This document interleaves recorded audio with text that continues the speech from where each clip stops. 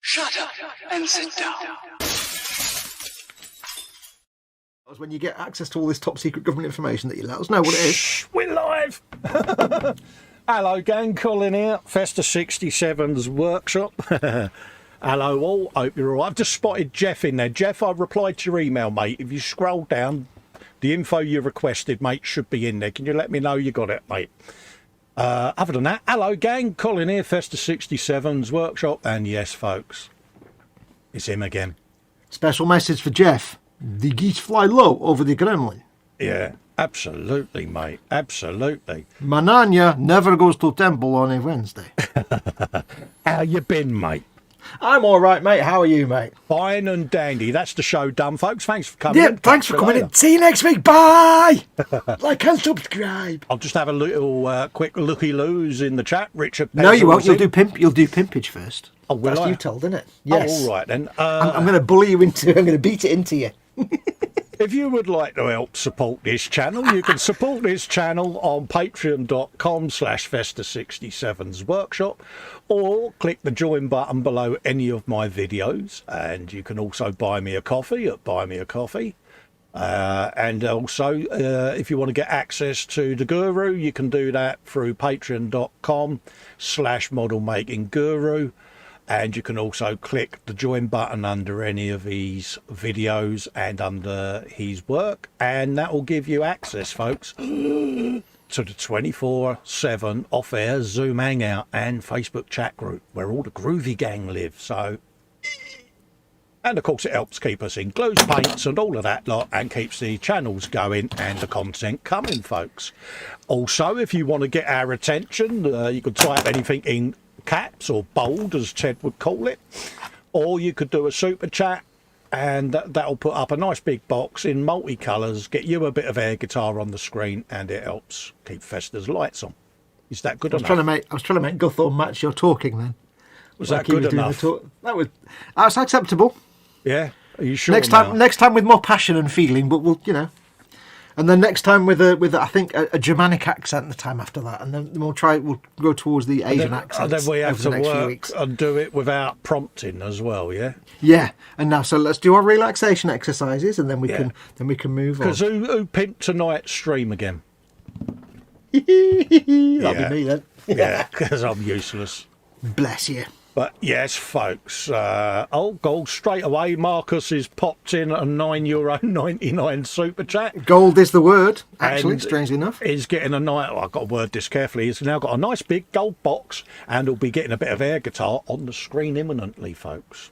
Yeah, see, that's why it's good that I bullied you into pimping it, because now Marcus made money appear out of an intertube. Absolutely, mightily impressed. And there it is, mate. Should be on your screens now. Marcus Brun donated €9.99 through Super Chat, and look at him wanging that axe. See that? He said, like this? Like this. That's how you do it. Edward's in. Hello, Edward. Richard Pezzle's in, saying hello. So's Guru. Hello. Panzercat is in, saying Festa and Foxx. I still love the fact he changed his name after all bullied him for changing his name. Brilliant. It's much better. Johnny is in, saying evening peeps. We'll have this on in the background whilst working on the Ducati. Oh, look forward to seeing that, mate. Look forward to seeing that. Graham McRoberts in, says I in bed. He says I'm in bed with a chest infection. Oh, mate, sorry get better soon, dude. Hugo's in, says good evening one and all. Hello, you. How you doing? Do you know when you say Ducati, all I can think of is Gul Ducat. Ducati. Yeah, but all I'm thinking is Gul Ducat drinking Canar and eating something on a plate. Talking to Cisco. Gul Ducat, DS9. Yeah, sorry, mate. I know. Went over my head again, didn't it? Yeah, he's quite an imposing character, isn't he? Gul Ducat, he's an awesome character. He's so brilliant, well done, and his voice is so perfect for the character. Oh as well. yeah. Go on. It's fascinating watching him drink canard and eat food when he's at a table. It's like it's mesmerising. And he's got a neck Mike Tyson would die for. Retro God, Rabbit Studios is in. Hello, mate. How you doing? Evening. Yeah. Marcus is saying hello to everyone there, as is Johnny. Island Boys in says, evening, Colin Foxx and all in Chatland. We'll be listening in the background as I'm working on some radio gear. Good to see, mate. Good evening. Hello. Dan Kramer's in. Greetings and salutations to the sapient and other life forms in the chat. Oh, Hello. Hello, Dan. How you doing, mate? Marcus Brun saying hi to Dan. Island Boy saying hello to Marcus. Jeff's in. Candygram for Mongo saying hello, Jeff. everyone. Hello, Jeff, mate. Retro Rabbit Studios was saying, oh no, these kids again, laugh out loud. Yeah, we're not safe to let out, are we? No, we've not even been let out. We're not safe. You did your squishy hugs, didn't you? I did my squishy hugs. Yeah, oh, good man, mate. Because Edward Leonard's in. He said, and Colin said, wang. Wang! That's number wang. Number wang, yeah. Has a totally different meaning stateside, doesn't it? And that's Marcus and Panzer saying hello to Edward. So there you go. That's the chat whizzed through. The lovely scale model Muse is in as well. Hello, Muse. How you doing, darling? Now, Edward, as we know, Edward's not going to get jellyfish again. Edward, have you considered worms? Worms. Have you considered a small worm farm? They are fascinating creatures to watch. Is it a wormery? I don't know what a worm. It could be a wormularity, a wormulator. Oh, there you go. That's even better then, isn't it? I've got a cat. I've got a dog. I've got worms. It just stops the conversation brilliantly. It's Absolutely. great. Do you want to come to my house and see my worms? Also, worms is a great word. I saw what you did there. I am absolutely convinced that Highland Boy and Johnny are either channel members or patrons. Johnny, are you a channel member or a patron, mate? Can you let us know in chat? Yes. Kev Stevens is in. Do you pay Colin for his goods or services? Absolutely, because I'm noticing some of you ain't mods, and I was just checking. Kev Stevens has just been made mod. Hey, Kev Stevens. It's just I've got to play catch up on my channel, see, so I might have missed some of you. So if you can let us know, mate. We'll take it on trust. Well, I mean, Colin will. I don't. It's not my channel. I've got an itch. I need to scratch my back. So I've got. So what are you building tonight, mate? Hey, hang on. I've got a shoulder blade scratch. Oh, I don't know yet because I finished me. Oh, I've got to do a grot because I was building my knobs last week. I had my knobs out last week. Werneris, yeah. So I've got all my knobs in a box, but I've got to do the grot that comes with them. Yeah. And then I don't know. I could do the bike. I think I've got the bike to do, the Wasbomb Dackerjet or 10 more boys, and I think I'll do the bike because I don't want to do the Dackerjet just yet. So I think, and you're doing the bike anyway, so I think I might be joining you in the bikey goodness. I think I've got to do the grot first for me knobs. Yeah. And then we'll do bikey goodness. What about you, my friend?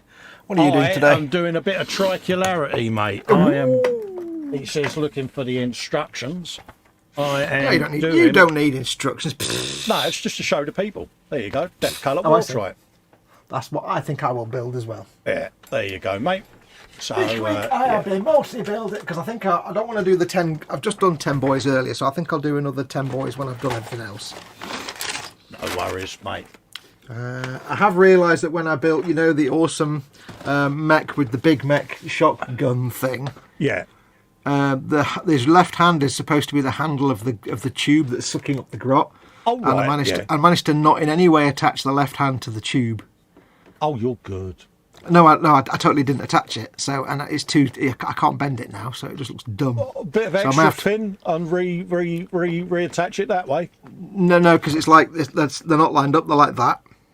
Oh, your Brahms and Liszt, are you? Mine, yeah.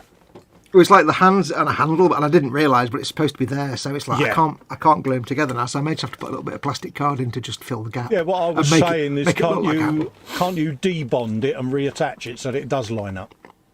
No, that's from like 3 weeks ago.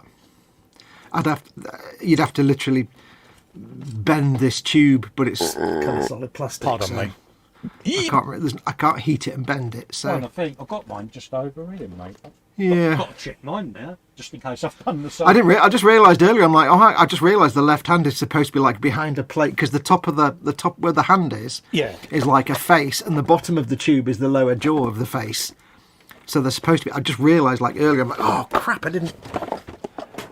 I'll zoom in a bit so the good people can see what the heck I'm talking about. Yeah, not that I'm down the hole, but I'll just have a look in my parts box.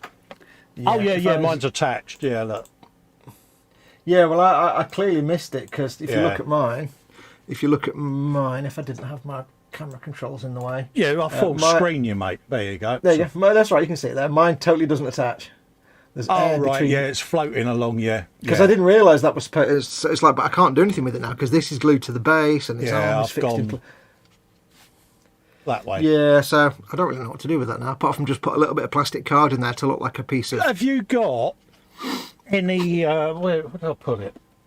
Because it's not actually lined up with the slot it's supposed to go in. You see? Yeah. Can you cut a piece of sprue and build up the sides so that it looks like some kind of bracketry?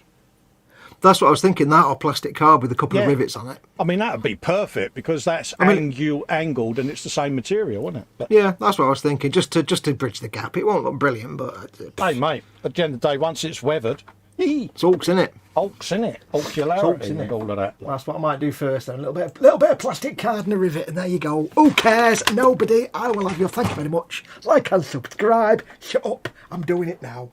Bye. Try not to knock your stuff off your printer. Deal with that after.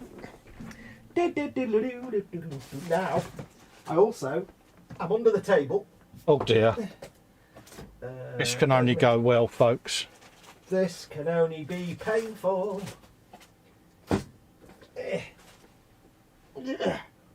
Ow.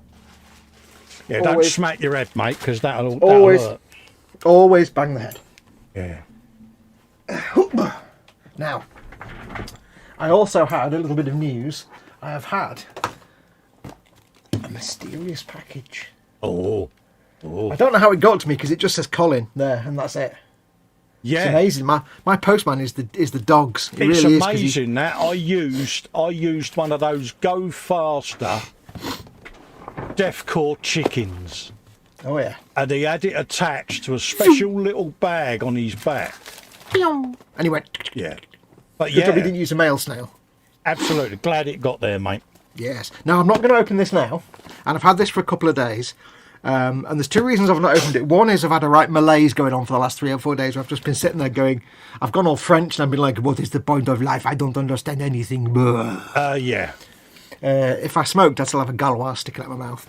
But also, I should have arriving in the next day or two the Kill Team Death Corps of Krieg, Veteran Guardsman box kit. Oh, right, up. Yeah. And I know one thing that's in here is Krieg related, so, amongst other things.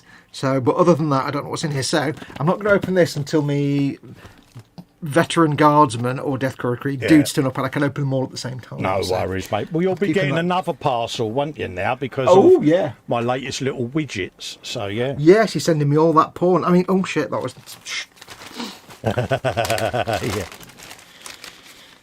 Right, let's get some plastic card and rivets. Rivets. Marcus Brun has got a belly and bench. Kimchi ramen with chasu, egg, spring onion, corn and coriander. Get proper Korean noodles, that kimchi. Absolutely, mate. So yeah, folks, belly and bench. Absolutely. Now, the good thing is, cheers, Festa. Now I'm a spanner. No worries, mate. You've always been a spanner too, old lad. Absolutely, mate. But yeah, I'm sure you're a member or a patron. I know you're one or the other. Now the good thing is that when Wendy Hickson sent me little pots of rivets and that, she didn't just send me pots of rivets and that. All right. She sent me pots of rivets and I can't see them. I can't find them. And one of them is actually bolt heads, not rivets. Oh. So they've got the little hexagonal shapes. I'm going to use them instead. They're a bit big, but they look like little bolt heads rather than little hexagonal boltularities. So I'm going to use them instead rather than just rivets. Because Hulk's is more bolts in it. Yeah. No worries, Graham. Enjoy your kit, mate. Catch up with you another time, mate. Yep, take care, buddy. Right. Yeah. Kevin's in the chat. Kev, I got your handle, mate. Yours has been dispatched, mate, so you should be getting it hopefully Monday or Tuesday, mate. But many thanks. You've got a decent handle, haven't you? Yeah, many thanks to Kevin. We've done a swap. I've swapped him a new XL because I had a spare for a Mini because it has detachability, doesn't it? So I'm kind of thinking it's like Swap Shop where you get the painting handle and he gets a nice sweater or something. No, he's got one of these. He's got the big XL one because he didn't have an XL one, see? I'm just thinking, I will swap my painting handle for a set of Football 78 Panini stickers. And I've been making attachments, Kev, as well. Oh, steady now, you've got attachments for your bits. Yeah, we got one that's got white tack on it, so you can stick a bit to it. Bits are good.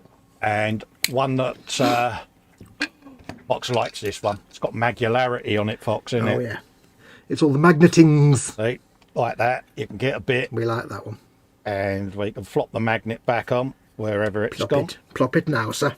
And you get magularity, see? So it's now a multi-purpose implement, Fox, isn't it? Ooh, you're a multi-purpose implement. Well, wait, that's not an insult, is it? Yeah, it's a tool. You're a tool. Never mind.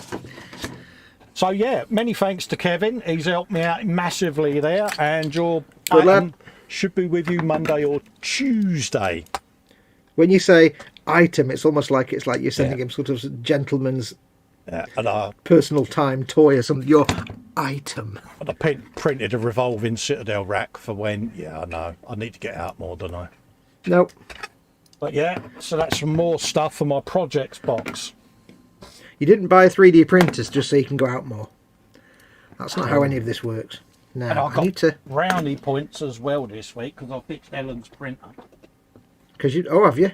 Oh yeah. Wait, fixing a printer is actually not even possible. How did you even do such a thing? I stripped it down with the intention of scavenging all the electronics on it because it hasn't worked for ages. It wouldn't print black or colour. So I stripped out the motherboard, all the print carriage, all of that lot. I got to the bottom corner where the purge pump is and noticed that the pipes were full up with dried ink. Stripped the pump down, that was the same. Cleaned it all out with some airbrush cleaner, put it back together and it prints beautiful. And I bet you were like, oh crap, I fixed it. Yeah, but mate, the brownie points, I've got a packet of custard creams. Ooh, get you with your custard cream goodness. I like that. Yeah, look at me, how easily pleased I am. I know. But how cheap you are. Pack of custard creams and you're anybody's. Yeah, pack of custard creams, mate, and I'm happy. So yeah, everybody now knows that your price is a pack of custard creams. Absolutely, mate. I told you I'm a cheap date, mate. Absolutely cheap. Cheap as. I'm not saying you're cheap, but you know. I can't remember his name now. The joke's died. Never mind. Moving on. Yeah. Bloke with the chimneys. What's his name? Do you like that? Fred Dibner. Yeah, even Fred Dibner would take you on a night out. That's how Fred cheap Dibner you are. would, mate.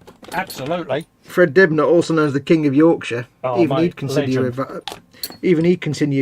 you good value. How he managed to get that poor little short wheelbase Land Rover to drive with 56 ladders on the roof rack, I never know. Anyway, yeah. I'm very rambling. Well, thank you. I think is the answer. Yeah. Do I get a ding? Do I get a Fox ding? Hang on, I'm just gluing. Dan Kramer says, Colin, you are such an engineering badass. I try my best, mate. You've done a me. Yeah, I try to come up with solutions to it. Oh, I also printed a load of them as well, parts holders, because yeah. Oh man, I've just done something absolutely epic. Oh, good man. Oh, have you fixed it? Well, no, it's half. You know, I was gonna. Oh, kind of. Hang on, I'm gonna mess it up now. You watch. Do you want me to put your full screen so you can... No. Don't put any... Don't put any pressure on me, he says. Yeah. Don't do anything that makes me going to screw it up. Because I'll screw it up. Nothing wrong with that, mate. No, I screwed it up. Oh. Hang on. I just couldn't leave it... I couldn't leave it alone, could I? Hang on. You wouldn't let it lie. Oh, I've got a stringy bit now. Get off. Oh, never. Right, let's just try. Let's get that proper 90-degree bend. And let's use the power of something.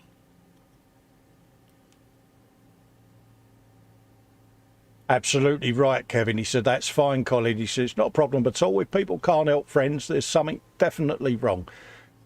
That's what modelling is all about, and that's what the hobby's about. Absolutely. There was no point in me having 2 XL ones, and you know, like I say, you had 2 of the older ones, so let's just swap them over. Happy days, isn't it? You're happy, I'm happy. And Fox is happy as well, because he now knows I've got a stubby one just like his. Yeah, I beg your pardon? How would you even know such a thing? The shock of it. Yeah, you know that flashing thing you see at the back of your bedroom that you think, is that a spy camera? No, I always just assume it's the police again. Yeah. No, that's the other piece of paper that you signed. I mean, no, it's the flashing lights. You get me every time. Yeah, we need to get right. Yeah, instead of just filling the hang on. Instead of just filling the gap. Where that handle was, like there's the thing and there's the handle, I've actually put 2 little bits of plastic card to little brackets. Yeah. That are just kind of holding it up above it, like it's. So I need to let them dry for a bit, and then I can glue them down properly. Yeah. But basically, I've just made 2 little brackets. Oh, look at them. Oh. And then I'll put a rivet on the bottom bit. I've glued the top bit, but I need it to dry so I can then bend it into a proper 90-degree. I'm impressed, mate. But that way, it kind of looks like a half-assed repair where the handles come off and they've had to. Yeah. I'm proud of you, soldier. Are you filling up? I am. I wouldn't mate. just yet, because I've just realised they don't even line up with the thing they're supposed to be attached to. Yeah, but it's all. If they think it works, it'll work. This is true. See what I did there? You sew down the hole. I think if there's a hole, I'm not saying you're really down the hole, but if you weren't a human, you'd be a Jack Russell. And in fact, you are a human and you are a Jack Russell. So. I finished a thing as well this week. Hang on, let me prepare the ding. Ready? There you go. Yeah, I finished a thing. I got a You're going Fox full thing. screen. You're going full screen. You cheap tart. Yeah, yeah. That is the Boondacker Snazwagon that I've been building on the Wednesday show for those that hadn't seen it. Look at the snazzular. There it is. And I had the ultimate accolade earlier. I got a that looks mint off of the guru himself. So I sat there and I said, you know what? That's not shit. I like that. And no, that's awesome, yeah, that is. It's getting there. Like I say, it's all part of a learning curve. I even got his tattoos on his shoulders. So yeah. Yeah. Awesome. So yeah, I finished the thing, and Adam was asking Radiant Modeler how I did the road surface. It's a stick-on cork tile, mate. Painted black with a set of lines and a bit of dust and detritus. Yeah. And that is my Snazwagon, folks. So I hope you're going to take lots of lovely, lovely photographs and close-ups and stuff for the Facebooks and things. Do you know, I hadn't. I'd taken a couple of old crummy pictures with my phone and put them in the chat, didn't I? Yeah, all right. Because no, that was the whip. Just get yourself a sheet of A4 like that. Nice Yeah, pictures. I'll get there. Because then you can do your portfolio and say, here's models what I have made. I fell out. No, Colin fell out. Oh wait, hang on, is it just me? Oh, are we even live? Yeah, I'd done a TED. Did you press the wrong button? You know when you make yourself full screen, I clicked remove. Yeah, I am absolutely useless. Joshua's saying, where did you get the paint holder thing for that games work? Which one you on about? The black one that spins round? If that's the one you're on about, Josh, I got that off of the interwebs. I can give you a link to it. 'Tis a 3D printer, Bob. It's a 3D printer, me gold one. I'll take it you got a 3D printer, have you, Josh? And if you've not, well, there you go. If you've not, let us know and we'll sort something out. But yeah. Yeah, the spinny one, Thingiverse, mate. Singularity. Do you have a, you got a 3D printer, Josh, I take it?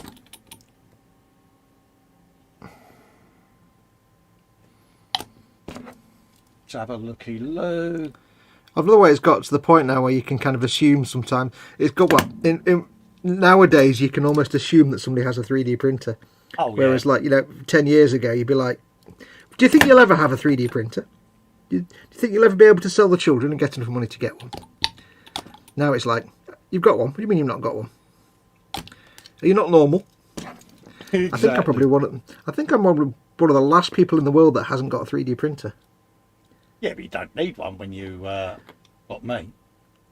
I don't want one. I have no desire for one, to be perfectly honest.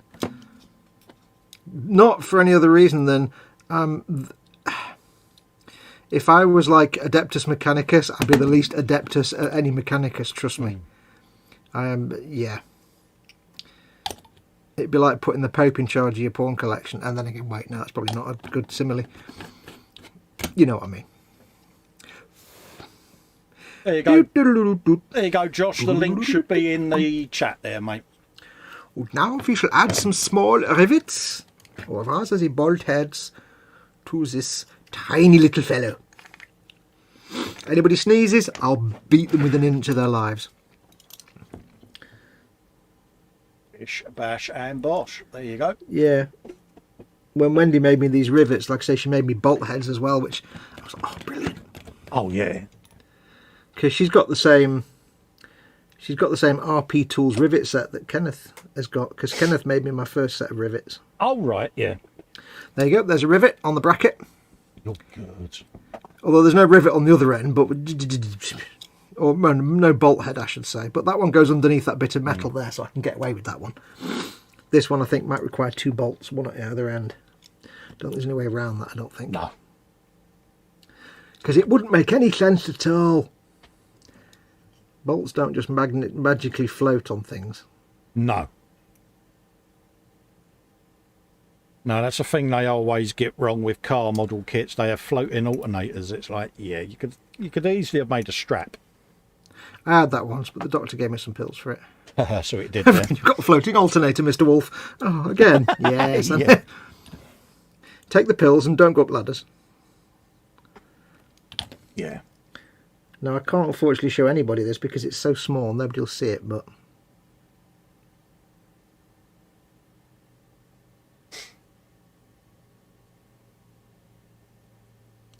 Get in! Oh, you I am so good. I'll see if I can show you. I'm just going to put my load on my bolt heads first because yeah, I've encountered enough accidental spillage of thousands of rivets before that it's a sadness. You know when you knock your little pot of rivets over, it's a bit like being kicked in the balls. Yeah. You know, like being kicked in the balls is so beyond pain. It's not painful. Oh, it's mate, the most yeah. painful thing. Dropping your rivets is like that. But I've even just found a rivet on the other side of my bench.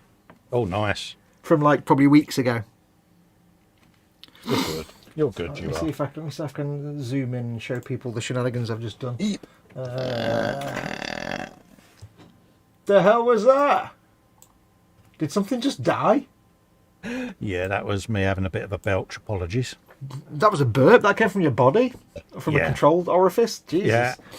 I wouldn't have necessarily been able to identify straight away which orifice that came from, to be perfectly honest. I'm glad it was the upper one. Oh dear. Right, so I've put that strap on there with a little nice. rivet, like a little bolt head. Now, luckily, it goes underneath this metal bit of doohickey here. Yeah. It goes under that, so I don't have to put a second bolt on. I can just say it goes up there and round and pretend. On that other side, though, I've put one there and put 2 little rivets on it, or 2 bolt heads. You can see it there. You know, you're so good. This is why you're a guru. No, this is why you've taught me well about sticking shit onto other shit. Absolutely, mate. So now you've got this floating handle that has some connection to the thing. My job is done.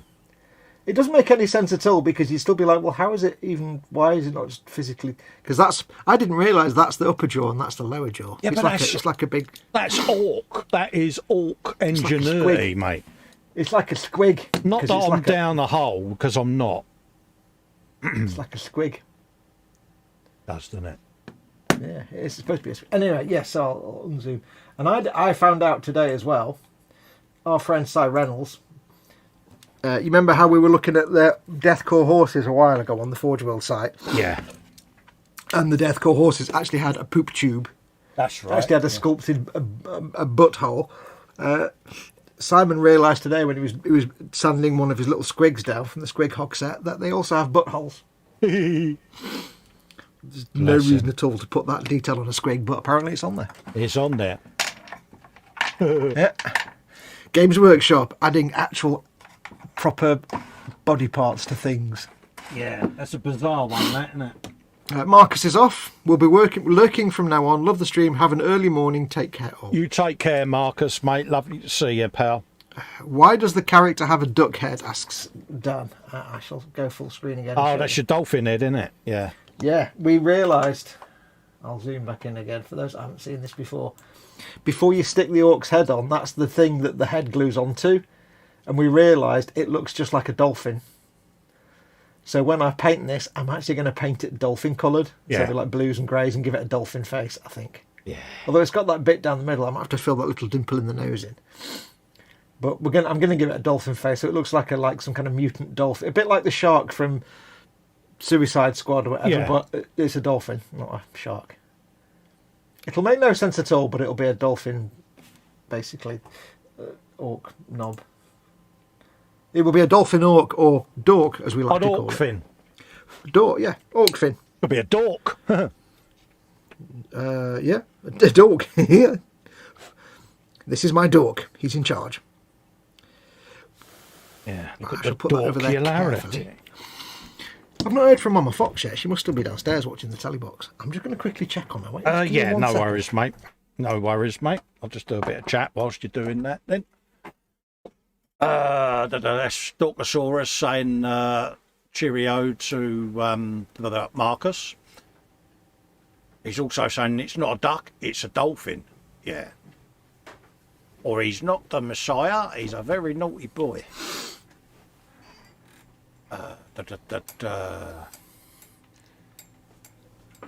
Retro Rabbit says, who doesn't want a machine that makes plastic spaghetti mess and sets the house on fire? Oh, really? She's quite happily sat down there reading her iPad. She probably doesn't realise it's 12:30. Yeah, pretty much, Dan. It's the same as me, mate, with me resin and me filament printers, stuff of use around the bench, and detail up for models. Works a treat, mate. Filament. It's a lovely word, but out of context, it's Yeah. quite absurd. Right. So Mama Fox is all right, mate. Yeah, she's sat downstairs reading her iPad. She probably hasn't realised it's 12:30. Oh, bless her. Well, she used to go to bed before we started, and I was like, just go to bed whenever you want. I'll come and see you off when you go to bed. Give me a knock. Yeah.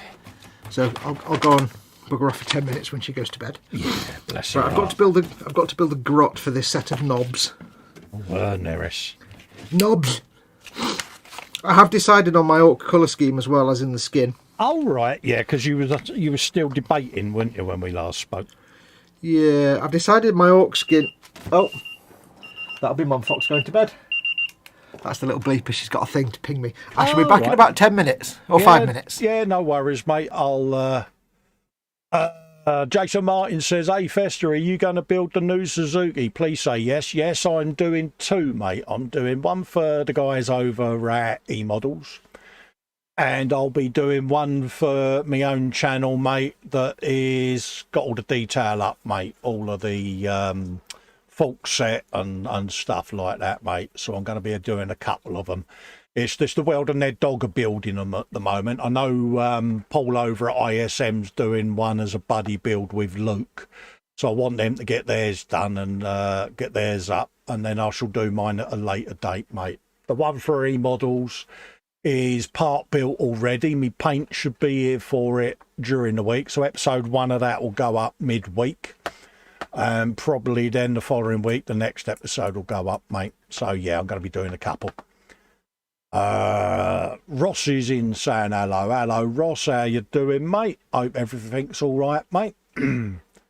He's saying everyone in chat. Hello. I'm also doing the Dakar bike, Jason, and now that Valentino's retired, I'm going to be doing a nice little build there of a couple of bikes to celebrate his and his father's career, mate. So look out for them as well. Quite a lot of bike builds going to be going up this year, both out of my stash and also for the folks over at E-Models. Going to be doing a lot for them this year as well. So quite a bit, mate. I do like doing a bike build. I've currently got the Ninja that I'm doing on the back of the bench there. And I've also got the Kawasaki Ninja Carbon, which I'm going to be filming for my own channel after I film the Ninja, mate. So yeah, quite a few bikes, mate. You like the Suzuki, do you, mate? It is a rather sexy bike. For those that don't know it, it's yeah. So I look forward to doing them. Hugh saying hello to Ross. Let's put that on live chat. Seems to be an issue with the chat scrolling tonight on the system. I'm not sure why. Let's have a looky-loo. That's Rysdom saying, yeah, not on mine. Easy's not caught fire. No, I've done quite a lot of extensive modifications on me printer, both me filament and me resin. So, you know, things like Noctua fans. My filament printer runs off of a Raspberry Pi using Clipper. I've done modifications to the wiring, etc., to make it a bit more, how can we say, safe. Yeah, so yeah.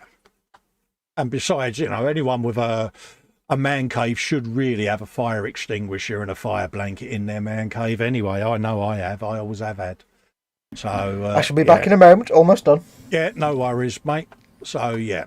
But I have heard of 3D printers causing issues with a few setups. But I mean, my one is just come off of the back of an 18-hour print and it's fine and dandy. And I do that quite often. So, yeah, I've got no qualms about it. Now that I've been in and pulled out, how can I say this without it sounding really bad? Some of the slightly dubious wiring that these machines are shipped with.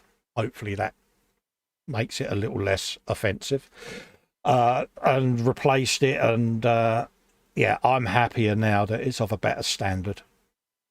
So yeah, because it is surprising how flimsy a lot of the wiring is that they're shipped with. Jeff will probably know this as well because, you know, he does a lot of his own stuff. So when you open up the bottom of it and you look at the workmanship, you think, yeah, that's not great.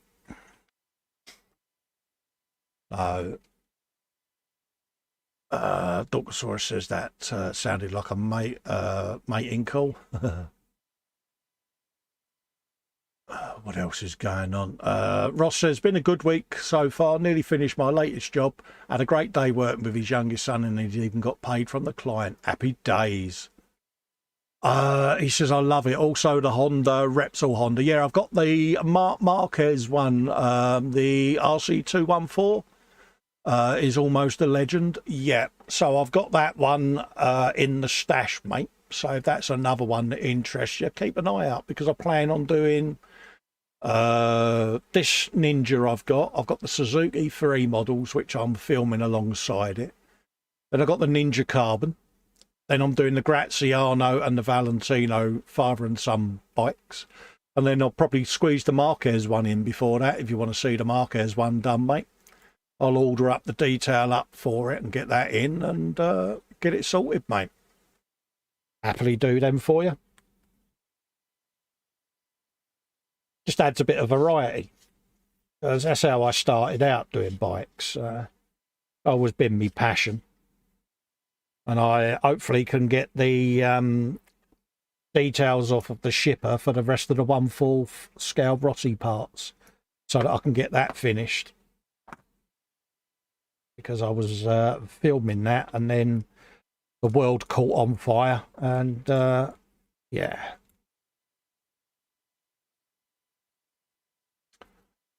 So as soon as that lands, I can get on and get that all finished. Let you all see the end result of that work. Candygram says, absolutely. He said, I've replaced my filament printer's heater wiring too. Oh, Jeff, you're going to love my latest modification then, mate. 2 seconds, I'll grab it. Be right up Jeff's street.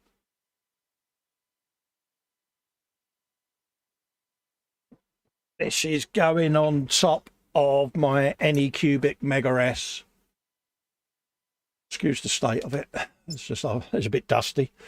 This is going on the Raspberry Pi, mate. 7-inch touchscreen, built-in Pi on the back, running Clipper, and that's what will control all my print jobs, mate. Happy days. Job done. Oh yeah, so I shall be fitting that possibly tomorrow or later on today, and then Shall be with you in a minute, dudes. Yeah, and then I'll get the Clipper software installed, and I'll let you know how it goes, mate. Dan Kramer says, my issue is figuring out to make it work properly down here. My basement is colder than the resin is happy printing at. Probably going to get a reptile tank heater for it. Decant it. Do you remember, I don't know whether you can still buy them, Dan, but I used to have them when my boys were growing up. And it was, do you remember the little baby bottle warmers you used to get that you filled up with warm water and you would drop the baby's bottle in there and it had a timer on it? I think you can get them still. If you can, they should fit the smaller 500ml bottles of resin. Drop it in that, mate, warm it up. Or better still, just have a thermos, a big thermos with some boiled water in it. Let it cool down a bit. Just drop the bottle in and keep it on the bench. And decant it from the warm bottle into the printer. Should warm the resin up a bit. Just a thought. See, I'm lucky my resin printer lives literally about 1.5 foot away from my central heating boiler, which is just over there. So, easier if I showed you, wouldn't it? That's my filament printer next to me. Just there. And then the red one is the resin printer. The yellow one is the wash station. And obviously the boiler's right next to it. So it is quite warm in here. Oh, yeah.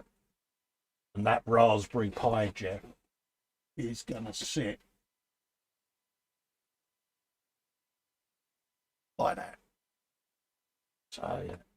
Sit on there quite nicely.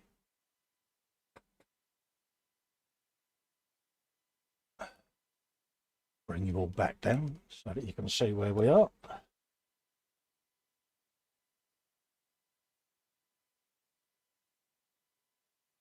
Camera adjusted. There you go. Happy days. So yeah, that's not a bad idea, Cole. He says, I was planning on doing the warm water thing, but I wanted to keep the printer itself warm for long jobs. Trying to think what you could use. Trying to think what you could use to keep it warm if it's in a cold room. The only other thing I can think of is one of these little plug-in electric radiator things or something like that in the room. Or do you remember the warm air thing with a fan on the back that used to blow warm air into a room? Something like that. These only be about, you know, a 120mm fan, something like that. One of these little, I don't know if you get them. We used to have them in warehouses. You could have like the little desk eater things that the workers used to have under their desk, and it would blow out a bit of warm air, wouldn't it, to keep them warm? Something like that, mate. Would that work? Just the thought. Just keeps the printer up to its heat, and yeah. Candygram says, oh, that's the best looking touchscreen I've seen. No, so nice. Yeah, it's again, it's another Festa print, mate. It's basically a standard Raspberry Pi touchscreen, like so. And then the Pi sits on the back in the box there, like that. It's then got a twin fan stuck on top of the Raspberry Pi. So it gives it a nice bit of cooling. And yeah, Bob's your uncle, mate. You can just see the fans through the side there. And then obviously you've got an access panel there so you can get into the SD card. So yeah, job's a good one. Got an even better one than that, Jeff. Got an even better one than that. This one. My old home PC is nearing the end of its life. I have one connected to the TV in the lounge, as I have my media server out here. And I have got this one might really do the business for you, Jeff. You might want to sit down, mate, because you might You might want to do some man noises when you see this one. Let's get these bits out. In there we've got all of that, so let's dig that out and all. Right, my home PC is getting replaced with that. That's an Argon 2. It's got a Raspberry Pi 4 in it, and then also it's got an M2 hard drive, so it boots from the hard drive that is in the enclosure that sits just underneath the Raspberry Pi and is powered by a USB 3 splitter. 2 standard HDMIs, because there's a conversion board that goes onto the Raspberry Pi. Magnetic GPIO. Remote control.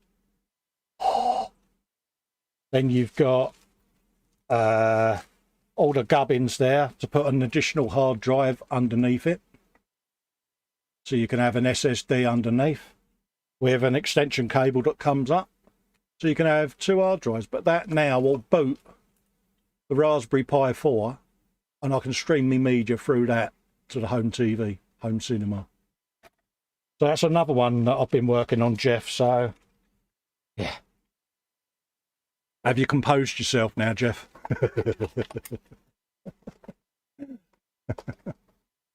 He's now going to be going, where did you get it? Where did you get it? Where did you get it?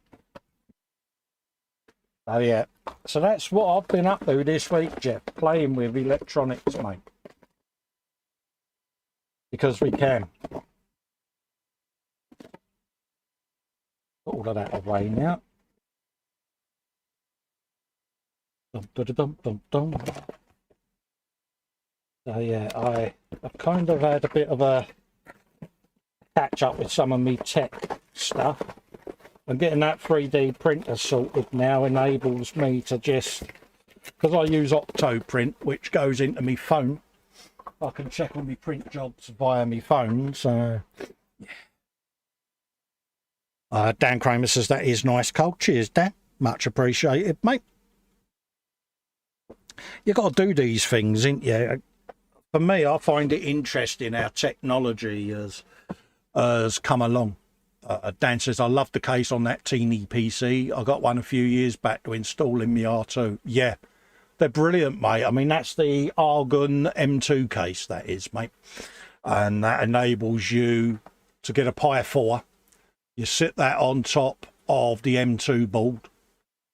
You have your M2 hard drive in it. That runs off the USB. And then beside it, you have a little conversion board that will then take your micro audio and HDMI out of the back into standard.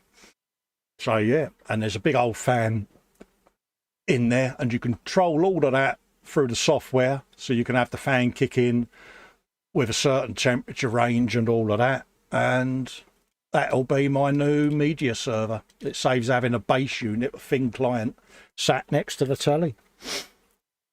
So I shall be playing with that during the week, getting that installed. Get this one installed, and I'll upload some photographs, Jeff, so you can have a bit of you time. Jeff says, snort, you read my mind. I'm drooling over that lot. Screenshots may have been taken. I'll take some pictures, Jeff, if you want, mate, and I'll post them up in the group, mate, so you can have a looky-loo. But really is something that I enjoy doing. And yeah, I know technology really fascinates me, how things have evolved in our generation. And it kind of makes you wish that you could be around in 50 years' time just to see how this tech evolves, because yeah, it's a wonderful era. And I think it's only going to get better. It's like the 3D printer. Dan Kramer says a Plex server is one of my future plans for the house. Absolutely, I have.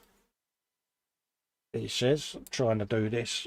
Over in the corner there, the yellow one is a Plex media server. Excuse the stack of greebles and everything there, folks.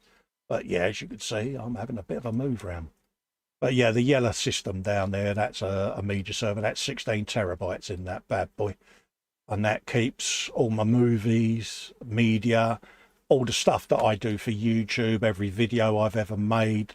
I have backup copies on that server so that if ever anything happened and YouTube's servers died, I've got archived copies of everything. And then obviously builds, 3D printed paint racks and all of that, and models there. The big 70-second scale Concorde, I've got to drop down and film the end of that because I lost the data for it. So yeah, fair old bit up there. The infamous AT-AT sitting over there in the back. Yeah. It's a bit full in this little tiny room.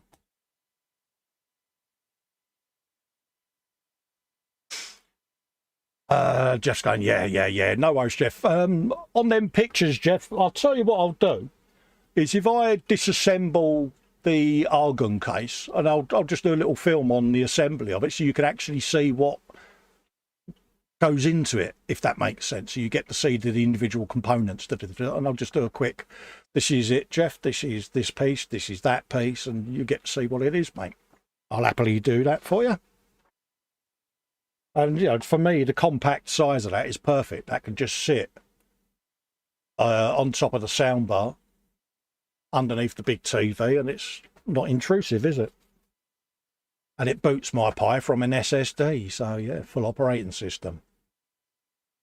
Retro says we went from 800 kilobyte floppy disks to multi-terabytes in the slice of your thumbnail in 30 years. We did, mate. I mean, my old first PC that I had in this place was an old 386 with, I think, Windows, it might have been DOS 6 originally, and then Windows 3.1 went on it.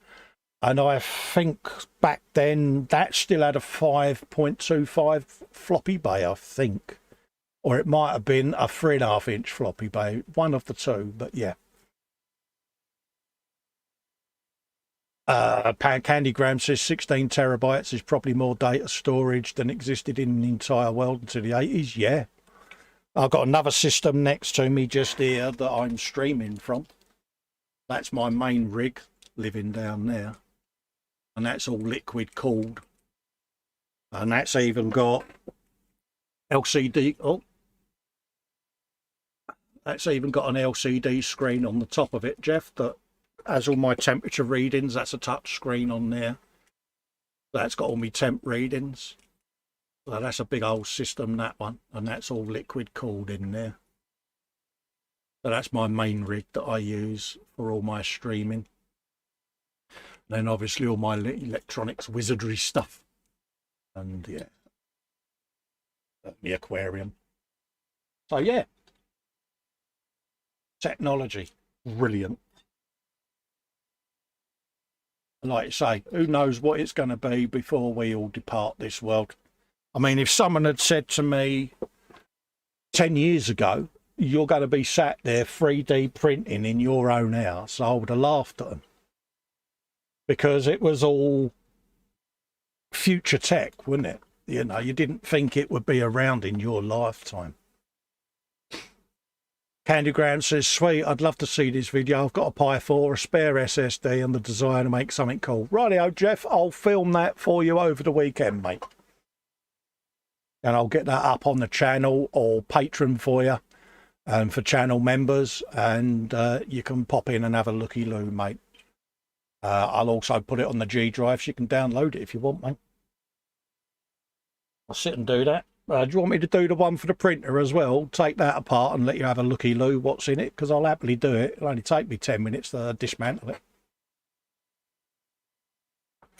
Let's have a looky-loo as to what's next on the destructions. Dum-da-da-dum, da-da-dum. We've done that, we've done that, we've done that. We got pipeage and spikeage.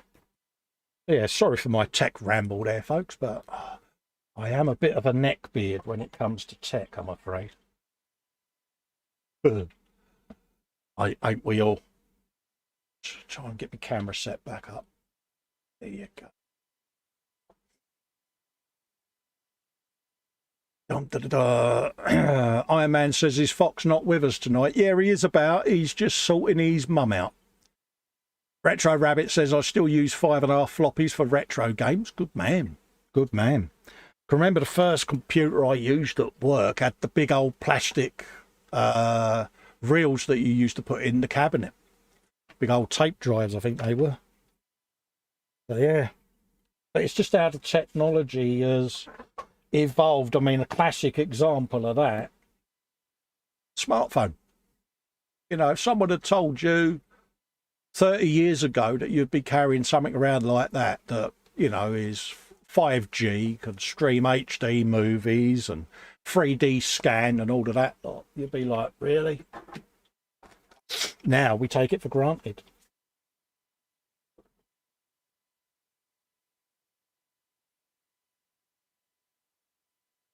Jeff says, yeah, if it's easy to do a 3D print a video too, I'd love to see it as well. Yeah, no worries, mate. What I'll do when I come to install all of that lot on there is I'll set the webcam up and I'll have it showing, you know, the installation of Clipper and all of that lot, mate. Not a problem at all. I'll do that for you, mate. I think I might have avoided the warranty on my Anycubic now. There's that many modifications been made to it. But it's made it better. You know, it's more user-friendly. It's, dare I say it, a lot safer than it once was. So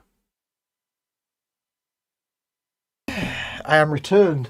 No worries, mate. Let's put you back in. Oh, yeah, you're back in the stream, yeah. Yeah, Apollo. I was in. I just put you full screen. There's no point you not being full screen. No, that's all right, mate. What, you were by yourself? Is Mum all right? Yeah. She just went to the loo and took forever. No, hey, mate. I've said you all along, family first, dude. And then I've got to be honest with you, I don't know what the hell she's been eating, but Jesus Christ. Oh, really? She's got dead rat in her ass? Oh, that just said the entire top floor of the house now is not. No. Yeah. Have you got a mask, mate? Yeah, I might have to put a respirator on for a bit. Yeah. And I just found that on the floor. A little rubber bit off the end of me magnifying lenses. Oh, yeah, that thing you thought was an insect that you'd done that really big girly squeal about. That fell off onto my face, yes. Shut up. Moving on. No, anyway. I've just been boring everyone by going into tech geek mode, so... Oh, yeah. Yeah, my apologies to everyone. Have you been talking about... Raspberry Pis and... Yeah. Oh, I like Raspberry Pi. I like any kind of pie. Have I missed anything else? No, just been killing time till he got back, mate. Okay, treading water. I'm not saying she took a long time, but I actually went downstairs, turned off all the lights, unplugged everything and made a brew. So I was waiting. So. No, that's all right, mate.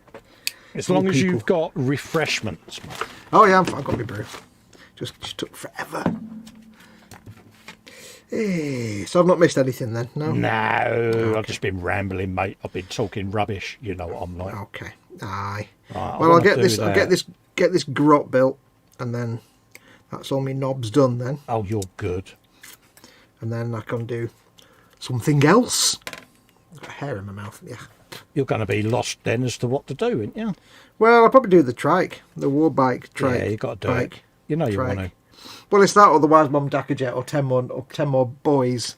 Yeah. And I've built 10 boys now. I don't want to build 10 more boys just yet. I want to wait a little bit. You're all buoyed out, are you? Well, yeah. Right, so that goes Dan Kramer says, my SLA is an Anycubic Photon 2X. What model is yours, Colin? Is an Anycubic Mega S. Is and my filament printer, and my resin printer is an Elegoo Mars Pro. Retro Rabbit gets 1000 XP and internet points for co-opting a Carl Sagan quote. Good man. To say, if you wish to make a Raspberry Pi from scratch, you must first invent the universe. Yeah. Yeah, that wasn't a very good impression of Carl Sagan. I kind of have. It's like doing Arnie. I have to kind of work my way into it. I can't just suddenly do it on scratch. But we all kind of knew who you was doing.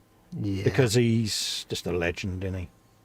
The best, if somebody's not familiar with Carl Sagan, the best thing you can go and watch is go onto YouTube and do the little search. And just watch him talking about Flatland. It's like 8 minutes long. It's a bit from the original Cosmos series, and it's classic Carl Sagan. The way he talks, the way he moves the little pieces around on the table, it's just so endearing. Talking about Flatland. It's absolutely brilliant. Yeah. Imagine a world that's only 2 dimensions. Little flat people go about their flat business in 2 dimensions. They have forward, backward, they have left and right, but they have no up. It's just the way, it just saying things like they go about their flat business. It's just the way you use his words. I wonder what he would make of the current, you know,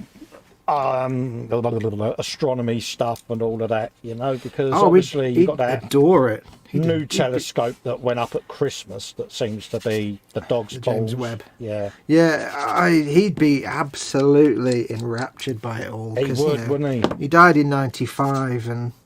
Was it that so long much ago? Yeah, no, I mean, we just started to find exoplanets, and we just started to make some discoveries. Hubble was only about 5 years old. Yeah. So we just started to see things from Hubble. It's like, I think Hubble had just been sorted out about a year or 2 before he died. Windows 95 was considered a decent operating system. It was actually. I actually liked NT for a long time. XP, sorry, not NT. Windows XP, yeah. It took me a long time to get away from XP. I was like, yeah, but I like it. What let XP down, though, was its security, wasn't it? Yeah, especially when they stopped supporting it. But yeah, so I mean, he would have been so amazed. I mean, just things like curiosity and the perseverance and the little helicopter and stuff, ingenuity. Yeah. He would have been so made up with that. I would still love, before my time ends, for life to be discovered on another planet. Oh God, you and me both. I don't think it will be, but I'd love for it to happen. Yeah, for them to say, yeah, we have discovered it. Yeah. You know, it's not necessarily going to be little green men or whatever, but... Yeah, it's probably going to be like microbes. Yeah, the question has been answered. We are not alone. Mate. I'll be just happy with evidence of fossilised life on Mars. If that's the best we're going to get. Or living long enough to see us do a probe mission to Europa or... Yeah. Titan or somewhere to see what's underneath the ice, but yeah. I'd like to think we will. I don't think we will, because I think. Or if there is, I think it will be years after it's discovered that it will be released, because governments wouldn't trust the people to know. We'd find out straight away. Yeah, they'd want us to know straight away. You know, it's not just NASA. Don't forget, there's lots of other space agencies out there. There's no big conspiracy to hush it up. But I don't think we'll find out in our lifetime anything. I mean, like I say, the possibilities we might find fossil evidence of early life on Mars, maybe that we can maybe hope for that, or maybe we'll find little microbial. That's not right. That's not a real word. Sounds good. But microbial life underneath the surface on Mars, under the regolith somewhere, maybe, but it's highly unlikely. You never know. But who can say? Yeah. I don't think we'll. I think we'll probably be a bit screwed by that point. To be honest, we're too incompetent to actually organise enough to do anything like that. Yeah. Find a bit of that goo stuff on Mars. Yeah, that'd be good, wouldn't it? What, the elegoo? Yeah. Primordial goo or whatever it's called. Oh yeah, that'd be cool. I thought I'd cleaned all that up. Sorry, I was excited. I can't help it. Ain't nothing wrong with that, mate. I get carried away. That would be an ecumenical matter. That would be an ecumenical matter. Yeah, the most they might hope for is like either fossilised remains of something from millions of years ago or billions of years ago. Would be cool though. Possibly. There's a potential that if there was life at one point on Mars. Sometimes it looks less likely, because of the water phase of Mars. if basic single cell stuff had evolved at that point, then there's always the very, very slim chance that it survives under the surface. Yeah, Candygram saying Bandai should come out with Mars rover models. That would be cool, wouldn't it? Oh yeah. Hey NASA, don't give the idea to Revell. Yeah, to be honest with you, Give it to Jason, Bandai. I think you're right there. He said, do you think any agency will land a probe that will take a picture of the Apollo residue? I think China did, didn't they? When they landed on the other side, didn't they take some pictures of a couple of the landing sites from previous missions? No, there's they had Because there whatever is it- talk about something to do with it, but I don't. Yeah. no, I can't remember what it's called, but the orbiting observation platform that's been over the moon for about 10 years took lots of photographs of the Apollo landing site. Yeah. And you can see things like the Apollo lander, you can see the rovers, you can see the tracks that the rovers took Yeah. that have been still there, and all the tracks from the footprints that they were walking Yeah, I around. know someone had done something with photos, but for some reason I thought it was the Chinese. No, they're on the other side of the moon. But The dark side of the moon, eh? dark side. Yeah, there's been loads of photographs taken. They're still tiny, but you can see all the tracks left behind and stuff, because all the dust that was kicked up when they're walking around, it's still there. Still there, yeah. It's just nothing to get rid of it. It'll clear up eventually, but so yeah. I think we'll see people go back to the moon, but Yes. then again, there's so much else going on at the minute. Maybe that'll get put on the back burner. You never know. Would be nice. I think we'll all die of starvation or heat exhaustion before then, to be honest. I think it'll dispel a lot of the myths and that about the moon, wouldn't it? And the landings and all of that, because they'll be able to say, look, there's no way this could be faked because we're here. You can see we're here. We got the technology to prove we're here. Well, we can do that now because we can fire a laser beam at the moon that bounces off the retroreflectors and comes back. Yeah, I saw that and measure the episode of distance. Mythbusters that it was on. Yeah. Oh, you knew it anyway, because that's how they measure how fast the moon's moving away from us. Yeah. They use the little retroreflectors that they left there. Yeah. But yeah, and this conspiracy theory nonsense. Yeah. Got to be saying Some- the Earth is flat next, wouldn't they? Some people, oh God, don't get me started. Some people. Yeah, I know that one. It's like the always people- gets you, doesn't it? It's like the people that say, "Oh yeah, well, if this was discovered, if X was discovered, NASA would cover it up." They tend to forget that NASA's not the only space agency on the planet. Yeah. It's like, oh yeah, if we discovered this, then NASA would just cover up an asteroid coming towards Earth. Okay, what about JAXA and ESA and Roscosmos and all the other countries that have space Yeah. agencies? Yeah, don't be simple. Occam's razor, the simplest explanation is usually the most correct. Oh, dear. Besides, I love the idea, these people think that, given how incompetent governments actually are, that Oh, people yeah. can believe that, someone like NASA with 400,000 staff in the 1960s could keep a whole conspiracy like the fake moon landing secret, given Yeah. the fact that governments can't even coordinate The themselves problem now. is, I think a lot of people watched the film, didn't they? Capricorn 1. Yeah. And that was it. They were like, yeah. Looks like- There's been an Hollywood movie made. Yeah. Given that there were 400,000 people working at NASA in the Apollo era, do people really think they could all be kept quiet when a government can't keep anything quiet now? Yeah. Governments aren't that competent. It Yeah. makes me laugh. Cool, yeah. Especially some of the pilots we got now. I think Panzer says that. He said he's waiting for intelligent life to be discovered in Downing Street. Ha! Relevant. I see what you did there, Panzer. Oh, I see. That's the bit of the leg. Oh, I get it. Yeah, it's like, the search for intelligent life. Well, we'll find it here first, then we'll find it somewhere else. Absolutely, mate.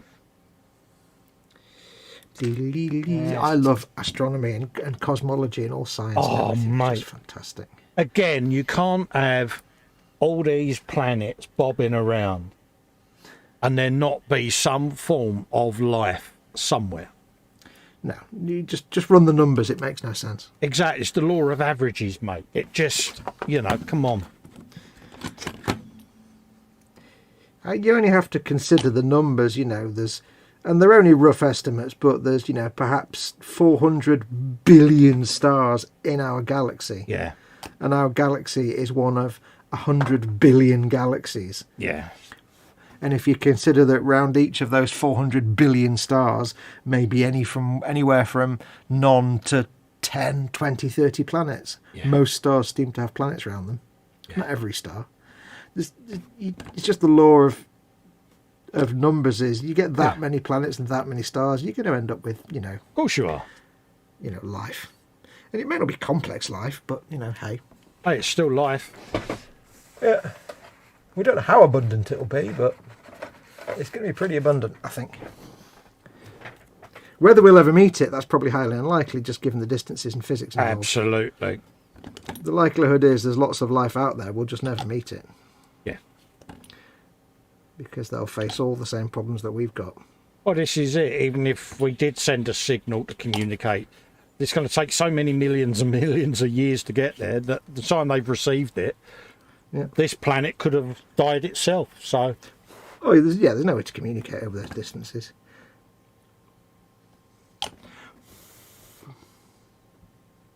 Unless, of course, you're Captain Kirk. And you've got miraculous subspace. Yeah. How does subspace work? Very well, thank you. Yeah. Right. We've got to do a bit of exhaust drilling. There's a veiled attempt at an exhaust there, but it could be better. Don't you veil your attempts at me, young lady. Yeah.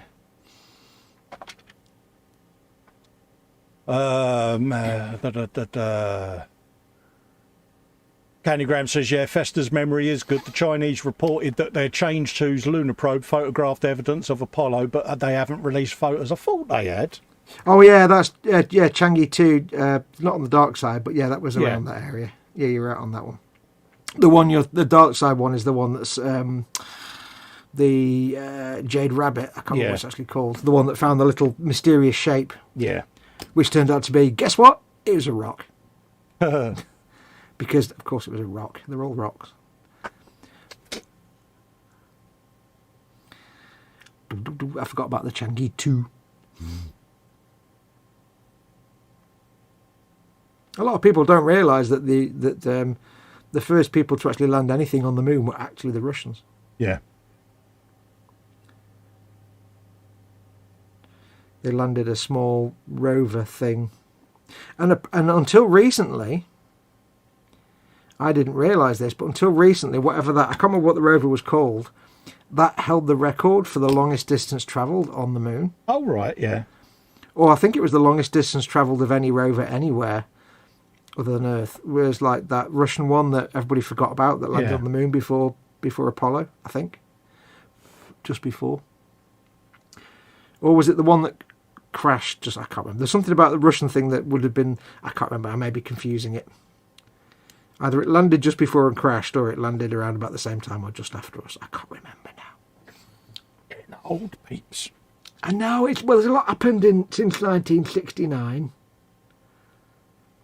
A lot of things have gone on, since we used to wear an onion on our belts, which was the fashion at the time. An onion. Yeah.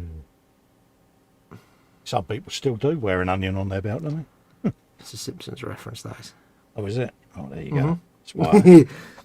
That's why then I am not... I don't think I've ever watched a full episode of The Simpsons.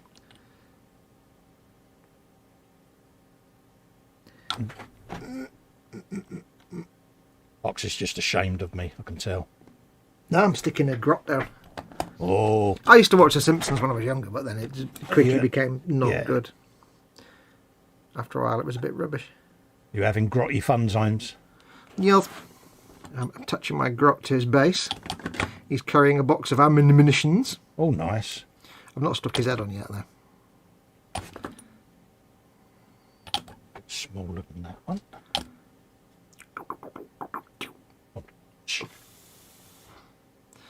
Right. Anyway, how is everyone in chat? You seem to be doing all right. Hope everyone is well today. That's not stuck at all, has it? We did bench and belly, didn't we? We've done a bit of bench and belly.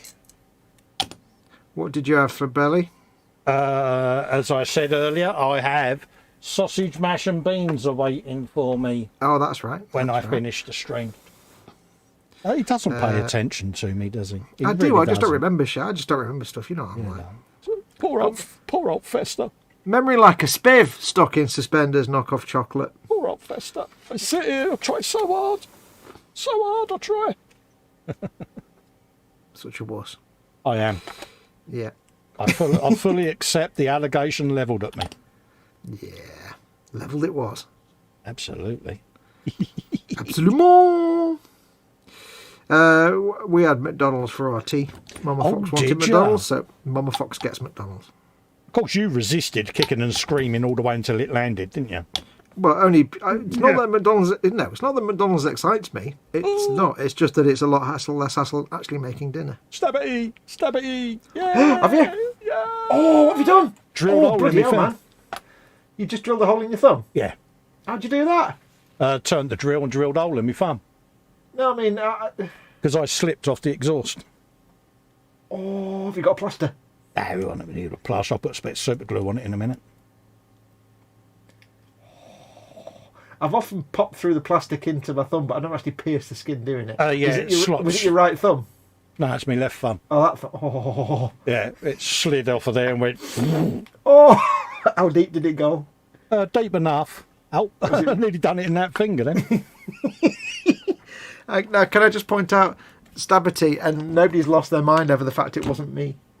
No, it's me for a change. You're going to sit there sucking your thumb for 10 minutes now, aren't you, so you don't cover everything in blood? No, it should clot up any second. That was the problem I had the other week when I stabbed myself. It didn't hurt, but because it was a finger I was putting pressure on to do stuff, it wouldn't clot, and I'm like, oh! And then for some reason, it just hurt the next day. Yeah. It was stingy the next day. Do you need to go and lie down for a bit? No, it can go with all the other holes in the thumb. I mean, look, it's not exactly devoid of them. True. This is indeed true. We do have the rugged thumbs and fingers in these in our Absolutely. Let's just press our that back into workplaces. place. What, your thumb? No, Press my thumb back into play. a bit of exhaust that it slipped out of. Just want to glue it in place. Gentlemen, glue your exhausts. Steady, Neris. There you go. Job done. I think I'll tidy up this grot later.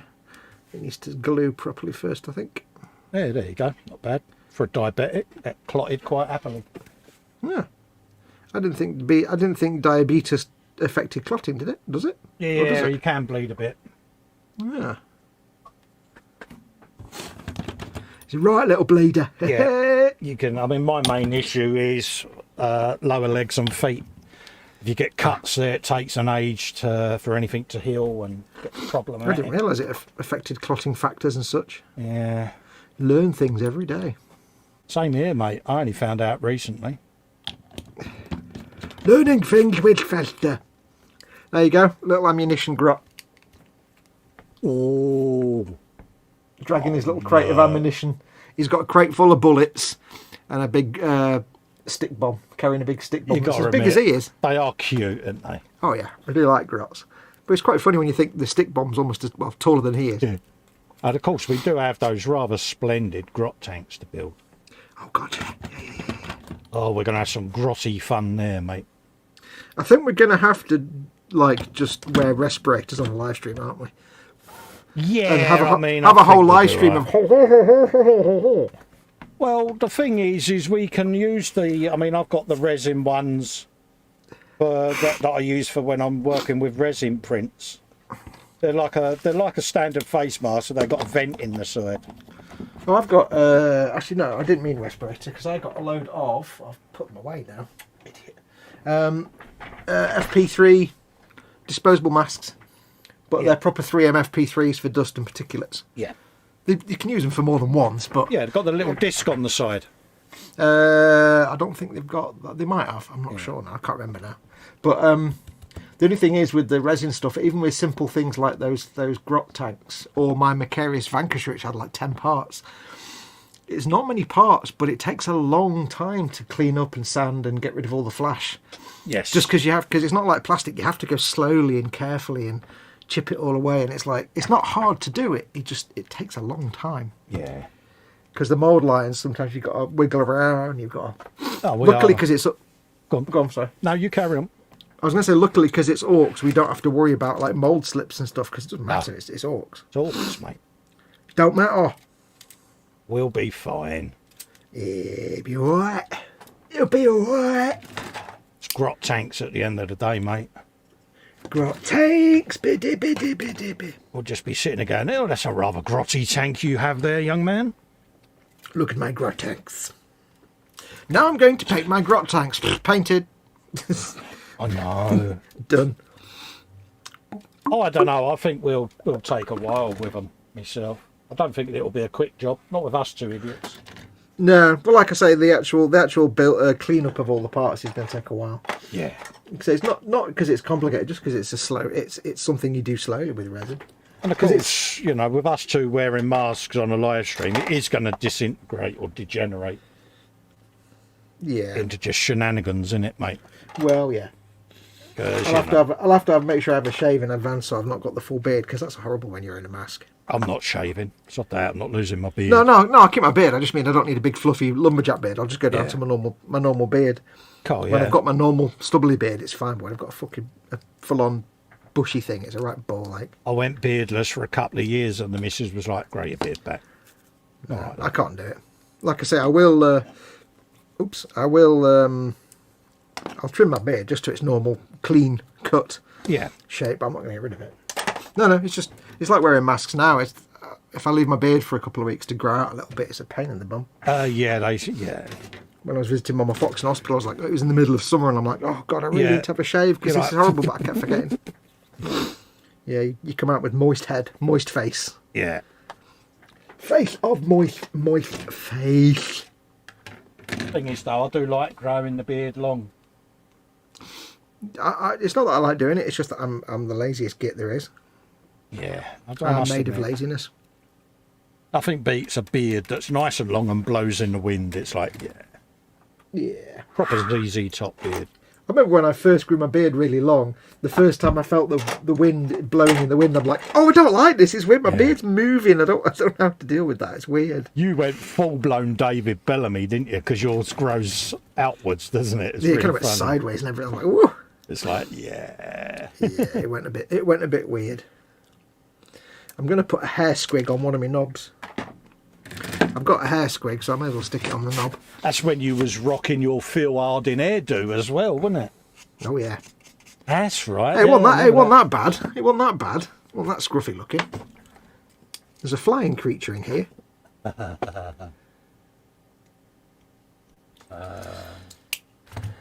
you go, hair squig. Oh, bless him.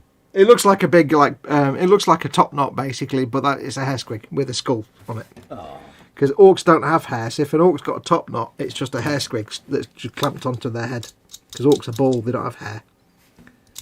But they do like having big ponytails, so they stick a hair squig on there.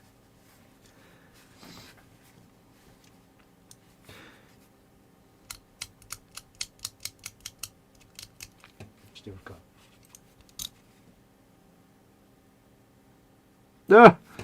Edward Leonard says, I drilled my finger once and the drill broke off and all my boss said was, why don't you just pull it out? Turns out it went into the bone. Oh. So you just pulled all your bones out. And then I pulled it out and my spine was on the floor and I was boneless at that point.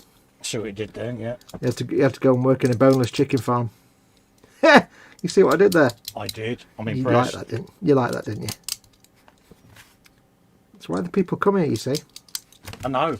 This is what they miss, mate, when us two ain't streaming.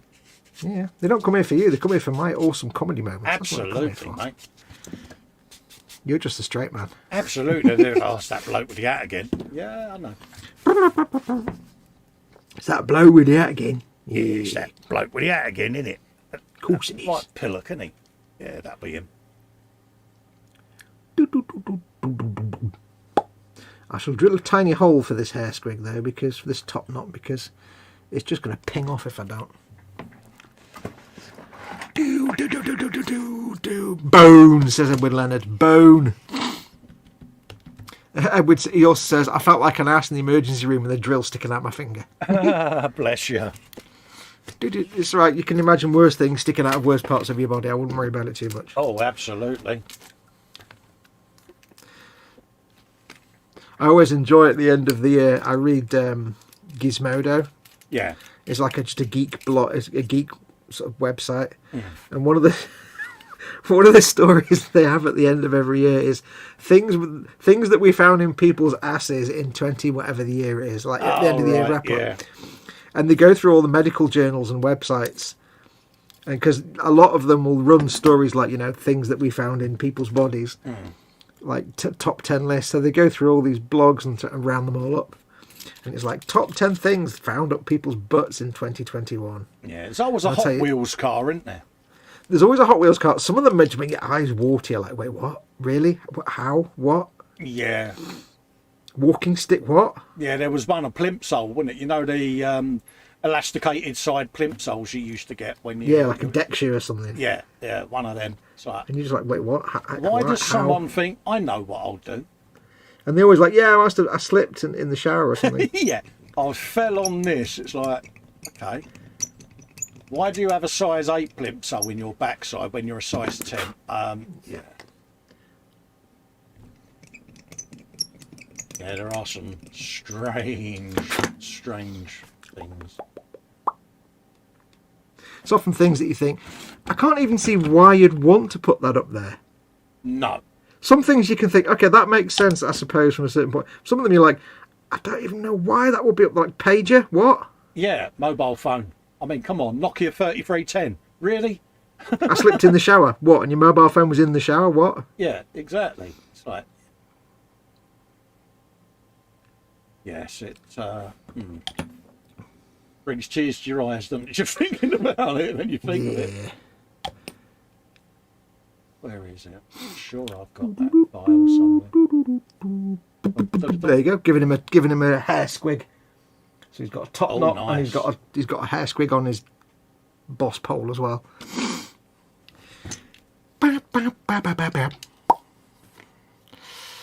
Okay, that's weird.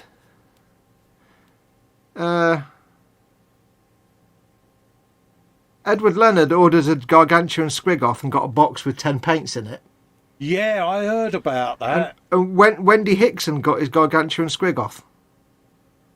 What? Why would Wendy Hickson get your... What? Hang on, Edward, you're going to need to explain that one. What? How did... I mean, what are the...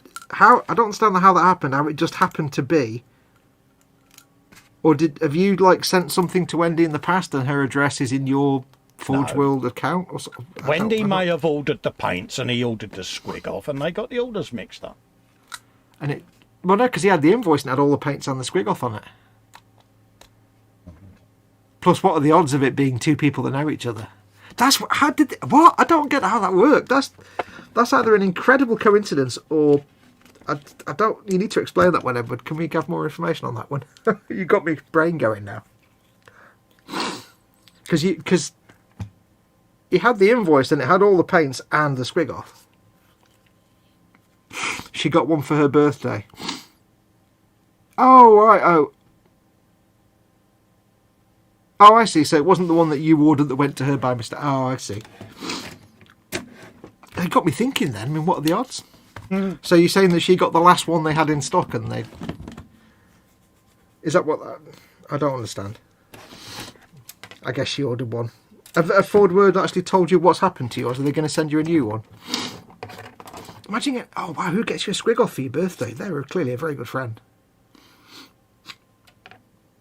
Imagine getting a squig off for your birthday. Oh, blimey, yeah. A gargantuan squig off. That's awesome. Nobody ever bought me a gargantuan squig off. Oh, lamekins. I had to buy my own and everything.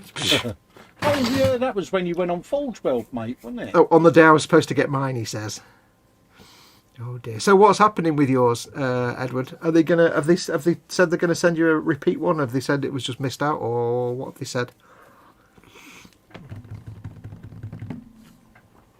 Right. Swig of the tea. I shall put this little tub of knobs and boys over to one side. I've got my knob over there drying.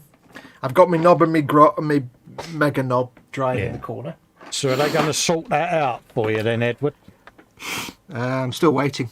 He's not replied yet. Edward, we need to know what they're doing with your squig off.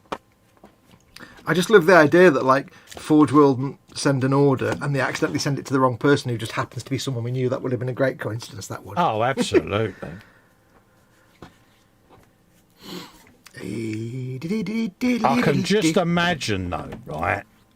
The language, because he would have been hyper excited that the parcel arrived.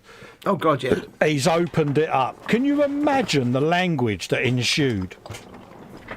Well, it's like, because he said it said £7 on the weight of it, but it wasn't £7. And I know I've experienced it when I ordered a load of stuff from KFC and the bag turned up in the porch and it was like really lightweight, and I'm like, half the menu's missing. I can get half the order's missing here. Yeah. And so I mean, imagine getting that box, and I was surprised it wasn't actually a big box for the squig off, but Yeah. it wasn't actually that heavy. It came in under 5 kilograms. Really? I was like, really? So are you over that fearful regret stage now? You're content. I never had that. Well, I looked at my bank balance and thought, yeah, that was a bad move. Yeah, damn that Festa. I am not doing a late night stream with him again. Yeah, I need to paint some shit and sell it faster. Yeah, I need to get my act together and paint that Macarius Vanquisher pretty quickly. Yeah. Bless you. Things all over the floor. You made me spend my inheritance. Oh. Edward, tell us, man. Tell us. We're waiting. Yeah, We big need boy to know. did it. I'm running What's away. happening with your squig off? Being Forge World, they do have really good customer service, so Yeah, they are fantastic. you know they'll sort that out. And the likelihood is that just purely for some reason it got missed out of the order and somehow it didn't get picked up. And it's not it's unlikely, but it's not impossible. Wouldn't surprise me whether something additional gets packaged with it for the inconvenience. Could be. I mean, let's not forget Paul. Paul Ditter. No, Paul Glue from the Sprue. Chris and Paul Stewart. Stewart. Yeah, I can't remember his surname there for a minute. I'll make Paul Stewart. He ordered something from Forge World. No, he ordered Magnus the Red, I think, from Games Workshop. And Yeah. for some reason, they send him a Forge World Magnus the Red, Yeah. which is like £100. And he was like, you've sent me this by mistake. And they went, well, never mind, you can keep it. Yeah. No point. Like when I went to the Forge World store and in person actually bought my Macarius Vanquisher. Oh, for a minute I thought you was going to go back on the Forge World. I was just about to put me glue away. Oh God, no. I was actually in the Forge World shop in Warhammer World Yeah. in Nottingham, and I went into the shop and bought my Macarius Vanquisher, and when I got home it was the wrong one. Yeah. They'd given me the wrong box. So I mailed them and said, hi, yeah, you've actually given me this other one, which I didn't want. And they went, all right, no, well, just send it back and we'll send a replacement out. Just, send us proof that you've posted it and we'll send out the replacement. Which base is the one for the bike, by the way, Col? Is it the long, thin one or the... I have absolutely no idea, mate. I didn't even... It's the oval one, as it says on the instructions. 150mm. See there? Oh, yeah. I got it. It's the skinny oval one. That one. So I assume it's that one then, and not that one. Yes. That's a very small flyer base for the Dackerjet then. Really? It's a titchy little thing, mate. So, as I would say, it's a far-arse little base, mate. I never realised, because when I did my other one, I thought we got one of them. I never realised it was... Yeah. I never noticed it was a small one. Yeah, so anyway, I said, yeah, I came into the store and picked it and bought it, and I've got home and it's actually the wrong one. Yeah. It says Vanquisher on the box, but it's actually the one with the stubby guns. Yeah. No, it was actually the right box, but it was the wrong model. So Yeah. it didn't say Macarius Vanquisher on it, and none of us noticed that. And they said, yeah, send it back. And they just said basically, like, just send us proof that you posted it, and we'll send the replacement out. Yeah. So I went to the post office, posted it to them, sent them an email with a photograph of the posting receipt, and they said, thanks, brilliant, we'll get it sent out to you within 10 minutes, and a thing saying, your package has been sent. Yeah. I'm like, wow, they've not even waited to receive it, they just waited Yeah. for me to send proof that I'd sent it, and they sent a replacement straight away. That's good enough. Yeah. Because once They you've don't wait- sent the proof, if it does go AWOL, they just claim it off the post service anyway. Yeah. A lot of places will wait for it to be turned up, but they were like, brilliant, as long as you say you've sent it, you can prove it. There we go, we'll send you a new one.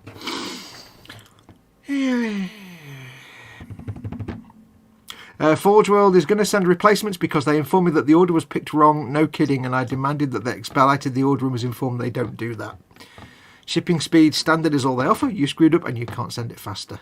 F you, lol. Yeah, don't forget they do mould them to order, mate. The squig-offs, don't they? Yeah. No. Ooh, I thought you said they moulded them to order. No, I was getting it confused with something else that they do mould to order. Oh, right. Which is the... Oh, was I? That's your alarm. That's 2 hours, that is, dude. I know. Are you standing up now? I will be in a minute. Good girl. But yeah, I'm sure you said the other week that they mould them to order. No, I did, and then I realised I confused myself. It's the town manta that they make to order. Right. You know that big 4 foot wide, 7 foot long? Yeah, the big one. Yeah. Yeah, when you get it, it's actually numbered. Yeah. And they've only done about 250 of them. I think he was asking them to just send it like expedited mail. Yeah. Pull their finger out and send it super duper air freight, super duper fast track. But they said they didn't do that. Yeah. I'm stood up. You might, but like I say, you might find there's something extra in the box. It wouldn't surprise me if they threw a few freebies in there just to keep you sweet. Yeah. They might not, but they might do. There you go. Hey. Auga, auga. I did do an alarm. There's a great sound, that. Auga. Hey. That wasn't the phone. I'm assuming that was your mouth, but I can't be sure to be perfectly sure. Yes, that was. Retro Rabbit. Town Manta made to order. Badly all wobbly warped. Yeah. Scale Model Muse says time to go back to work later all. Take care, Muse. Take care, Muse, me darling. Edward said, yeah, the lady I talked to yesterday said she would do that, but the email said standard shipping, so I called today and the dweeb I talked to was rude and said they don't do it. Probably the dweeb you spoke to, I hadn't realised it was on the back of a complaint, maybe. Yeah. Maybe they have and it just says standard in the email. You never know. It'll get there. It's annoying, though. Yeah, it's just, like I say, it's disappointing. It's unusual for them to make such a boo-boo, isn't it? Let's be honest. Yeah. But, I mean, it's good that they're sending the thing out properly, because a lot of places will be like, well, you can't prove you haven't received it, so we don't care. Yeah. I know places that would say, well, unless you can prove you haven't received it. What? Yeah. Oh, yeah. Had a few Or of them. they drag it out for weeks and weeks and then say, okay. Yeah, it's like, There's a thing flying around in here. It's January, you moron. Bugger off and go back to hibernation. Jesus. Absolutely. Right, have you got any advice or tints and hips about this this here motorbike, sub-assembly wise? Don't glue the front forks on until the end. Mm-hmm. I've got them assembled like so you can pop the wheel in and out. Oh, jolly good. Like so you can paint the wheels separately, so that pops in and out. But if this is acceptable, if you glue it to the model, you're obscuring quite a lot of the skull, the tank, and all of that lot. All right. So I'm just going to glue mine on at the end. That was a hot tip from Kev last week. The rest of it's gone together really well. Can you get to it all? Yeah, I can get to it all. I was going to do that as a separate assembly, but I kind of forgot and glued it in. So yeah. But I can't see anywhere on there that I can't get to with a brush. Oh, jolly good. I mean, the beauty of this is going to be you can just base it with lead belcher spray. Yeah, I've got a can of it over there, mate. Lead belcher spray. However, handy tip for you. Because when you spray with lead belcher, yeah, what I would recommend is before you paint over it, give it a coat of matte varnish. Yeah, knock it down. Not to make it not shiny, it's just that a lot of the paints don't really go for... Lead belcher's really shiny and smooth, and some of the paints have surface tension issues. Yeah.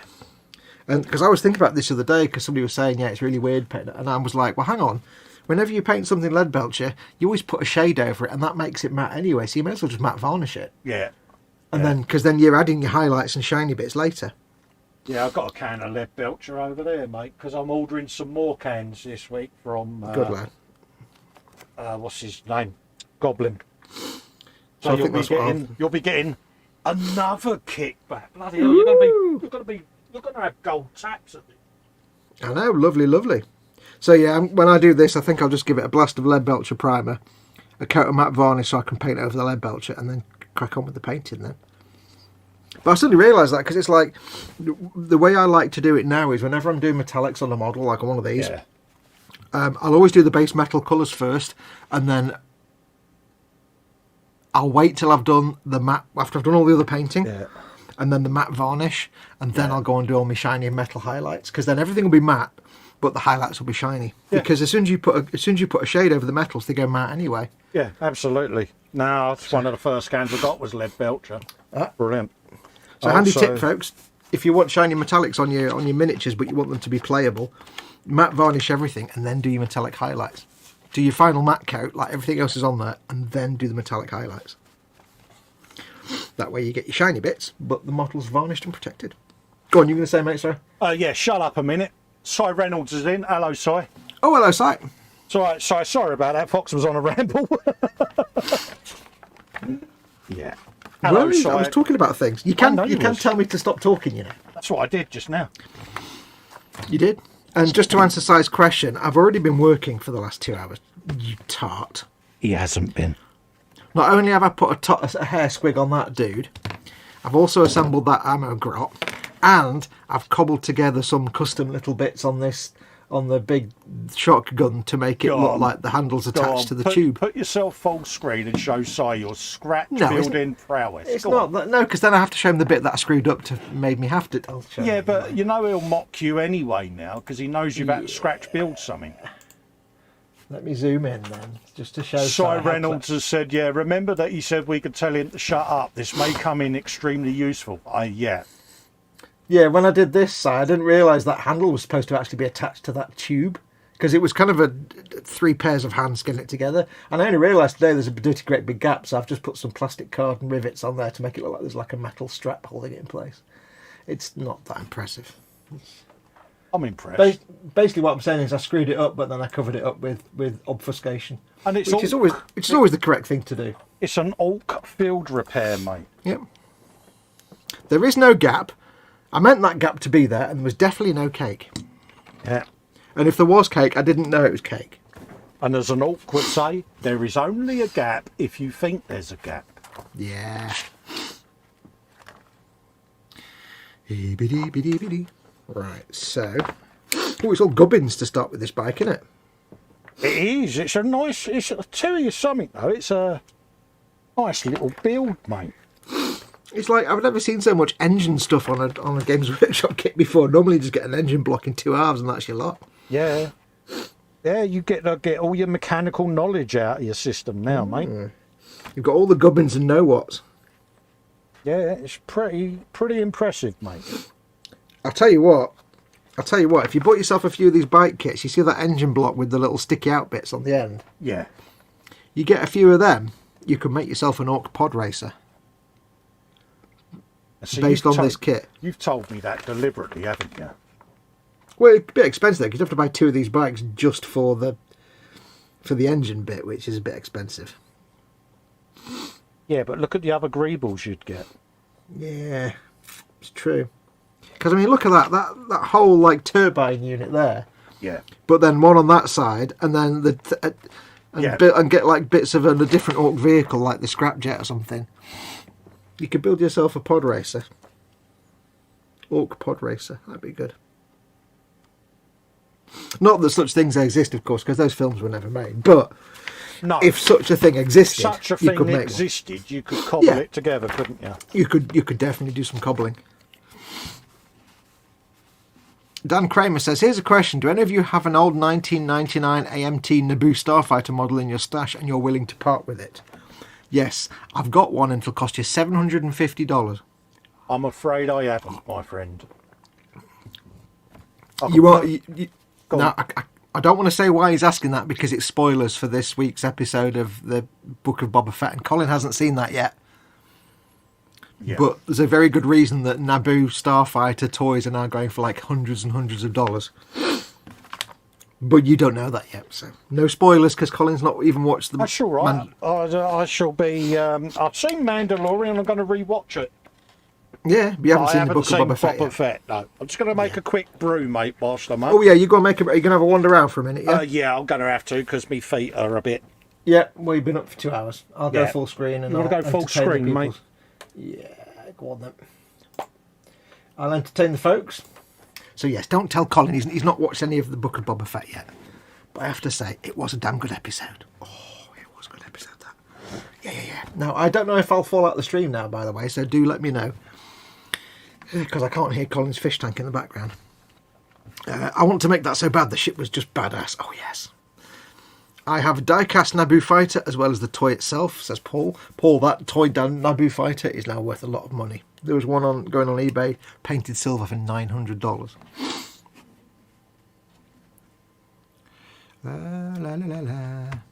Paul, also, hello, Paul. Paul says, money is slowly coming in to help catch up on the bills, otherwise not much happening. Big hugs to you, Paul. That was a good episode. That was a really good episode. Unfortunately, it just kind of shows up the Book of Boba Fett, because I'm enjoying the Book of Boba Fett, but it's no Mandalorian. It's not... There's something not there. It's a bit stoic and a bit lifeless. But this episode, it was just like, right, we're back in now. It's amusing, it's action-packed, it's fun. Yeah. Cy Reynolds says, for well somebody will make a kit, potentially even Bandai. They made the Razor Crest. Oh, there'll be a Revell kit out already, or within weeks, and it'll be crap. But, there'll be a Revell kit of it. Don't you worry about that. Don't you worry your pretty little head about that, my friend. Right. That is if the Starfighter becomes a fixture of the series. It doesn't matter. Even if it's there for one episode, Revell will make a crappy kit of it. Right, so I'm going to build this, what we're building? Death Killer Wartrike. There we go.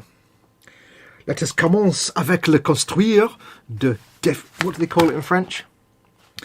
In French, it is the... which is French? Trick Mokitu. Really? Trick Mokitu. That's terrible. That's rubbish. That's a rubbish. In one language, it's Plat Maka Wartrike. That works. I do like the idea that in English it's a Wartrike, but in this other language it's a Wartrike. Which, why don't we get it called a Wartrike? That would make sense. Anyway.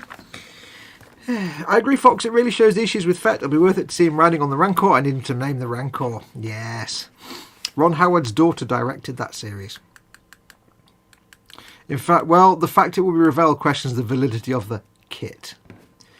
Yeah. Book of Boba Fett is a slow burn, says Retro Rabbit. That's true, and there's nothing wrong with that, but when it's a 7 or 8 episode series or season, you can't really do slow burn that well. You need to not burn quite so slow, I think. Rabbit says, Revell, here's some plastic in the general shape of something. Good luck. Yeah, to quote Blazing Saddles, son, you're on your own. Right, I need parts 2 and also part 13. 3, 5, 6, 51. Excellent. That's not helping me. No help for the Klingon. What does that part look like? Hello, you're back. I certainly am, mate. Is that enough walking around for 2 hours of sitting? Yeah. Are you sure? Yes, I am sure, mate. I know Jolly it good. well. Jolly good. Yeah, as long as I get up and just trundle about for a bit, I'm fine. You can always have a stand up at the bench as well if you need to, can't Absolutely, absolutely, mate. And that's what I do every now and then. You'll hear the chair popping or making a noise. Did you get yourself a brew? I have got a brewski, mate. What brew is your brew? That is just a PG Tips, I'm afraid. Oh, Yeah. Are you lacking in the berries? Do you need to place an order? Yeah, I'm going to be placing an Amazon order, mate. Oh, jolly good. When I ordered some a couple of weeks ago, and I thought I'm going to have to order. I had to order 2 boxes because we're getting through it so fast. Yeah. 1,200 bags should last us a couple of weeks. Yeah. Yeah, I shall maybe order some of them for out here. Mm. But, yeah. I do like the fact you can order a box of 600. It's so good. Oh, yeah. I should do that when I do me paint. In the show, they modify it. So if you're looking to do the toy existing kit, you'll need to make the modifications. Says Paul Di Tommaso. Absolutely, but it still doesn't stop people paying $900 for an old toy of it. Yeah. So if you've got an old toy of it, get it on eBay. It's mad, isn't it? Yep. But you don't know why, though, Colin, because you've not watched it yet. It's a bit like I've been after the Ayashima Mad Max Road Warrior car since year dot.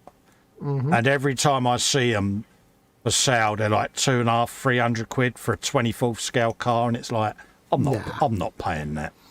It's like in the old days when there was no Bandai Falcon and everybody knew that Revell Falcon was garbage. Yeah. The best one you could get was the Fine Molds Falcon. I've popped a rivet off there. Yeah. The best one you could get was the Fine Molds Falcon. Yeah. But Fine Molds had this annoying habit of doing a print run of it and then not having it, and then just stopping for like a year. Yeah. Because they were only a tiny little company and they couldn't just sit there printing this kit out all the time.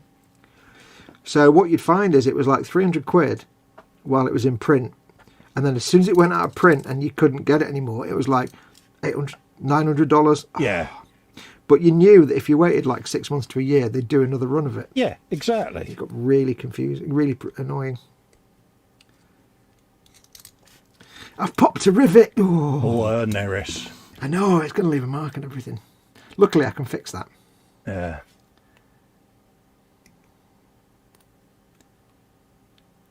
You're doing your sand dance again. Wilson, Keppel and Betty. I am.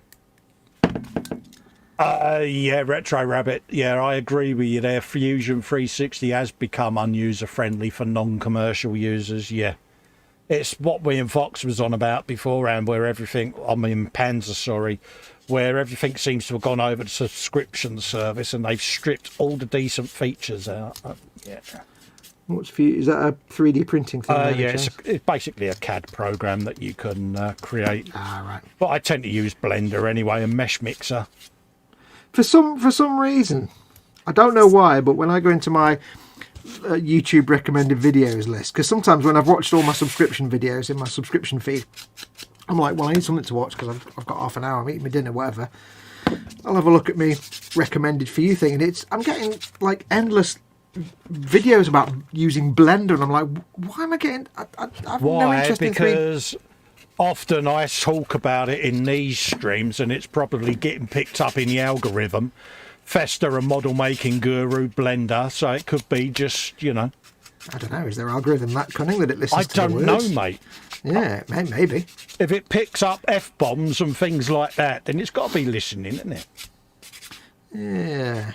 I mean, it's weird, the stuff I'm getting. For some reason, every time I go in, there's at least 3 or 4 like videos where it's just somebody's got like a 25-second clip of something from The Simpsons. Yeah. And I'm like, why would somebody even post that anyway? But why am I getting this in my recommendation? I don't care about The Simpsons. Get off. And I'm endlessly getting videos about trains. What? Yeah. I have no idea why I keep getting. It's like, what is your algorithm telling you, YouTube? You crazy fools. Yeah. Am I taking all these nubs out, and I shouldn't be doing that because I've got to smooth them all anyway? Yeah. I like the way the radiator grill is inside this kind of pretend squig mouth. Yeah, it's brilliant, isn't it? That's mint. It's a shame you've got a big mould line, a seam line right down the middle of it, but... Yeah, I sanded mine out, yeah. No, I mean where the grill is, I don't know how you can get rid of that. Yeah. It doesn't really matter. Yeah, I'm going to cheat on mine. What are you going to do? I'm going to cut a little piece of mesh and poke a bit of mesh in there.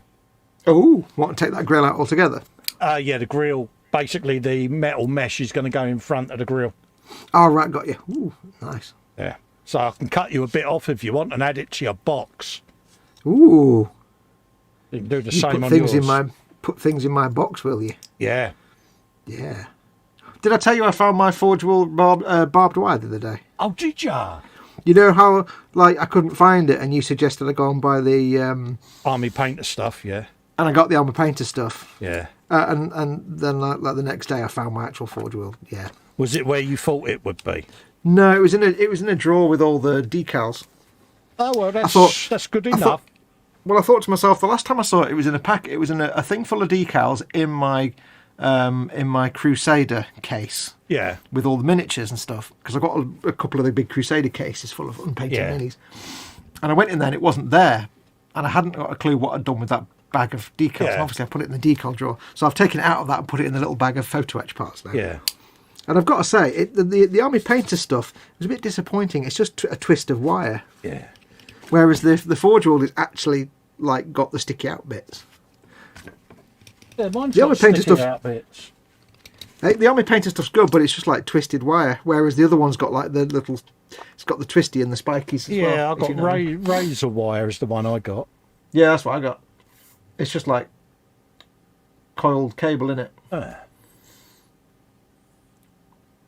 I need to rust mine up. Yeah, that's been burnished, that is. Yeah. Get your wire here, rusty wire, freight repair. Get your wire. I got that because our good friend Si Reynolds suggested it, and it's a nice bit of barbed wire. I like it. It is quite nice. I'm going to use it. But I've got... because basically I put the two towing hooks on the front of my Macarius Vanquisher. Yeah. Are kind of slightly not straight. But it's all painted now and I can't heat it up. I don't want to heat it up and bend them into place. Yeah. Because I might destroy the paint. So what I'm going to do instead is simply have like a wrap of barbed wire as if they've just wrapped barbed wire around it. Yeah. So people can't jump up on the front of the tank. Yeah, makes sense. Yeah, it just covers up that mistake. Happy accidents. We don't make mistakes. Exactly. It's in the best tradition.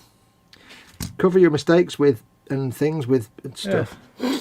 And Si, if you want to come in, mate, let me know, and I'll just ping you the link, mate. Link pingage. Ba-da-ba-da-ba-da-ba.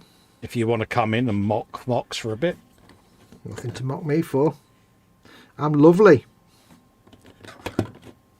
Can't see why you'd want to mock me. Such rudeness. It makes our day.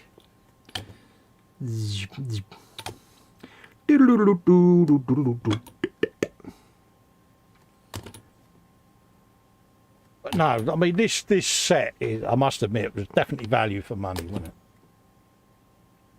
Oh, you mean this warband? Yeah. Absolutely. Well, I mean, like Si says, if you're not interested in the old stuff, it's not that much value. But when you don't really care about it, like we don't, No. it's just it's a box full of orcs. Yeah. It's great for us. It's a box full of stuff we can build on the live stream. Yeah. And then we can sell it on the interwebs. I went a bit Geordie then, didn't I? You can sell it on the internet, like. Oh no, unlucky. I'm getting worried about you, you know. I wouldn't. I'd worry about more important things like, I don't know, air, Yeah. smells. Hey, I'll tell you what. Yeah. If you want an easy way to monitor if you've got the big chocolate velociraptor or not, Yeah. but you can't be bothered sorting out like lateral flow tests and stuff like that, Yeah. just get yourself a big jar of mint imperials. All right. Because every day what I'll do is, because Mum had a cough the other day, so for a joke what I did was we've got this little jar of mint imperials on the table, Yeah. and they've been there for about 3 months, and when you open it, of course, it just goes boof with this minty smell. So I said, cop that, and she went, whoa. I said, yeah, you've not got the chocolate velociraptor. You can't smell that, we call the doctor. If you can smell it, we're fine. Yeah, so don't bother with these tests. Just huff some of that, and if you can't smell it, then you can get the tests. Yeah. Don't take my that's not medical advice, folks. This is jokes for comedy purposes, for the love of God. Yeah. Yeah. Some bloke called the Guru told me. Yeah. Yeah. Disclaimer time. Yeah. Your mileage may vary. Diddly bum, diddly bum, diddly bum. Super match game, bum. Right, I've got to leave that to set for a bit now so I can clean the mould line up. Yeah, Oh, well. no worries. Si said he only woke up for his old man wee. Oh, my way. Both of Yeah. your faults. Of course, then we could just turn around and say, she's my wife now. Or He says it. to really get Si going, oh, you're nice. Oh, he's nice, isn't he? I like you. I like you. No, I know what will get Si going. I know exactly what will get Si going. I know what will get Si going. Bloody hell. That'll get Si going. Dolphin boy. Yeah, definitely. I'm actually going to paint it as a dolphin. I've got to fill that little divot in the nose, and he's going to get dolphin mouth.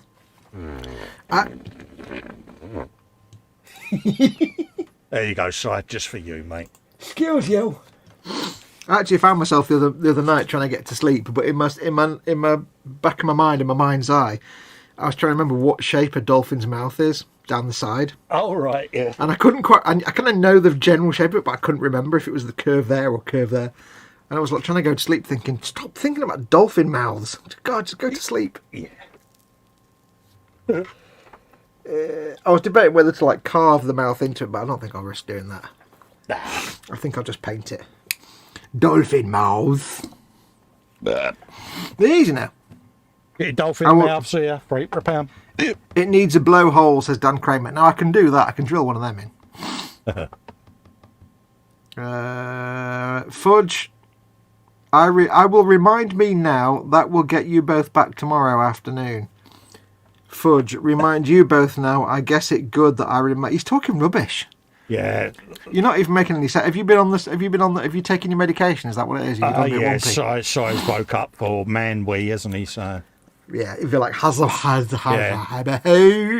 as you get back to what's life. Has a habahoo. Oh, the blue misty hills of Tiny.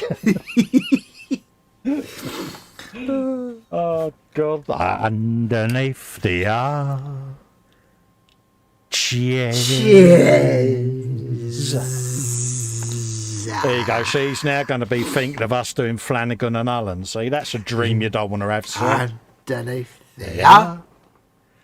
You know what? The other day, I don't think where you get up for like a wee about an hour before your alarm goes off. Yeah. This is how much my brain hates me, right? And I thought, right, I went for me. I don't mind getting up for a wee because I'm like, brilliant, because you get up for your wee and you think, is this the right part? No, you don't think that. And you think, and I think to myself, brilliant, because what I'll do is now, I've got up, I'll go back into bed, I'll get all snuggly, and I'll do that hour-long snooze before the alarm goes off. And it's always the best snooze, that. Because, you just get that instant snooze, you go straight back to sleep. Yeah. And I thought to myself, I said, right, brain, let's treat ourselves.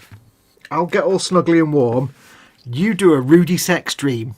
That'd be great. Then I'll wake up and I'll be all alive and everything. And just, been a long time since I've had any Rudy sex dream, because women have sex dreams all the time, but men we don't. We very rarely do. Yeah. I don't know why that is. No, we tend to dream about plastic model kits and irrelevant cars stuff that don't quite work and walking through. So I said, so I'll go back to sleep. This is the deal. I'll go back to sleep, and you do Rudy sex dreams, and we'll wake up happy. Yeah. And what my brain did was, it says, right, I'll go straight to sleep, and now you're actually being tortured to death. Yeah. I dreamt about being tortured by someone. I'm like, I woke up and I'm like, that's not quite what I ordered. Yeah. I don't remember ordering that. I was like, dreamt I was being tortured. Yeah. Very strange. So where did that come from? Interrogated and tortured. And I'm like, I didn't order a nightmare. It's not quite what I meant. Thanks. My brain hates me. Yeah. You sit there and you're like, why on earth did I have a dream that I was a home guard in the World War II? Yeah. Yeah. Tin hat and jack boots. It's like, this isn't what I was on about. Who ordered that? It's Don't weird. tell him your sometimes. name, Pike. It's like, really? Yeah. For some reason, the big thing at the minute is, with my dreams, is either I'm in our bedroom, not necessarily this, my bedroom, but our bedroom, and it's kind of overgrown, and there's ivy growing in, and there's mold and stuff on the duvet, and it's a bit, or it's just like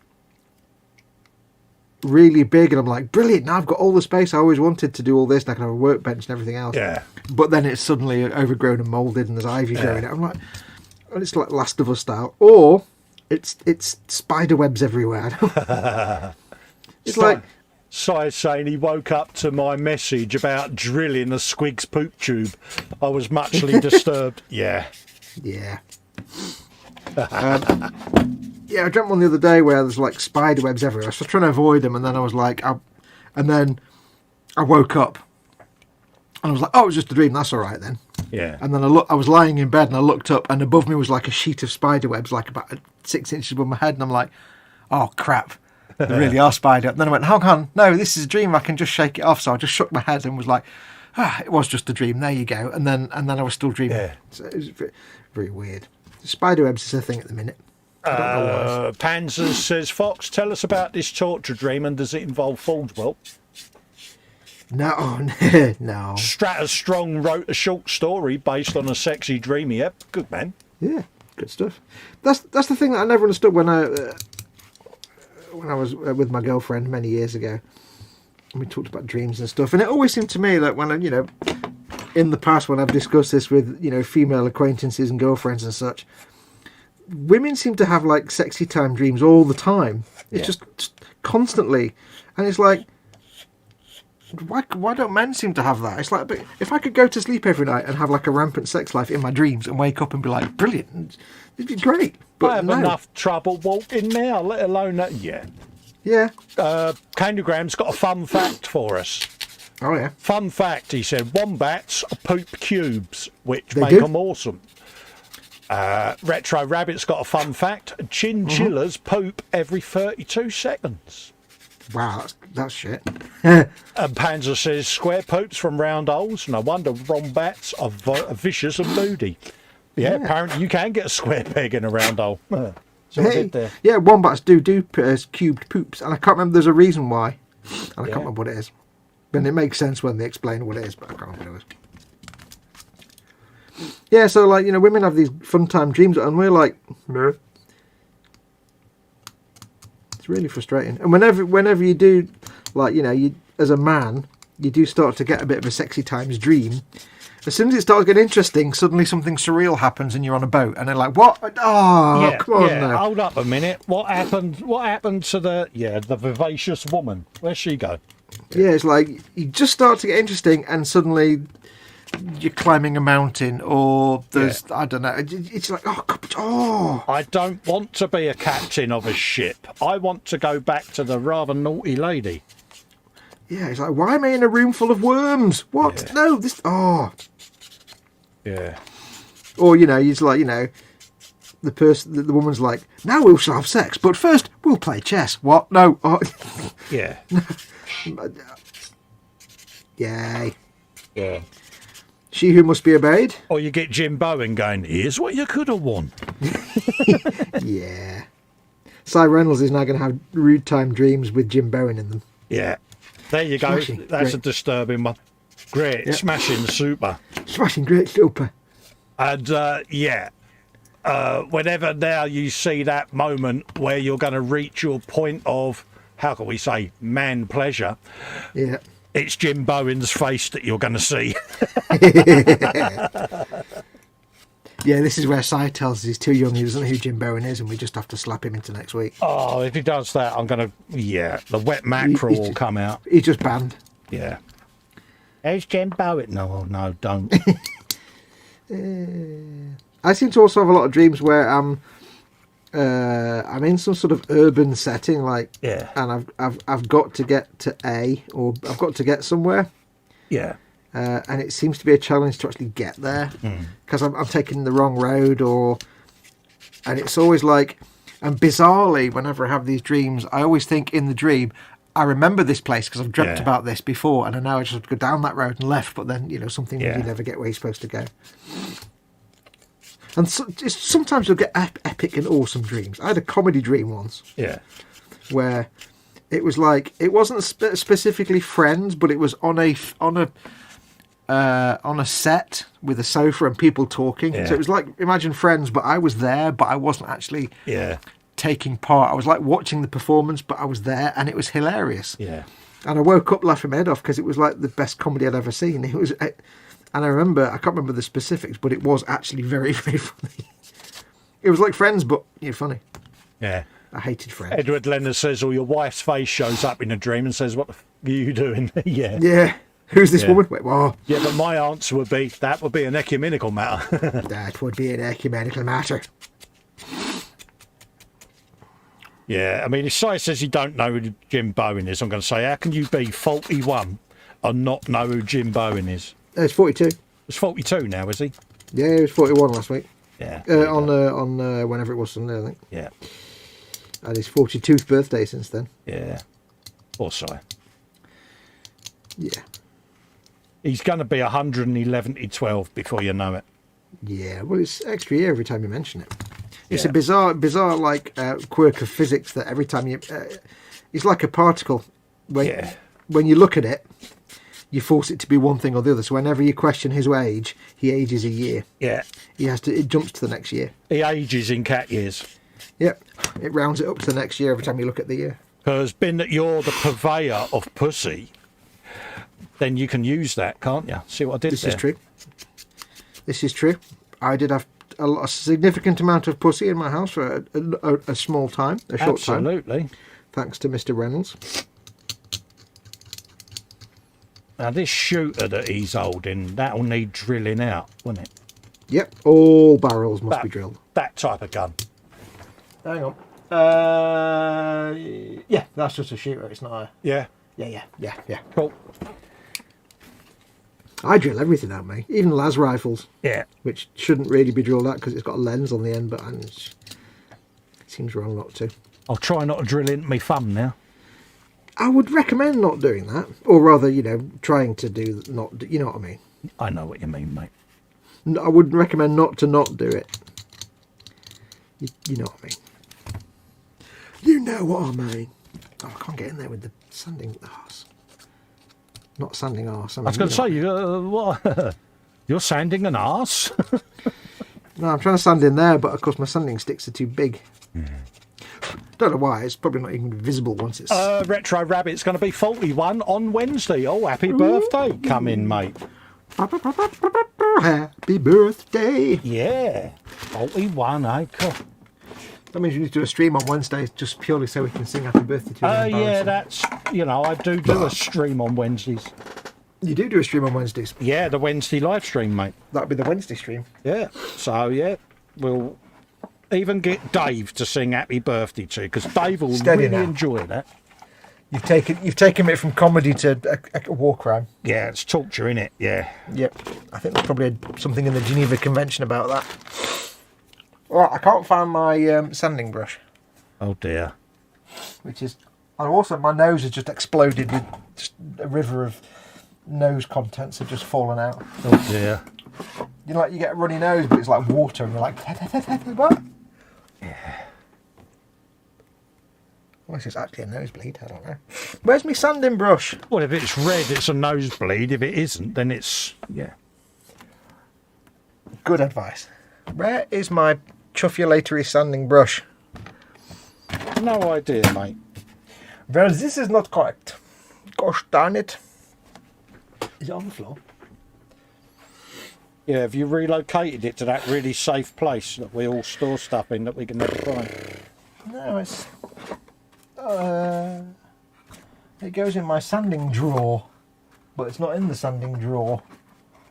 Not in the drawer of sandingness. No. It seems to have escaped me. I don't know where it's gone. It's just the brush I used to brush out the sanding dust. Most frustratory. Or frustratory. Is it there? I cannot see it. I shall now search for it in the style of James Mason.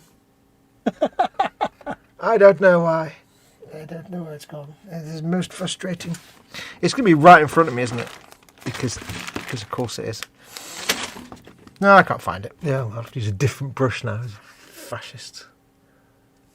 It was a good brush as well for sanding dust removal. Damn it. Darn it. I'm just going to sulk now and stop working. Dagnamit moment, is it? It was just the perfect brush for brushing away sanding dust. I don't know where it is. It tasks me, and I shall have it. It's going to be in the most obvious place. And the trouble is you found something this week you was looking for, so you have to lose something again. That is the law of things, isn't it? It is the balance of the universe. The yin and the yang, the lost and the found. Strata Strong's turning 40 in December. Oh, my God. 40? That's not even an age. That's not even a real number, Sam. Dude, I'm 55 in July. It's the countdown to 60, dude. I mean, come on. I'm 51 this year, I'll be. Yeah, it's like, Dude, really? Do you know what amazed me? Yeah. I was looking at something today. I saw the trailer for the new Picard series, Oh, right, yeah. and Guinan's going to be in it. Oh, what, Uppy Goldberg? Yeah, and I saw that and I thought, how does Whoopi Goldberg not look like 95? How come everybody around her has aged, but Whoopi Goldberg still looks like in her 50s? Absolutely. It's like, what's his face? Denzel Washington. Yeah. You know, he But- don't age, does he? Yeah, but I looked her up and I didn't realise she's only 65. Is she really? I thought she was older for some reason. I thought, yeah, I don't know, because I thought, wait, she was only 30, right? She was in Next Gen. She was only like 35, 36 Yeah. in Next Gen. Yeah. And I'm like, no, she would. I thought she was in her like late 40s. No, she's only 65. Oh, Blair, fair That's play. why she looks about. That's why she looks kind of like about mid 60s. Yeah, but it's like Denzel, he's aged really well. And it's like Morgan Freeman. You know, it's... I think Morgan Freeman has always looked the same. I would love my life to be narrated by Morgan Freeman. Oh, I can't do Morgan Freeman. No. I liked it when that insurance company, that car insurance company, had the guy that sounded like Morgan Freeman. Yeah. He was actually a white guy, but it was a really good Morgan Freeman Yeah, impression. brilliant, wasn't it? What were they called? It was I can't remember what they were called. No, I can't, but yeah. Oh, More Than. It was the More More Than, Than insurance that's it, company. yeah. I'm More Than Freeman. Yeah, that's it. Probably find that Morgan Freeman himself probably thought, I can't remember doing that advert. Yeah. It was almost not quite 100%, but it was almost. Better than I could do. Oh, yeah. I'm More Than Freeman. I can't do Morgan Freeman. It's just got one of those voices, a bit like, what's his name? James Earl Jones, isn't it? It's just one of them James Earl Jones. distinct voices that you're like, yeah. Can you imagine being told off by James Earl Jones? Yeah. You just... the one way to like never get into a life of crime would be to bollocked by James Earl Jones. You'd never do anything wrong again. Yeah. You wouldn't. You'd be like, I'm never The going to judge do anything says it's bad. the harshest sentence I'm about to pass down. You'd be going, he's given me 50 years. And it's, no, you've got to go to James Earl Jones's house and be told off by him. Oh, You'd be like, I'll take the 50 years, mate, if you don't mind. can I not just get a good old fashioned Jack Meadows bollocking instead? Yeah, can I just have the injection and be done with it? Kevin's going to be 60 in July. Oh, nice anniversary, Kevin. Well, I say nice anniversary, you know what I mean, mate. Yep. Retro Rabbit will be 41 this coming Wednesday. Damn. That's the thing. What are your ages, folks? What age group have we got in? Yeah. In 5 minutes we'll go all AOL and go sex and location as well. Yeah, ASL. So don't sit there and say you're 35 again, because that's rubbish. No, he's 43 now because you asked him his age, so he's 40. Every time you Yeah. examine his age, it ages 1 year. So But he's 43 now. You know, he keeps saying he's in his late 30s. He's been that age for years, ever since, you know, so yeah. He was 34 when Noah was nailing his boat together. Kevin Stevens is 60 in July. Yeah, I might have read that one out, mate. Oh, did you? Yeah. Retro Rabbit's birthday is February the 2nd, Groundhog Day.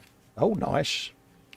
But in fact, his life wouldn't be narrated by Morgan Freeman because Morgan Freeman was busy narrating someone else's life and being paid a lot of money for it. Yeah. Read by Morgan Freeman. That's what he did there. Yeah, put it up the right way, Cole. Paul Di Tomaso is 48 in September. Oh, mate, blimey. 48. 48. I'm just 50 this year. Oh, last year. Yeah, 51 this year. you wasn't really looking forward to it, but now you don't mind, do you?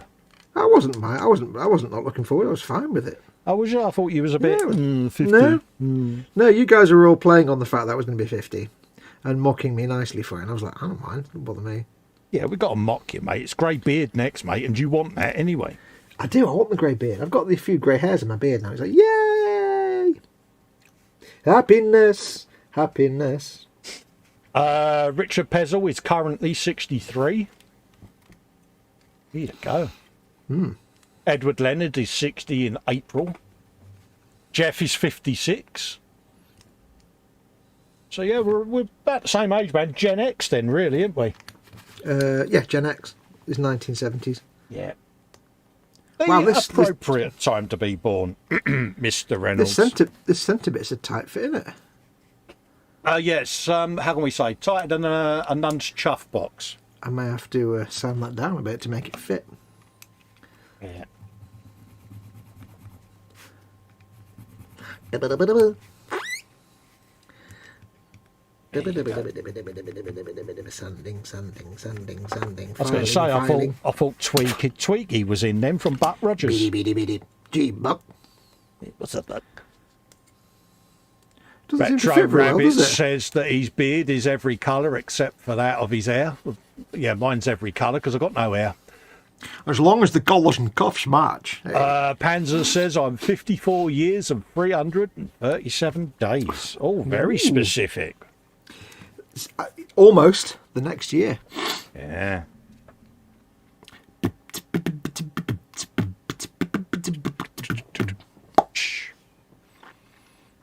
You said that Edward's 60 in April, didn't you? Yes. Well, I can't do anything more with that because I've got to let that dry for a bit so I can sand the mould line down. Yeah, that was a bit gunge, wasn't it? But yeah, the line does go. I've glued one bit together and now I'm like stuck. Oh well. Yeah, there's other bits you can do. You can do the wheels, you can do the front end, you can do the spiky wheels, you can do can't the do that. I'll break everything and everything will fall apart and I'll just Oh, stop being a girl. Yeah,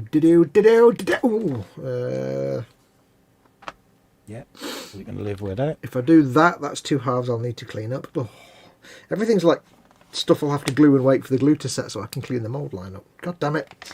Yeah, that's why when I did it last week, I did my sub-assemblies and put the white cap on and then cleaned it up during the week. Only thing is, if I start doing sub-assemblies, what can I put them in? Your projects box, that's what I put mine in. No, I've got me a scrapjet thing in there. Oh, with you? Yeah, I've got me tub of bits. I've got me tub, but it's full of buoys and knobs, and if I put them in there, all the bits will just get. If it's lots of little tiny bits.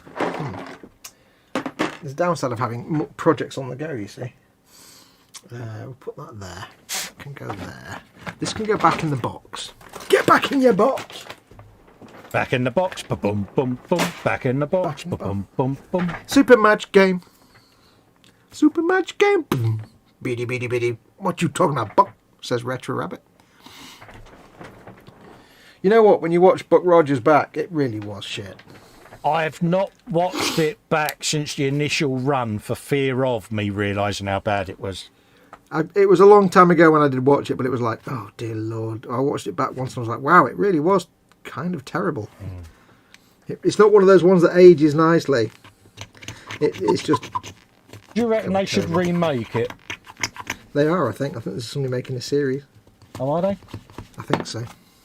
And even if there isn't, you know, there will be at some point. Absolutely. I think I'll go for that, Ed. Yeah, go on. Well, the thing is, there's definitely potential there, but then again, it's not that different from something like Farscape, which we've already had, which was, you know, Stranger in a Strange Land, the modern human. Although in Farscape, he just goes across to a different part of the galaxy rather than in time. But it's the spaceman in King Arthur's court kind of idea. Yeah. So it's kind of been done a lot. I say Farscape was the same kind of thing, but slightly. Another good factoid from Candygram for Mongo. Fact of the night. He says he went to a New Year's Eve party, and who shows up? Felix Silver, the guy who played Tweaky in Buck Rogers. My brush with greatness. Also, the guy who played Neon Numb was there. Oh, Neon Numb, the pilot in Lando Calrissian, with Calrissian when he was in the Falcon.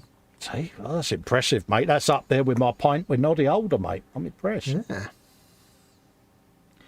Is this bit of the bike not supposed to fit very well at all on this base plate or what? It's how can we say, a resistance fit. Yeah, it's like it just kind of wants to bend up a little bit. Yeah, it's a friction fit. It went on in the end. Yeah, it just seems like it doesn't fit very well.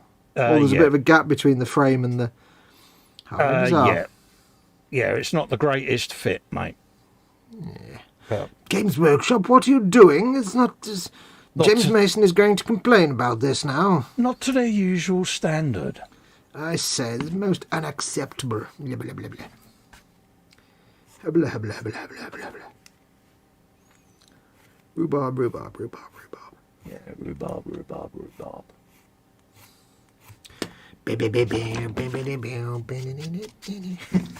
Yeah, earworm, innit? Yeah.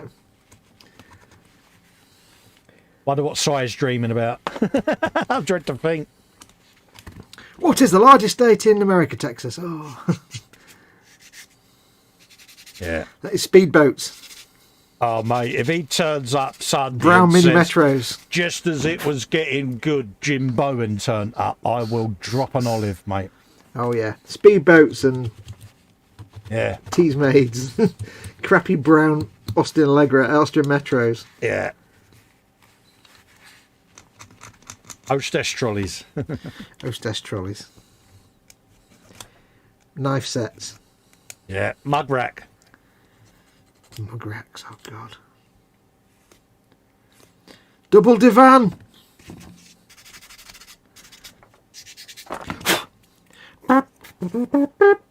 Does something go under that? Am I never going to see that ever again? I'm never going to see that ever again, am I? What's that? Oh no, I am. This bit here. Can you see under there? Yeah. Oh, there's a horrendous mould line, a seam line there that it's not wanting to clean up for me. Cut a little bit of styrene, mate, and just stick it in there. Yeah, that's what I'm thinking. Just to cover it. Yeah. It's not a gap. It's just a little. There's a step. Yeah, I've got mine a little bit thing, but a little strip of styrene in there will sort that, mate. Yeah, it's like a little step. It's not. Oh, yeah, I mean, I'm Yeah. going to put that much dust and detritus up under there. Oh but, yeah, there is that. Yeah, there's that true. I was just debating whether it's worth trying to fix it or not properly. You're just obsessing now, aren't you? I'm just obsessing now. Hello, Mama Fox. That sounded like your mum, then. What did? That is Mama Fox. She's Yeah, just a hello, mum. How you doing, my love? Colin says hello, Mum.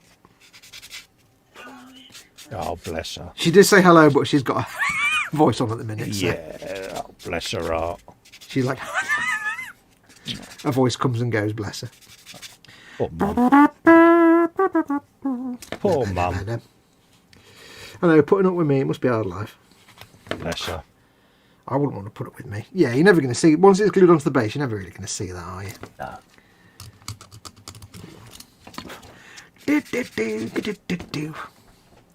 Fun fact, Alaska is more than twice as large as Texas. Oh, nice. I think you mean Muffet from Battlestar Galactica Retro. Fondue set, says Panzer Cat. Oh, Radbrit says the dog from Buck Rogers with the chimp in a suit. And yeah, Dan Kramer says, I think you mean Moffat from Battlestar. Yeah, that was Moffat in Battlestar Galactica. Which was like a horrendous... See, the original BSG was terrible. Yeah. It's like, oh, really? Wow, it sounds like an espresso machine. About E6 somewhere like that. Eh? What was that? Was that the boiler? No, it's H making herself a brew, mate. Oh, right, it sounded like a big espresso machine. Wow. The door creaked open in the haunted house. Oh, you Well, toss piece. what have you done? What have you done? I'm still zoomed in. Oh, what a dick. Didn't tell me I was still zoomed in.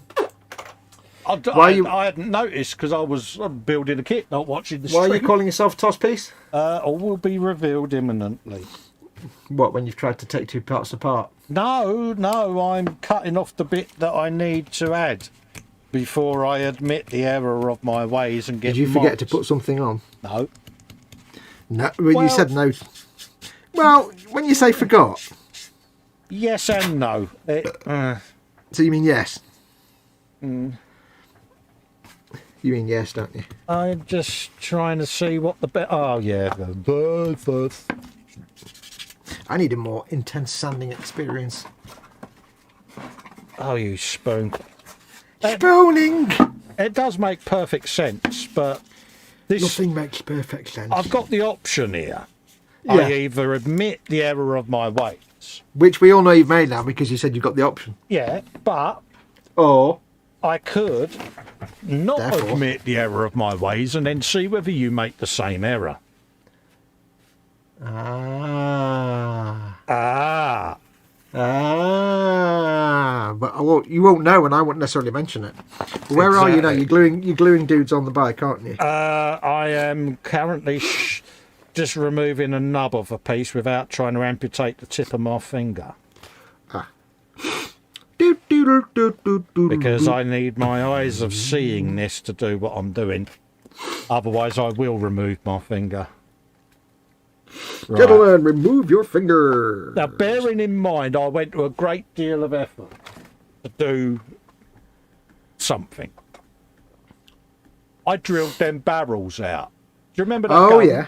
Yeah. Oh, you mean the one that's got the bit that goes on the end of it? Yeah, that's already drilled out. Yeah. You mean you drilled out the nubs that bit goes on? Yeah. Because I was just looking at that and thinking, oh yeah, there's a bit that goes on the end of that. Yeah. Morning, Vicar.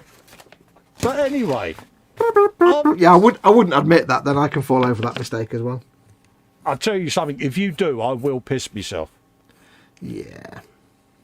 But anyway, I was quite pleased with how centralised I got them. But yeah, well. they were very well done. It does look better with that on there, though, doesn't it? I mean, look. Yeah, you want some of that? Yeah, much better.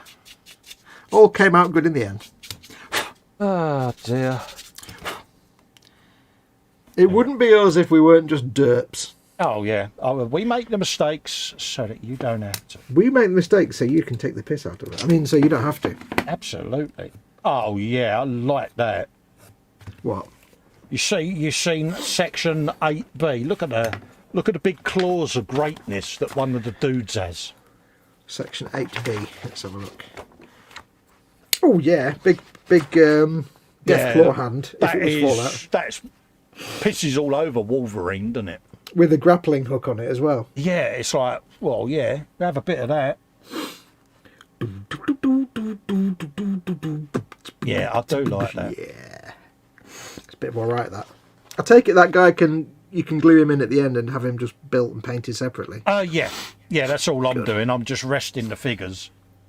Excellent. In place, but yeah, he stands astride at the back there, just in front of the boss. engine. Tell you something though, it is an impressive bit of kit. That's one of the things I'm enjoying about Halo Infinite is the grappling hook you have. Master Chief suddenly has.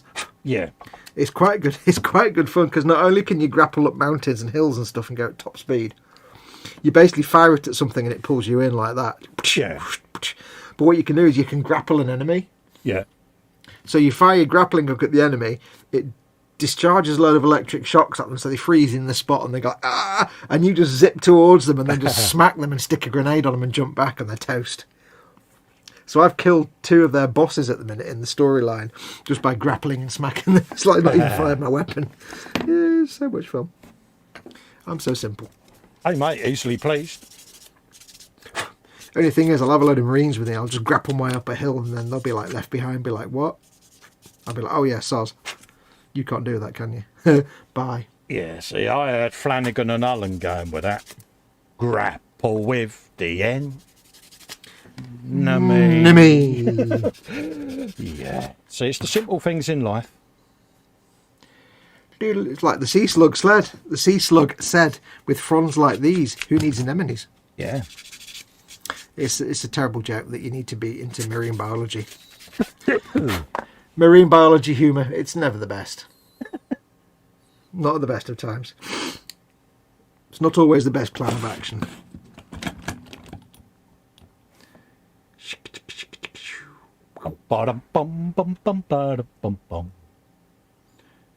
Sounded cheerful. Yeah, it's just reasons to be cheerful. Just a nice box set, this one, isn't it? So I probably won't be saying that when I'm gluing together my 19th boy. I'll be going, yeah, I've had enough of these now. But yeah. Well, especially when it's like 2 lots of tents, they're all the same. Well, they're not. You can vary them up, but it's still the same guys twice. Yeah, when I come to build them, I'll probably build a couple, build something else, build a couple, build something else. They're not that bad because they're all like monopairs anyway, so they're actually easy to build. Yeah. It's just more doing the cleanup and then doing the cleanup again. It's like, well, that's why I've done 10 and then. Yeah. Why has there been? This is going to be I'd say a bit of a basic question, really. Why has there been such a outcry that they're monopose. I've seen a lot of it in chats and that, people saying about it. Why is it such a thing?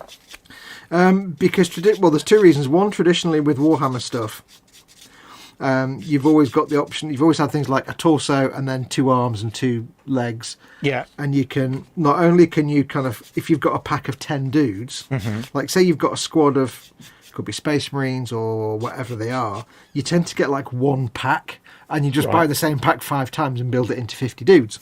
Okay. Now, when you've got like separate arms and separate legs, you can mix and match the arms and legs. You can get them into different poses. They're just really variable. Yeah.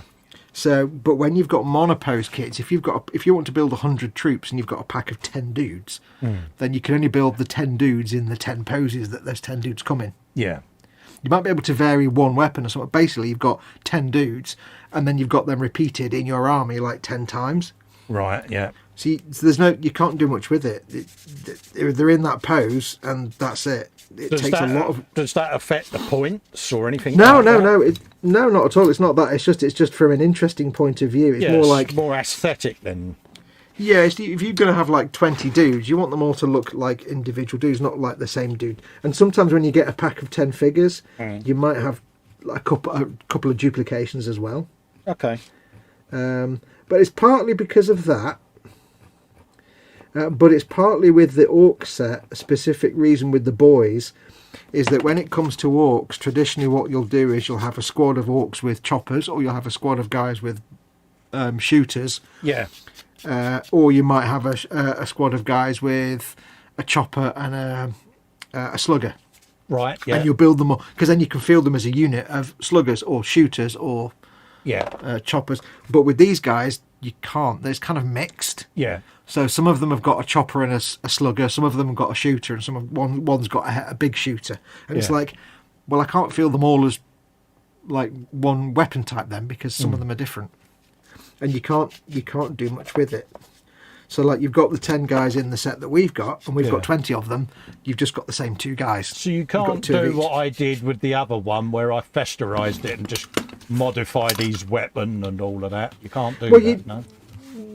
This is the other reason. Another of the reasons is with the old sets, you could mix and match arms and torsos and legs, and you could make all kinds of wonderful variations. With these guys, the arms are often moulded in to the torso, or you've got like the torso is 2 halves, and one half's got the left leg, one half's got the right leg, and one half's got the right arm, and the left arm might be separate. So you're kind of stuck in whatever pose they're moulded in, right? And with whatever weapons. If it's a single piece body and the left arm is just there with ready to hold the weapon, then you've got to have the weapon that goes in the other arm that fits that. You can't really. Okay. There's less freedom basically. And some people don't care, but the people that enjoy modding and customizing, it kind of removes that option for them really. Kev Stevens is off. See you later, Hey, Kev. Thanks for coming buddy. in. He says, I'm off to get some shut-eye. Got to be up as going out with Jack in the morning, so thanks for a good stream tonight. Catch you all later. Catch you later, Kevin. John Pole is in joining us. Hello, John. How are you, my friend? Hope everything's all right in the world of John Pole. Mm-hmm. Yeah, so for people that enjoy building lots of variation into their troops, it kind of removes that. Yeah. Because it becomes so difficult now to customise a figure to have different arms, different legs. Your average builder's not going to do that. No. So for those that like having like 20 different dudes and they're all doing different things and different poses, you can no longer have like I've got a bag that's full of Imperial Guard torsos, Imperial Guard legs. Yeah. Yeah. Like when you build like 10 Imperial Guard troops, it's just the same torso. Yeah. 10 times, and then different legs. Yeah, different you can arms. go into your Greebles bag and you can get out all the different bits and bobs and yeah. Yeah, but with these guys, the torso is kind of moulded into the leg, and the leg's got an arm on the top of it. And it's like, oh well. So I mean, for a lot of people, they don't care because all they want to do is play the game. Yeah, it doesn't really matter. But for the people that like to mod the figures, or the people that like to mix and match, or the people that like to make new things, then it kind of removes a lot of options. So do you think this is a crafty ploy from GW where they're going to be bringing out different sets of posable figures to make sure that you buy more sets, or like mono pose figures, they'll have some with this, some with that, so you have to buy more sets to achieve the same? Is it a cash making exercise, do you think? Or? I don't know. I mean, because I don't know how they work. I just buy their stuff because I like building it. No, I don't know, because it's like, the orcs I got with the Squigoth were the old style orc boys, where there was a certain customability to, you could mix and match them a little bit, and these guys in this set are the new monopose ones. And I don't really know, I don't think, because they've got, like, you buy a box of boys. Yeah. So at the moment on the Games Workshop website, you've got the old set of boys or the new set of boys. Yeah. And the boys is just a pack of 10, which is the set we've got twice in this box set. Yeah. It's unlikely they'll have more than one set of boys. You'll just, if you want 50 boys, you'll have to buy 5 of the 10-man squad set. And if you want to have variation in there, it's not like you can get a different set of boys to make, because it'll just be the one set. Yeah. So, like, for most of the troops, they tend to have, like, one set of troops. Like, you might buy 10 Cadians or 10 Orc Boys or 10, whatever. Only things like Space Marines tend to vary a little bit, but for generic troops like that, you just tend to get the basic 10 troop squad. So it's not like you're gonna have to buy other things to get variation, because there's no other things you can buy, really. No. I don't know. I guess it does mean if you... I don't know, really. I don't know how they would... No, really. It's kind of confusing.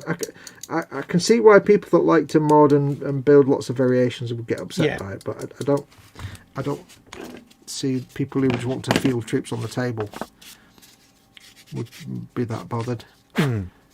It does seem a little... I don't know. I think part of it is it's a simplification.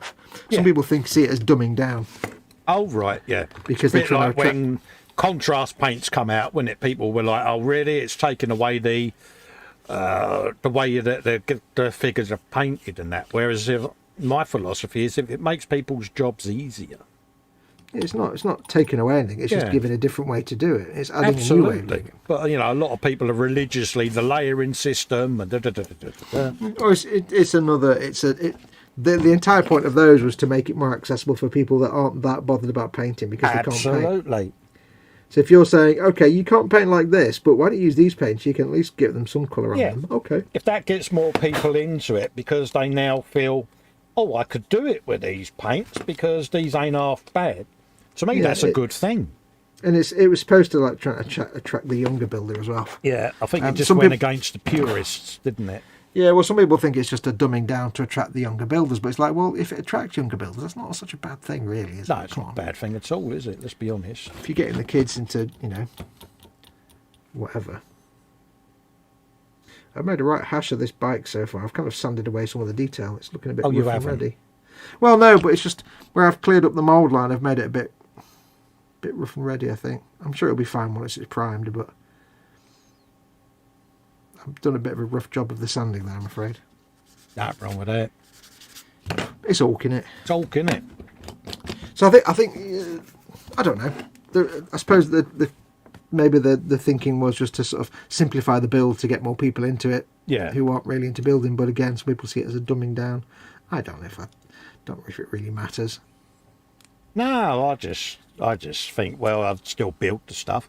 I mean, when you put me onto this set at Christmas, when you sent me that message, oh, mate, you want to have a look at this? It's, 180 quid's worth of stuff for 100 quid. I was like, oh, it's 100 quid though, isn't it? But when I looked at it, I thought, actually, you're getting a lot of stuff. You're getting that. To buy that, and that's going to cost... Yeah, I'm having that. That's a lot of weeks of painting, yeah. Yeah, and I thought it's perfect for the live streams because, yeah. It's a business investment. Absolutely. That's what I'm putting on my tax return. Yeah. But, I mean, at the end of the day, the way I see it is, I don't really care if it's a complicated build or a simple... I don't care if the building side's dumbed down, because all I'm here for is the painting, so... Absolutely. The simpler build, the better, as far as I'm concerned.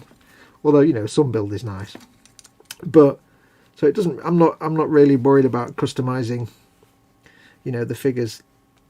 It's nice to have like 20 dudes that don't all look exactly the same. Yeah. but at the same time, I don't really care that much. Because I'm here for I don't play the game, and I'm here for the building. So this is it. You know, I mean, all right, I know we joke about a gaming table and that, but my shelf will be done as if it's a gaming table. So I can display all these pieces in an easier way. So, yeah, I'm kind of... I like the way you say my shelf will be done as a gaming table, as if you're never going to have a gaming table. Nah, my lad is saying, you're going to make a gaming table, Dad, ain't you? Come on, make one. You know you're going to end up with a gaming table. Cause he wants to play. Your lad wants to play. Yeah, he wants to play you anyway. Yeah, so... Then he can get his mates round, and then you can have a group of you playing. Can't at the moment, because I'm in a COVID bubble. Well, yeah, not right now, obviously. But then again, think of it, it's a chance for him to play the game, because he can't go out and play with his mates, can he? So No. This is annoying me now. Why? The way it doesn't seem to want to fit. It's like the hole in there seems not wide enough to accept. It fits at the back. Run your scribe along the edges of it, mate. Yeah, Scribe the channel out a bit more. The front bit here seems to not fit flush, and when you push it down, it's like creaking, like it's weird. Mine just dropped in, mate. Yeah, this one I must have, unless I've done it, I've put it together slightly funky. I don't know. Yeah, I would run your scribe down the channel and widen it out a little bit. Yeah. I mean, yeah, there's a tiny little bit of seamage, but I'm going to lose that with a pin wash. I can't see where it's not quite fitting, if you see what I mean. It's like trying to fit a size 5 foot into a size 4 shoe, I think. So it's kind of just sticking up a bit at the front because something's catching at the back, I think. I'm not quite sure. I could just glue it and clamp it, but I don't want it to go beep 6 months down the line and ping out. That would be most annoying. What are you eating? Ritz. Underneath the crackers. I'm never a big fan of Ritz. You insist I have noms I at do. the bench. And it's right for me to do so. Yeah, absolutely. Got me dinner next door, so yeah. Absolutely. This is not... it's really weird. I'm not quite sure what is sticking where. It's most frustrating. Let me do some more. I'm trying to think what I did on mine. I can't help thinking it's this peg at the end is just not quite... Something wrong with it. I don't know. Something somewhere is a little tiny bit too wide. Mate, I'd slice a piece of the peg off with your knife then, mate. Maybe. That's only going to lead to disaster, I think, with me, though, isn't it? Slicing anything is going to end badly for me. Are you sure you want me to be slicing things? Yeah, because it's basically got the square rebate right down the centre. Yeah. I think on mine, I run the Stanley knife along the edges and gave it a chamfer. And it popped in. Yeah. Oh, Erneris. Steady now. Right. I'm just not quite sure. But yeah, if I remember rightly, it was a bit of a friction fit. Or persuasion. Like the sides are quite. Yeah. Have they warped slightly as it's come out the mould? I don't know. That might be possibly it. It's almost like something somewhere is snagging and it's affecting the whole fit of the whole thing. I mean, it could be that I've glued this together and I've got it a bit funky and not quite flush or straight, but I do not know. It will be persuaded, Fox. That's a bit better. Okay, that seems to have put a fire under its ass.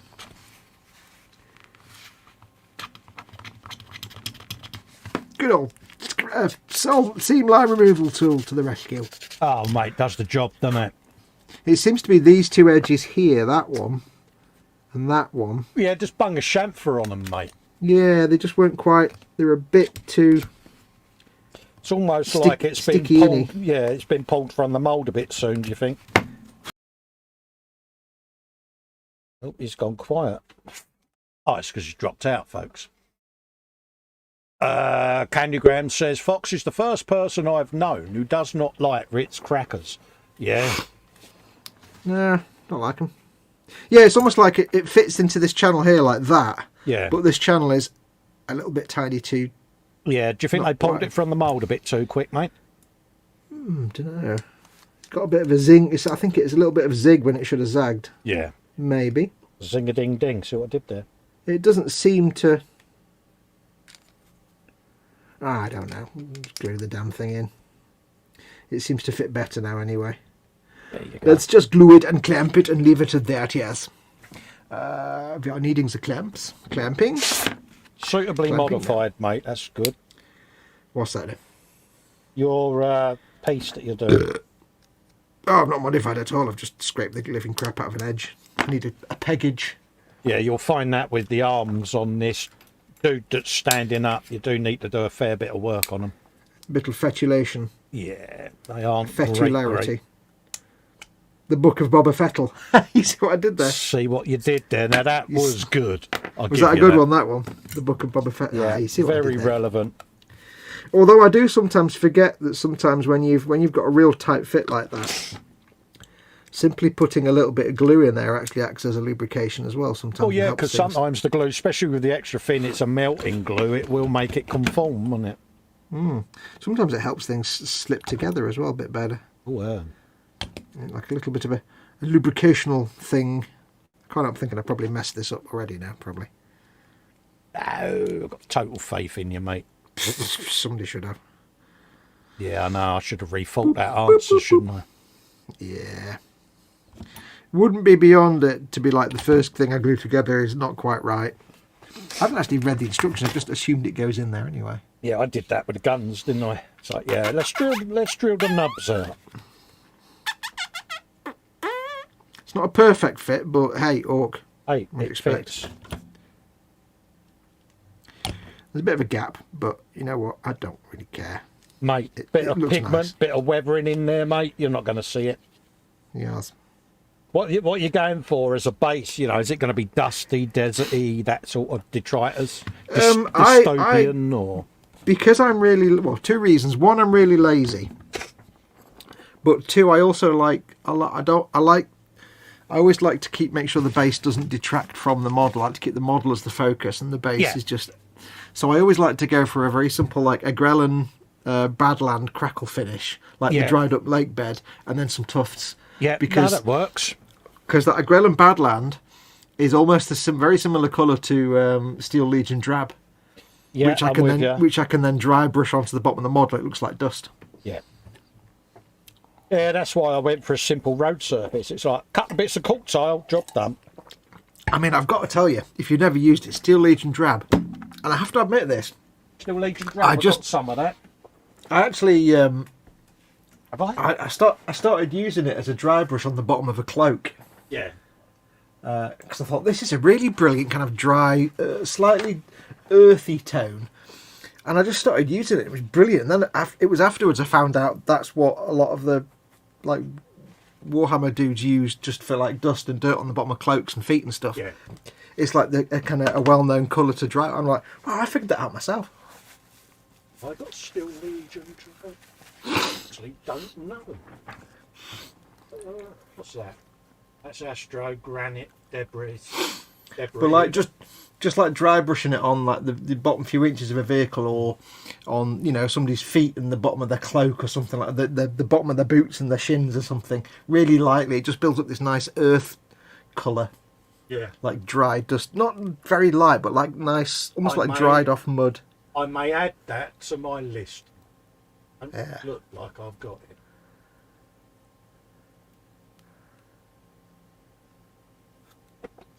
It's also a good colour for orc trousers. All right, yeah. But yes, I've settled on my green orc skin colour. Oh, nice. I've been watching Duncan paint some orcs, and he was using a colour scheme that I thought looked really, really nice. Yeah. And it's kind of a muted olivey green colour. Yeah. So it's Deathwell Forest and then some Beal Tan green, and then you Yeah. layer it with Deathwell Forest. and then it's a couple of other lighter greens. So it's not like a blatant bright green. No. It's like an olive drab kind of olive. It's like that kind of green colour. It's quite nice. Trying to think what I used. I used moot green and Beal. Is it Beal? Beal tan. Yeah, if I remember rightly. Yeah, you've gone for a deeper green. Oh yeah, they're quite light actually. They're lighter than they were. You'll see what I mean when you watch Duncan's Right. Bad Moons painting. Oh, actually, no, it's quite light. Yeah, I think it's Deathwell Forest, Beal Tan Green Shade, Deathwell Forest layer, then it's Strachan Green as a high fine layer. Beal Tan Green, yeah. That's it. And then Krieg Khaki as a final highlight. And it's like a real faded, bleached out green, which I don't like the bright green that some people do. Yeah, some people like mine. Is that what you're saying? No, yours are kind of... You're going there's people for that do like really... Almost like...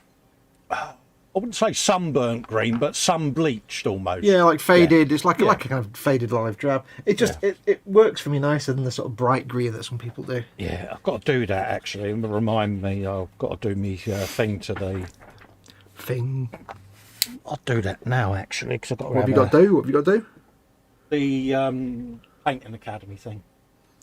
All right. And Denny Fear. Cheese.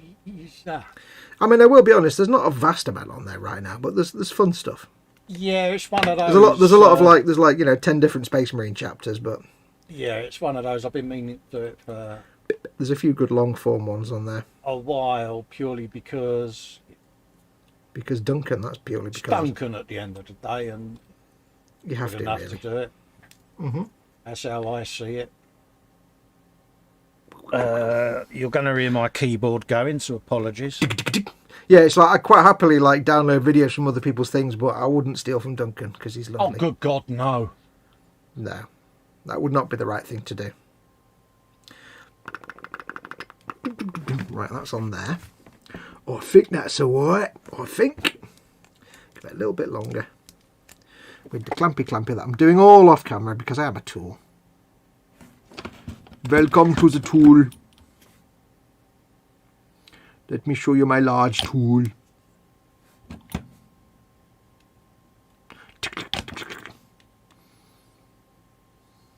Underneath the cheese. Every one of your keys in your keyboard has a unique sound, so I now know what your credit card details are. I don't really. Or do I? Ha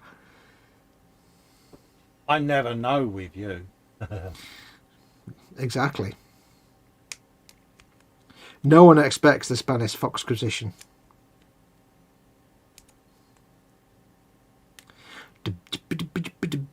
Right, put that there for a minute.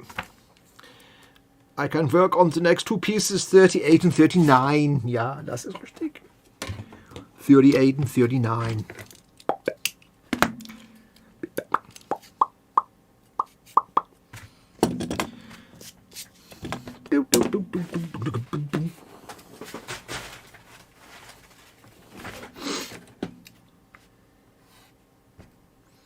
Beneath the Archie. Let's save that in the Duncan Rhodes folder. Don't know what that was. 38 and 39, was it? 38 and 39. I could look at the numbers, or I could just look for the part. There we go. 38 and 39. I do hate when the parts are right close to the frame, because you have to then cut the frame to get them off, because there's not enough space to get your nippers in there. It's not coming out on the screen. It isn't. 38.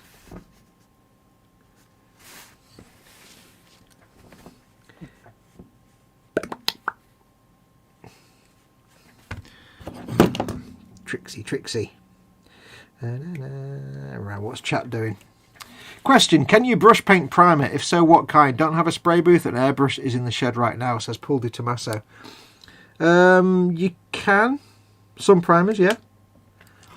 I mean, you can brush Vallejo primers, even though I don't recommend them. They're okay on miniatures where you're not going to do any masking, I suppose, or sanding. You can brush the Ultimate Primer, Ultimate Modelling Products primers. I can't speak to other primers because I haven't used other primers. But yeah, you can do if they're not like lacquer primers. Yeah, not a problem. If they come in a little bottle, you won't get such a very fine thin layer. You'll obviously get a slightly thicker layer on your model, but most primers you can. But do a test first.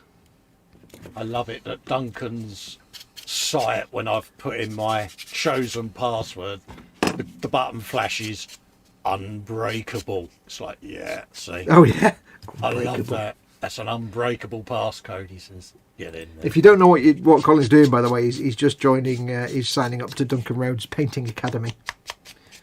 I'm subscribed to it, and Colin was gonna, but he has just done a painting tutorial on how to paint Bad Moon's Orc, so Colin might quite like to watch that. And Duncan's, a valued member of the community, Duncan, isn't he, at the end of the day? Yeah, Duncan's lovely, and I'll hear not a word said against him. Underneath the arches. So yes, you can paint primers, some of them. But like I say, just be aware you will be painting on a thicker coat, so there's always the chance you'll obscure some really fine details. If it's a small little miniature, then yeah, it's not a problem. If it's like a big vehicle, like if you were building like an Eagle transporter or something where it's got lots of flat open surfaces, I wouldn't recommend brush painting a primer on that, because that's where you really want to have a nice smooth flat primer coat, as thin as possible. So if it's like a miniature or something like that, then yeah, it's fine. Just go careful. If you're not sure, then it may just be worth waiting, using rattle can primers. Because ideally, the smoother and finer and more delicate your primer coat, the less squishy and lumpy your details will be. All done. All done, good lad. Even got a thank you off Duncan. Thank you for joining the academy. From Duncan and Rog. I've painted primer. I use a Vallejo primer for my airbrush, and it brushes on nicely for me, depending on where you are. Rattle can primer is always an option for you too. Yeah, if you've not got the airbrush out and all that, rattle can primer is always a good option. All beans. Of course, rattle can your primers outdoors. And it does help as well, like, if it's a Games Workshop thing, or even if it's not a Games Workshop, if you get a coloured primer like one of the Army Painter primers or the Games Workshop stuff, it's always handy if you can get one that's a similar colour than you're going to paint, because if I've got to paint something like Mephiston Red, then I may as well prime it with Mephiston Red. It's primed, I don't have to paint Mephiston Red in it then. So, or the Army Painter do a range of coloured primers. I think AK also do a range of rattle can primers. Does anybody here collect Funko Pops? Asks Ironman129. No. What are Funko Pops? Those little figures with the massive heads. Yeah. I've got... Be easier if I show 'em. I have Funko got Pops. that one. Yeah. Rob Perlman, and I've also got one, if I remember rightly, I think it was Raging Modelers sent me.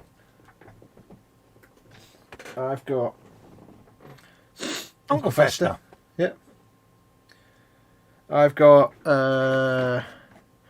they did some unpainted Space Marines, so I've got an unpainted Space Marine that I painted as an Angry Marine. Yeah. That's why he's got rude words all over his heavily battered armour. I like that. Angry Marines are great. And I also got sent a Space Wolves Funko Pop from someone, I can't remember who sent it now. Yeah. Space Wolves! I might repaint that one. But yeah, you got to do an Angry Marine. I've still got that big, is it NECA Space Marine? Big 24-inch tall thing. The McFarlane one. That's it. I don't know what I was thinking of NECA. Yeah, I've got that. I do have another unpainted Funko Pop Space Marine that I need to paint. It's just in the primer coat somewhere. And I've got a McFarlane one I need to paint as well. Yeah, I've got another. I'll tell you what, those little Funko Pop Space Marines, you know what makes a great base for those? What's that? The lids off the Master's brush cleaner. Yeah. When I finished one, That's the base on that Funko Pop Space Marine on my Angry Marine's one of them. Oh, right, yeah. They're perfect for Funko Pop sizes, or for any Funko Pop. It's perfect size. Of course, you have to buy and empty a whole thing of brush cleaner first. I'd forgotten about the Space Marine Fox painted. Those were good videos, says Candygram. I think that was all live streams, that. No.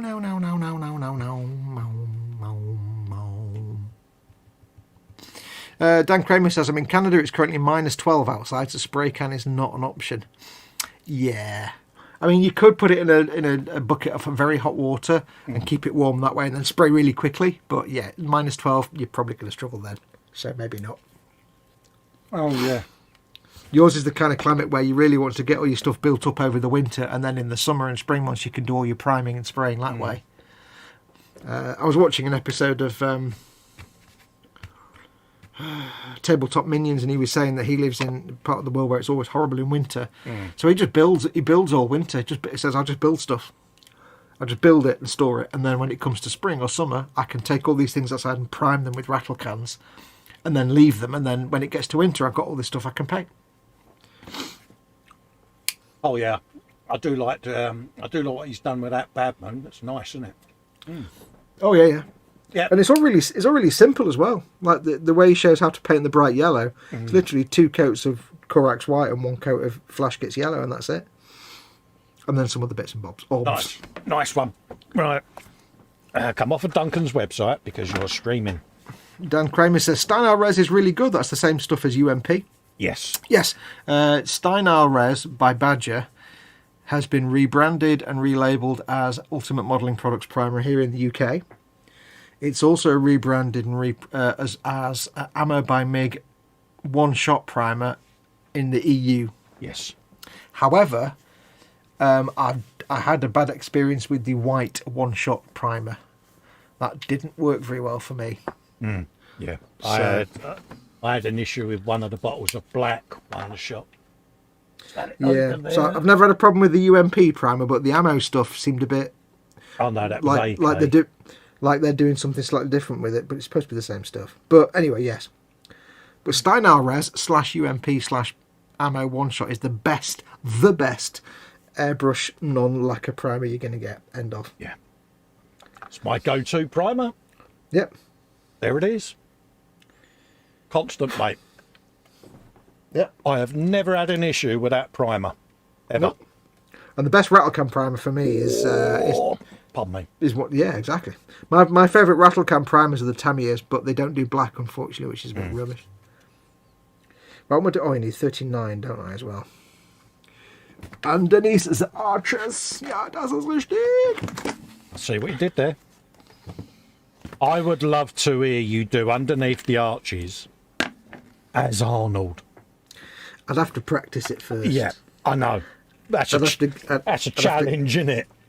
I'd have to rehearse it a few times. You've got to admit, though. Yeah. It's got potential, isn't it, mate? I admit nothing and also everything. Absolutely. I mean, nothing about everything and everything about nothing. I'm about to do spiky claw hands. Ooh. Happy days are here again with a big slappy hand and killing things. Oh, yeah.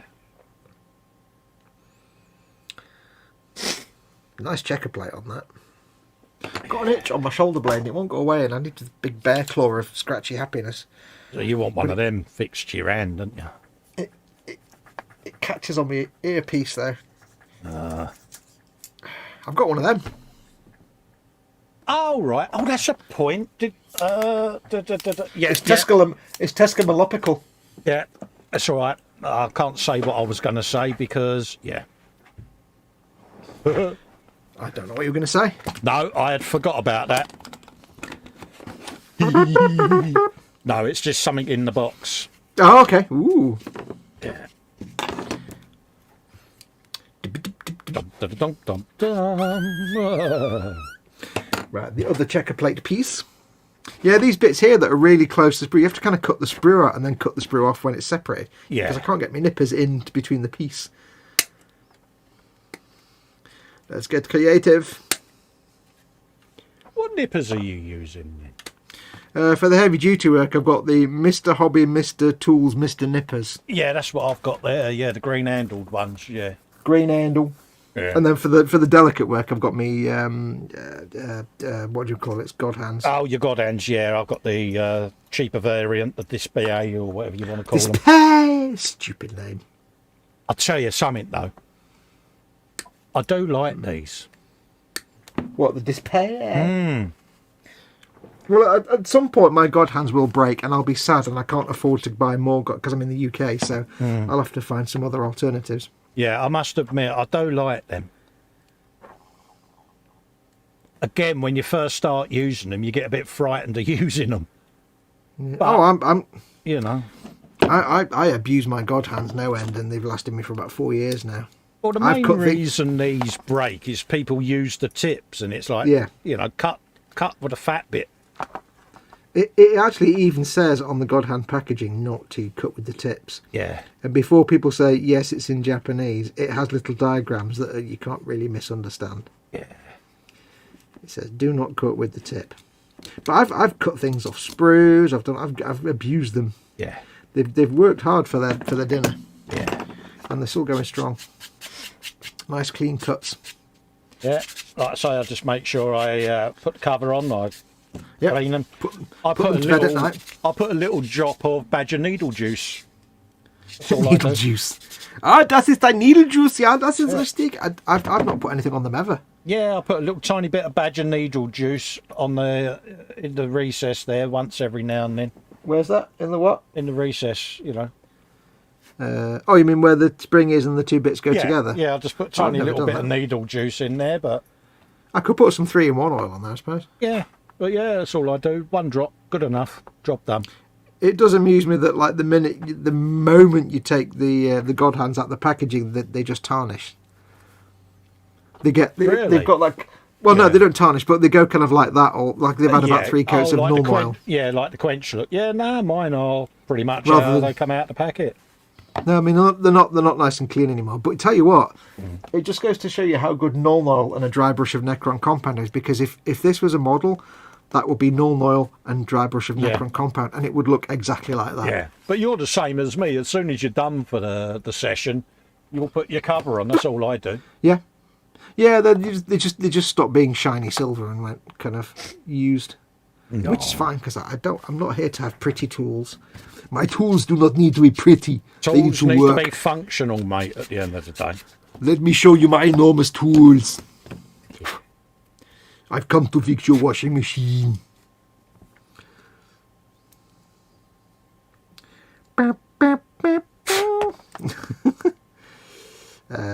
Paul D. Tommaso says display nippers are awesome. I've got the 2s and the 3s have been even slimmer blade. Works just as nice as God ends. Yeah, I found them really good, to be honest with you. Claire is in saying hello, Colin, Fox, Jeff, and everyone in the chat. Just popping in to say hi before I nod off to sleep. Hello, Claire. Lovely to see you in, my darling. Hello, big hugs. Hope everything's okay in the land of Claire. Mm-hmm. And if it isn't, tell us whose ass we need to kick. Yeah, tell us who we need to go and have a word with. And then we'll find someone to go and kick their ass, because we're just big cowards. Absolutely. I'm just a big phoebe. I don't do the fighting thing. But I'm clever enough that I can get someone else to do it for me. Yeah. Who needs brawn when you've got the brains to get someone else to go and do the brawn bit for you? You're good, you are. Yeah. I'm King Weasel. If I can weasel out of anything, I'll do it. Good for you, mate. I spent a lifetime weaseling out of stuff.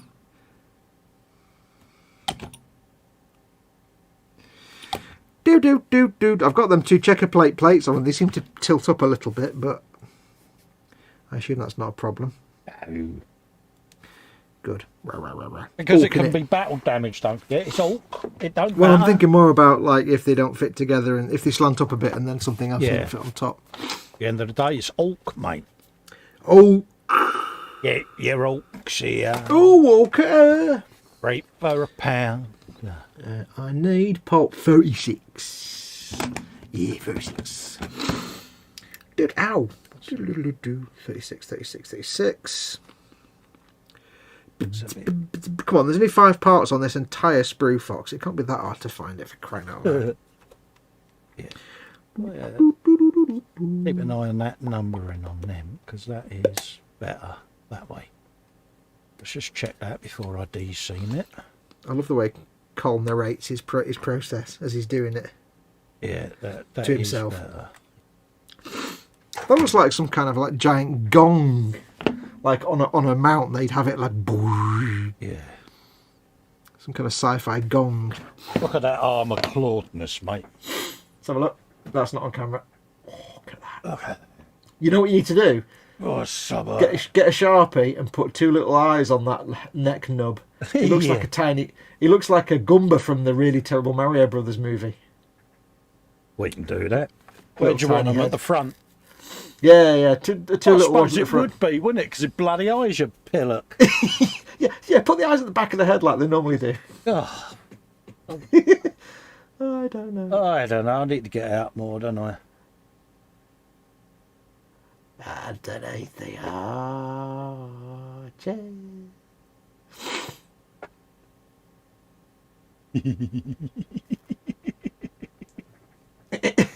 No, he's got a tiny wee little head, potato head.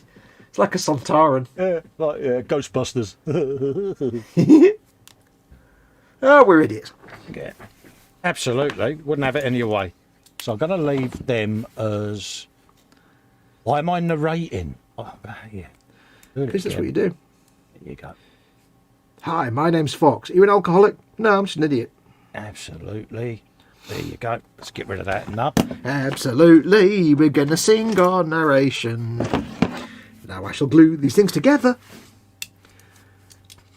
Hey, what have I built on this little set? I bought some dudes, the big dude, didn't I? And the trikes. I've still got shed loads to do yet. What have you built so far? You built the war trike. Yeah, that's this thing, isn't it? Yeah. Okay, you get knobs. I haven't done them. You get the runt herd and grots. Done the Gretchens yet. You get the war trike,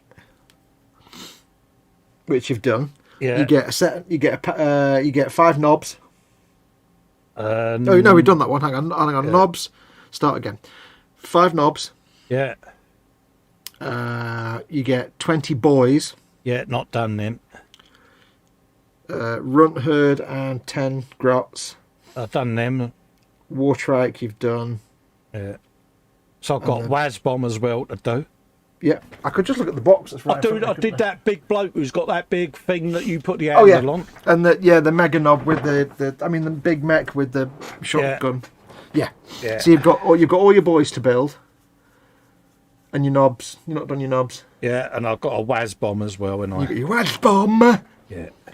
I'd recommend breaking your boys up a little bit though. Yeah. Because 20 at once. If they were all different figures, it'd be one thing, but because it's the same thing twice. Yeah, and that's just this set. I mean, I've still got other stuff that I've got to paint and that as well, like all them squigs. Looking forward to that. I've got all my Forge World stuff to build. Yeah. So I've got to order some paint for me squigs because I want a couple of additional colours. I've seen people paint squigs other colours and it's weird because I think, no, they're red. I just want some additional shades of red. Just for a bit of... what do you want to call it? Contrast, yeah. Did you know, with orcs, theoretically, the bigger and more powerful an orc, the darker the colour. Oh, really? And this applies to squigs as well. Nobody actually bothers with that, but theoretically in the lore, the bigger and more powerful you get, the darker your colour. So it would pay for me to keep some of my dark-skinned orcs dark. Only if they're the big, powerful ones. It doesn't actually matter. I'm just going to paint all my orcs the same colour. Yeah. But the idea with orcs is you don't get big and strong by eating well. You get big and strong and powerful by just bashing the heads of other orcs. Yeah, that sounds about right. Genetically, the more fights you win, the bigger you get. So the reason that bosses become bosses is because they just beat up more orcs and win more battles. Cool. So yeah, I'm not going to have that in my... Nobody actually really paints it that way, but that's in the orc lore, technically. Yeah. The bigger, the more powerful you get. the darker colour you get. That is one hell of a Mega Armour goodness, mate. I do like that. You like that, don't you? Yeah, and I ain't even put grappling hook on it yet. That'll be you getting a Deathclaw fist in Fallout 4 then. Oh, yeah. Got to have big claws, mate. You'll be a punchy. I bet when you play Skyrim, you're going to play as an orc. The character I've already got set up in Skyrim is an orc, yeah. Is it? Yeah. Playing as orc with melee. Yeah, and he's even got a mohawk. See what I did? I see what you did there. But he has, yeah. Have you started playing Skyrim yet? Have you just got to the character setup? That's the bit I've got to, the character setup, mate. All right, so you've done the, hey, you're awake, finally. Yeah, I've done the old carriage bit, and he's just got knocked off the carriage, and I started thinking, because remember I said, I've done an orc, and you was like, you should have done the, whatever it was, cat or whatever. Nah, do what you want to do. I knew you'd do an orc. It's weird, isn't it? Because I wasn't even building Warhammer orcs then. No. But the thing is that the beauty of that game is you've done an orc, but you don't have to make the orc all melee, because you can do whatever you want. You can start off melee, and then 200 hours in, you can think, you know what, I'm going to start using bows, or I'm going to start using magic, and just level up that skill. Yeah. I just like doing archery because I can kill people from a long way away. Yeah, you can hide behind a bush, and yeah. I am the sneaky Khajiit. I know. How long was it before I realised that was you doing that voice? I do not get up close. I'm not an assassin.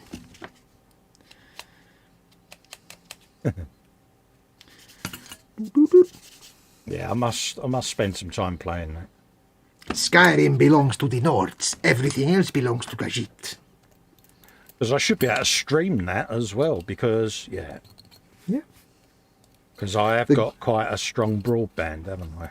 And the good thing, The good thing about Bethesda games, well, about Skyrim, not so much Fallout, but the good thing about Skyrim is that Bethesda absolutely love it when people stream their games. They don't mind. So, like, sometimes you'll stream a game and you get a warning because it's got the in-game music. Oh right, yeah. Bethesda actually have a thing on their website that you can copy and paste into your YouTube descriptions. Oh, how cool is that? They allow you to use their imagery, their sound, their music, as long as it's relevant content. Like if I was doing a video about motorbikes and I had the Skyrim music, they'd probably be like, no. Yeah. But if I'm doing a video about Skyrim and it's got the Skyrim theme tune and whatever, then they're fine. Oh, cool. Yeah. The only, and there's actually blurb on their website that says you can do comic strips, you can do fan art, you can make animate. They don't really care as long as you're just, as long as you're in the spirit of it. The only downside is with Fallout, because on Fallout, when the radio's on, you've got licensed music, like 1940s and 50s licensed music. Yeah. Yeah, you can't stream that. No. Which means you, because you're on PC, you can get a mod to remove all the music. Yeah. In Fallout 3, so you could stream Fallout 3 with that mod. Yeah. As a console player, I can't ever stream Fallout 3 because there are no mods for Fallout 3 on console. So I can never. So if I walk into a building and there's a radio already playing and it's playing a song by the Ink Spots, that's it straight away. The whole video's gone. Been mute. The whole video's been muted by YouTube. Yeah. So I can't ever stream Fallout 3. Not on console anyway. Because it never came out with mods. But on Fallout 4, I had to find a mod that it doesn't remove the music, but it just turns every radio in the world off. Yeah. Apart from a small number here and there, which are not default in the world, so I had to be careful for those. Frustrating, isn't it? But that's why, for example, when I do a Skyrim stream or a Fallout stream, when I do the pre-roll, I can have in Fallout, I can have the music from Fallout 4 playing. Yeah. In the pre-roll, and then have the the one exception to that again is the Fallout 4 theme tune, which kept getting me demonetized. Yeah. For some reason, so I swapped it to the Fallout 3 theme tune, and that was fine. Yeah.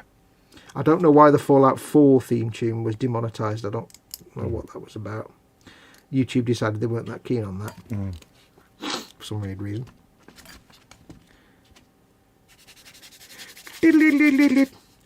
So yeah, you can stream Skyrim. You can have Skyrim music in the pre-roll. You can have Skyrim, all kinds of bits and bobs. You know what it's going to be now, folks. Carl, what? Have you streamed it yet? Have you streamed it yet? Carl, have you streamed it yet? Carl? Have you streamed it yet? Well, I know. Well, I won't ask it because I'll know because you'll stream it and I'll see it with my eyes of seeing.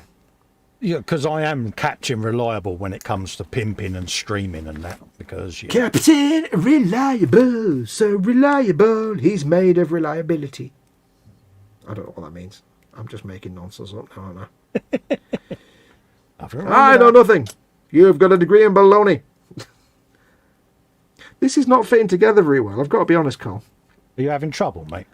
Yeah, there's some heck of fit issues on this thing.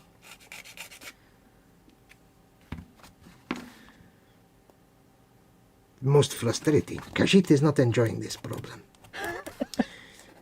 It is causing Khajiit problems.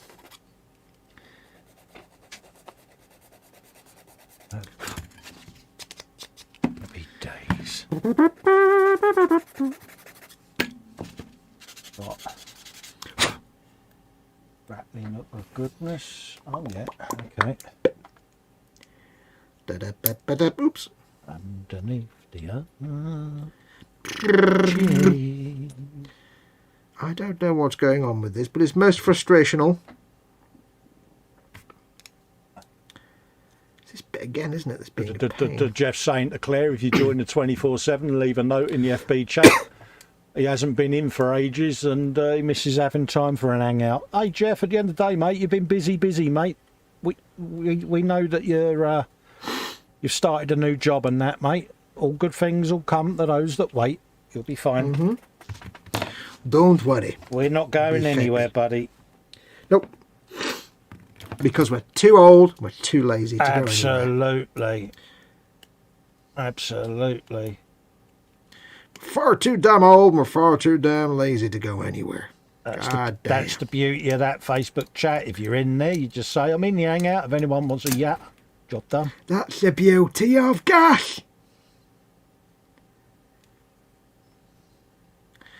This is weird. Do you want to have a wibble? You do, don't you? No, I don't know why I'm having problems with this bit fitting now. It all seems to stem from this channel in the floor part that it seems to again not be correct somehow. Seems to be an issue with something going on here. Let's chop more bits off. Chop my bits off. Grappling hook with chainage and sprocket gone on. Oh, look at that. Oh, look at that. I so want to walk down our local supermarket with that bad boy. I want some bog roll, and I ain't leaving until I got some. I want some bog roll, and don't ask me how I wipe my arse with this on. Yeah. Bring tears to your eyes. Cool, yeah, it certainly would, wouldn't it? Oh, yeah. Eep.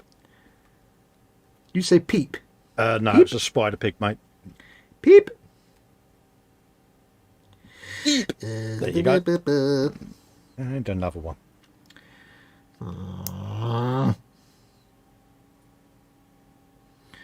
This is most frustrating.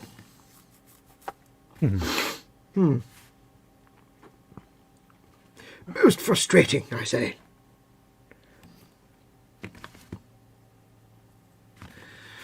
What can I do with that then? I could... So are you glad you started building the trike then? Oh yeah, it's only little fit wiggles. I just have to... Stratastrong says, yeah, he got flagged by Twitch for Metallica. With Metallica playing Metallica. Oh yeah. I had it when my alarm went off for the wife getting up because it's Metallica whiskey in a jar. Yep. And yeah.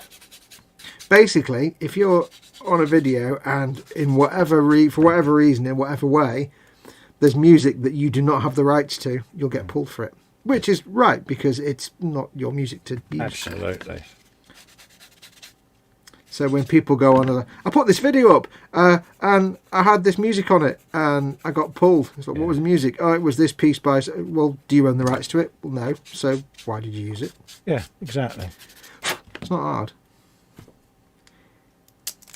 I still struggle that some people fall foul of that. It's like, which bit of its copyrighted music Yeah. that you don't have the rights to is confusing you here. I don't quite get that. This is not going well. This is most weird. You want to call it a few names, don't you? No. I'm trying to figure out what exactly what its boggle is. What's your boggle? Here, now. Be well, John Spartan. That was it, Demolition Man. That's the one. Yeah. I knew that. Be well, John Spartan. Yeah, what's the 3 seashells? Hey, he doesn't know the 3 seashells.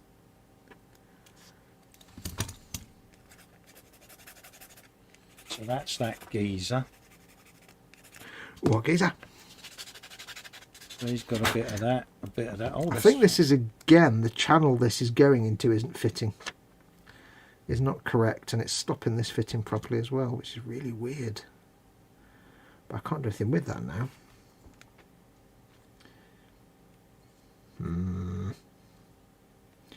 Curses. Oh, it's another little geezer there. I never spotted him. Is there a couple of grots on this? I think there's one, or is it 2? Yeah, there's one on the back there with jerry can. Is he filling it up as it's going along? Yeah. Yeah, don't drill out the nubs on them guns, Cub. Nubs. Yeah, get your nubularity here, mate. Things that make you go... Yeah. So that's that, that's that. Oh, so it's not that far off then. I'm wondering what else is not going to fit on this. Things that make you go... Yeah. Okay. We got his head to go on I don't know there. how to clean this out now.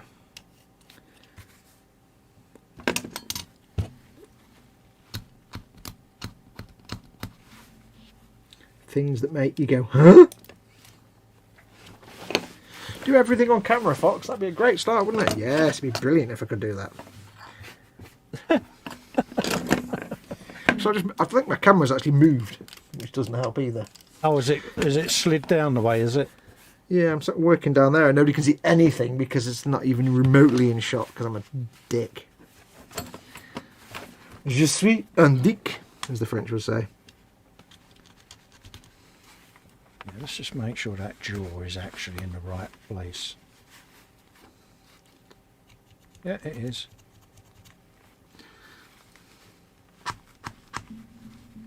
Yeah, he's got the right hour. It looks like he's got the right hump, that one. The rules. If they're not angry, you're not doing it right. Yeah, so his head goes that way a tad. Okay. That's better. He's looking over there. With you. No, yes, no, yes, no. Yeah,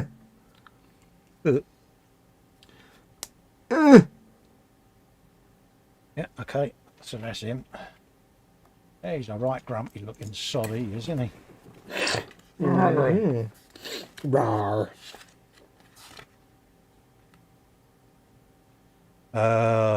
What's going on in Jack?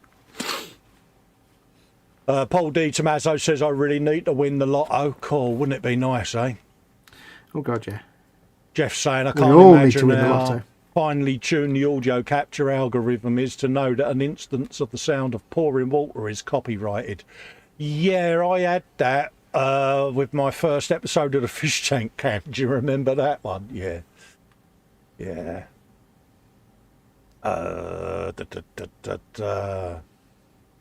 Strata Strong clarifies it was actually Metallica that got flagged for playing Metallica, not him. All right.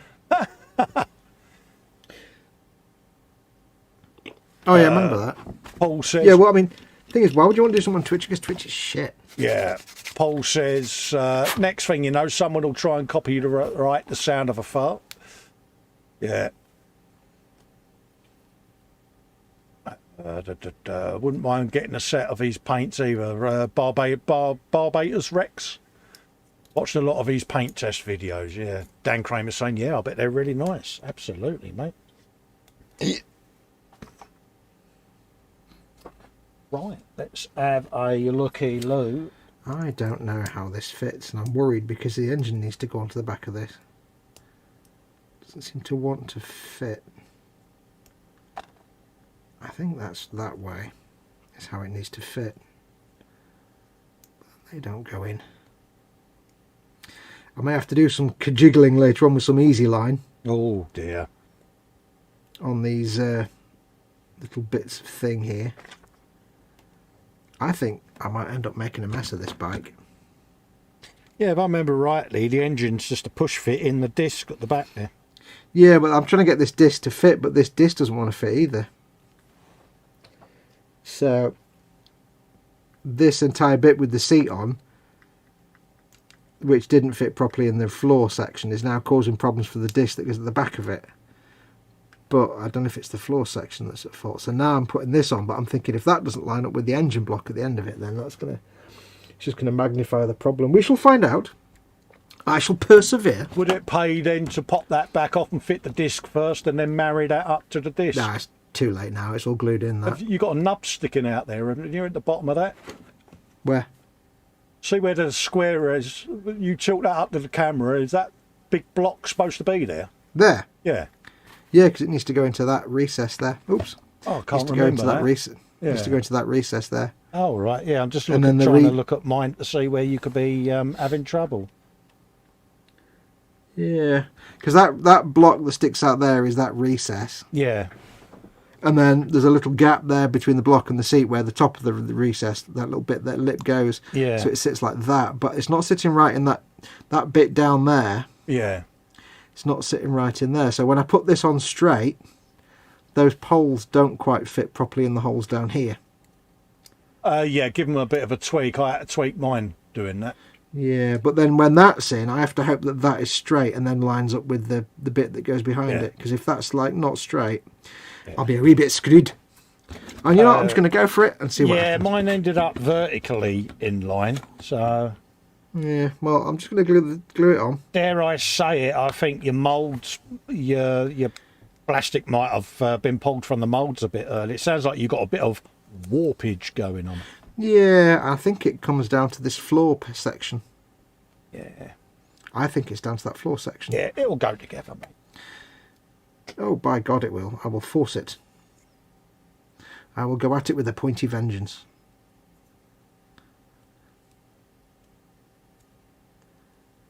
Things that make you go, ah, la, la, la, la, la.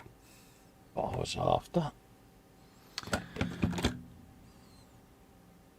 And then that bit.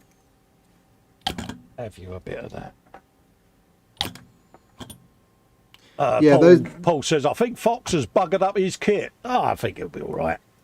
He'll get there. Yeah. I think these poles that don't quite fit into the checker plate properly. Is that Mum? Oh, on the loo, yeah. I think what I'll have to do is just get some easy line wrapped around the bottom of them to look like wrapping. Yeah. Or cabling. Hello, Mama Fox. Hello, interwebs. Hello, my darling. Colin says hello, my darling. Hello, Colin. Hello, Colin. She bless says. her. She's half asleep. She is, bless her heart. Yeah, so I assume that is now straight. I don't know. I do not know. Kashit cannot tell. I just have to hope it all lines up. Otherwise, yeah, it could all be completely screwed. But I think it's that floor plate. Either I've done something wrong, or something's not quite, not quite straight. Also, dirty great mould line there that I haven't filled properly. God damn it! Some sprue go on that. I've not done a good job Don't of this. forget, when that geezer stood at the back, you're barely going to see any of that. Yeah, I think basically what it is that I seem to have no luck with any form of motorbikes in the Warhammer kit world. It's like Space Marine bikes I struggle with. The new Space Marine bikes I struggle with. This thing, I might just avoid. What you're basically bikes saying altogether. is that you're arse. Yeah, I'm arse when it comes to bikes. See, I don't even know if that's straight. It doesn't want to fit in those holes at all.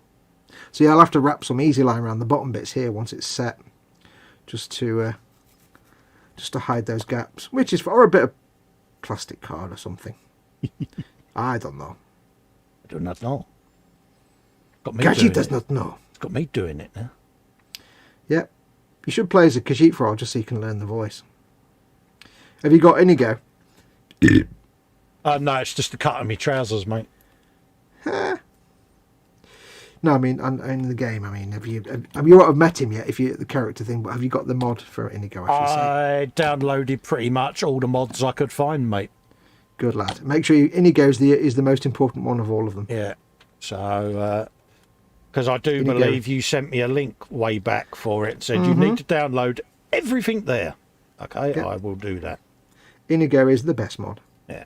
So, Because Inigo is the best companion of all of them. it's one of those where I actually did listen to you. I know. Don't know why. Good, I They've learnt thought by it, now. eh? You think they've learnt that? They've learnt about that by now. Right, Cole, remember, do not drill these out. You don't need to. Right, 43 and 42. I can dry fit those. Make sure it's all square. Number 60 is that one. Whoosh. Dan Kramer's off ski. He's going to crash. It's like he got up at 6:30 a.m. and he's about spent. Yeah, no worries, Dan. Thanks for coming in and joining us both. Take mate. care, Dan. Always massively appreciated, mate. Stay safe. Catch up with you on the next one, mate. All right. Stay safe, and if you can't be safe, charge. Everyone's saying hello to Mama Fox and also saying bye-bye to Dan. Sleep well. You go. Nobody ever says sleep averagely or sleep adequately. They always say sleep well. Absolutely. In reality, we never sleep well. We sleep adequately Of course or we badly. Don't. Of course we don't. We sleep like useless sleep, isn't it?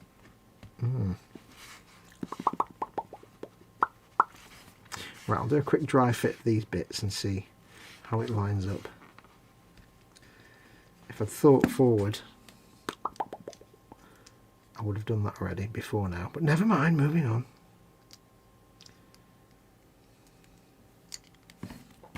Old line there, don't want that. Bit of him. I have to remember ultimately that it is orc, so a few rough edges here and there is not the end of the world. Yeah, it's not exactly, because this is the dilemma you've got. And I think this is what gets you a bit confuzzed.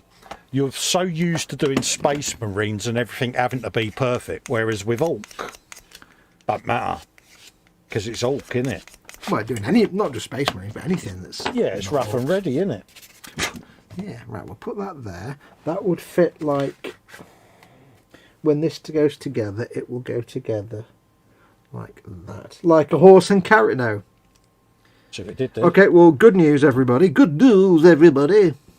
The actual engine tube that goes on the back does appear to fit. Oh, good. So we do have huge success. Now, it doesn't. These two pipes don't fit to the floor plates, but I can wrap some easy line around them, and I don't give a shit, so... Won't even be persuaded to go in with a bit of super glue. No, they're just not long enough. The floor plate, if you see there, the tube goes down, Yeah, but there's a gap between the tube and the floor plate. yeah. So I've got a little gap there, so what I can do is... It's one. I could just wrap some plastic card around, but it's a lot easier just to put some easy line around. It looks Yeah. like a typical orc binding then, like some rope Yeah. tied around. Oh, you're such a fuss pot. I know. It's all. Well, I like it. Well, I don't want to do a great big gap where there's not... I know it's Oh, all, no. but you don't want a gap where there's not meant to be one. Because that would just How be do you weird. know that, though? How do you Because- know there's not meant to be a gap? There might be a slight gap in there, deliberately. Well, because it's a dirty great gap with the squidgy plastic in it that's gone all... So it's kind of obvious it's just not a glued together properly Yeah. bit. 'Cause Now I I'm- know they're not really visible down there really, but I'll wrap some easy line around it anyway. It just covers it up and looks orcish. I shall do that now while I've got fingers. Easy line, heavy. Oh, this is that barbed wire. I'll show you while I've got it. This is the Forge World barbed wire. Oh, right, yeah. But it's basically like straight, but with the little spiky sticking out. So it's more yeah. barbed wire than Yeah. razor wire. That's the army painter stuff. And it's actually quite sharp, and I keep spiking myself on it. Now, you don't want to be doing that, do you? I don't want to do that. Right, so what we'll do, I know it's not fully glued down there yet, but I don't care. It's all fun. That's fast. I don't want. Absolutely. Got me thin. I've shown this before, and it's great fun doing this. That's where that goes.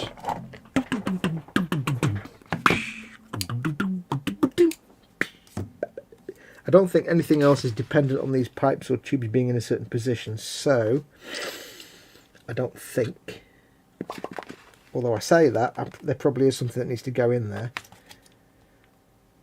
that won't line up later, but hey, what can you do? What is possible, I do not know. Yeah, a bit of gunnage going on. 1 foot to the side.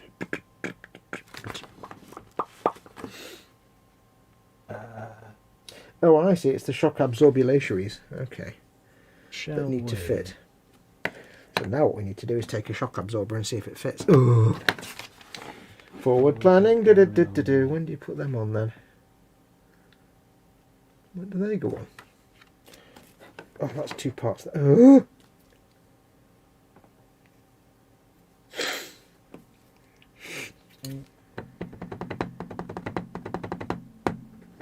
Hmm, 51 and 3. Let's just try this then. I'm having to build forward bits from later on that I'm just to make sure everything fits. Oh, right, yeah. 51 and 3. So I'm like building the shock absorbers that I don't need to do yet before I start super gluing things and stuff. Yeah. I want to make sure everything actually fits that needs to attach to bits on this tube, and it's only the shock absorbers that need to fit on there, so let's just see if they do, because that might cause problems if they do not. So it needs to be 51 and 3 is there like that. Okay, that's like that. And that goes down onto the floor. Yay! There we go. So that would sit there. Yeah. And that would sit. Paul Tommaso says, may you have nothing but fabulous sexy dreams, no evil. Yeah. No evil. Yeah. I'm not really a big fan of being tortured to death in my dream. No. It's not something I would class as, particularly fun or interesting or exciting. So that needs to go in there. Like that, you see? That goes in there. So can I make that fit now? That goes like that. That goes in there.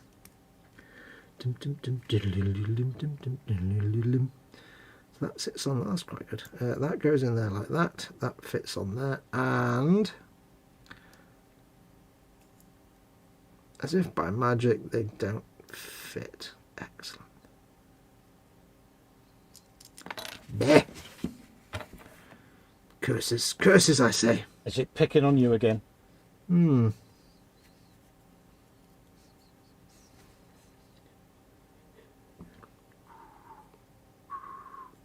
That's a bit of that.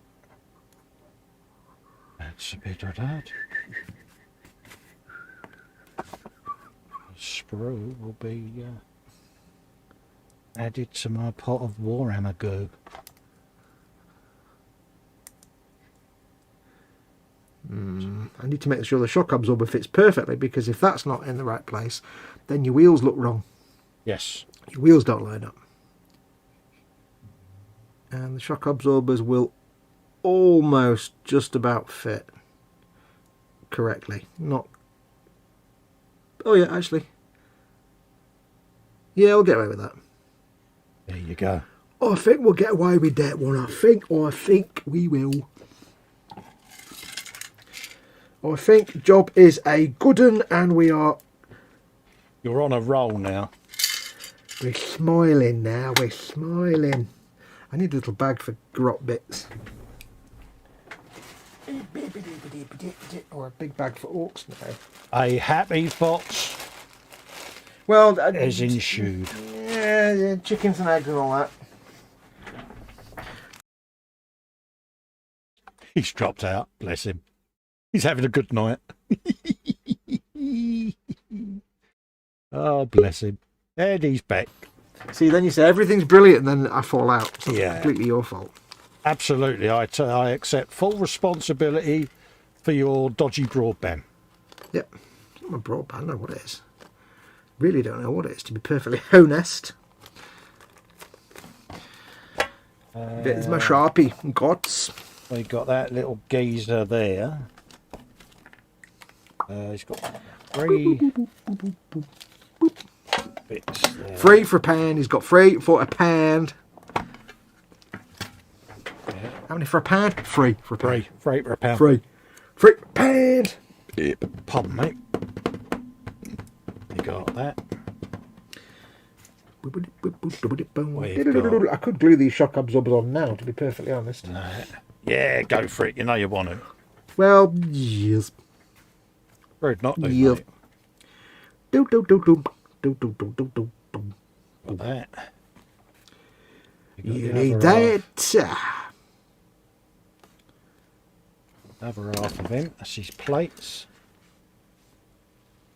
Get them in there. So.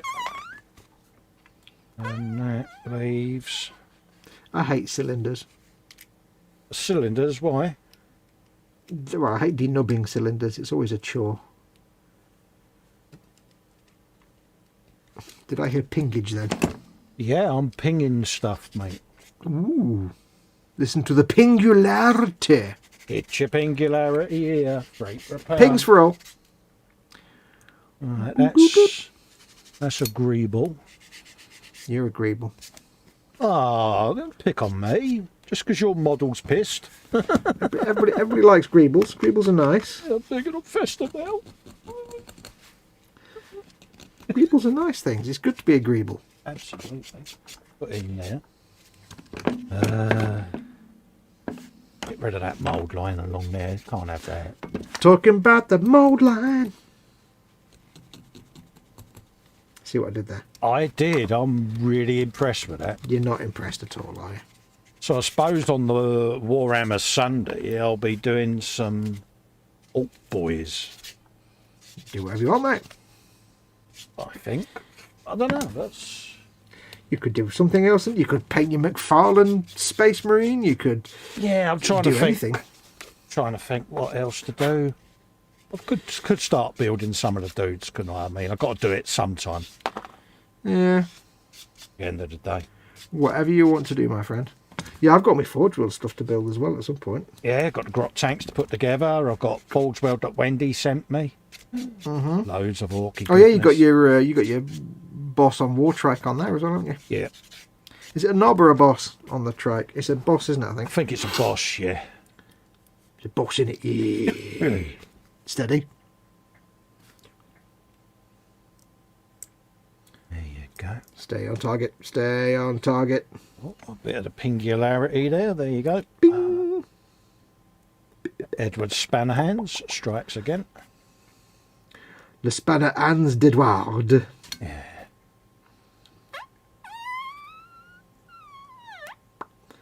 There we go. That goes in there like that. Get you a bit of him. Burpularity. Where do they all go? Where are they all coming from? Something. My dear, I'll have a looky loo. We don't know, but we hate Smurfs. Yeah, I was never a fan of the Smurfs. I found them a little bit creepy. It's like from the country that brought you such genius things as Tintin, Yeah. they also brought you such rubbish as the Smurfs. I mean, really? Yeah. It's like, yeah. Really? I know what it was about 'em. It's Such like, yeah. artistic and comical geniuses as Hergé also gave us whoever the hell did the Smurfs rubbish. Yeah. Okay, I'm not convinced this is going to work with these shock absorbers, you know. Oh dear. I don't think this is going to be a brilliant fit. The priority is to get them straight with the wheels. And that's it. So if the shock absorber doesn't fit, I've got to fudge something again. Battle damage. Well, don't know. It's where the shock absorber arm goes into the actual bit it goes into, but if it's going to be hidden behind a wheel anyway. Yeah, you must be really quite skew-whiff then. Yeah, there's something just has gone wrong right from the start, and it's just messed up the whole thing. Because like now the actual shock absorber arm is too high up for the bit the wheel goes in. Yeah. Sort of. I mean, it's not the end of the world. I said there'll be a wheel there and you won't really see it. Yeah. I'll cover it up with chisel, but it's still gone funky somewhere. I can push that to meet it, but then that's not guaranteeing the wheel will be straight. But then again, if it's the case that the wheels aren't level, I just put some extra mud under one of the wheels and it looks level. Yeah, just... Or a rock. There's always a rock. Well, this is it. If in doubt, stick a rock under a wheel. Bit of gravel, bit of detritus. Or do it so it's going up on two wheels like that. Yeah. You know, he could be driving a bit quickly and it's just popped a wheel up. Yeah. You'd be surprised how many... It's like, Fox, why do all your vehicles pulling wheelies? Very good reason for that. Yeah. Yeah, I built it bronze and list, mate. But not to worry. Yeah, there's a very good reason for that. What is the reason? Yes, it is. Yeah. The reason is it would be an ecumenical matter. There you go. That would be an ecumenical matter. It certainly would. Yes, it would. Oh, it would. You know it would. But my priority is to get the actual bit the wheel goes in place first and foremost, and then fit the absorber to that. What do you call the actual springy army bit of the shock absorber? Just the shock absorber? Yeah, shock absorber, mate. Yeah. Coil spring.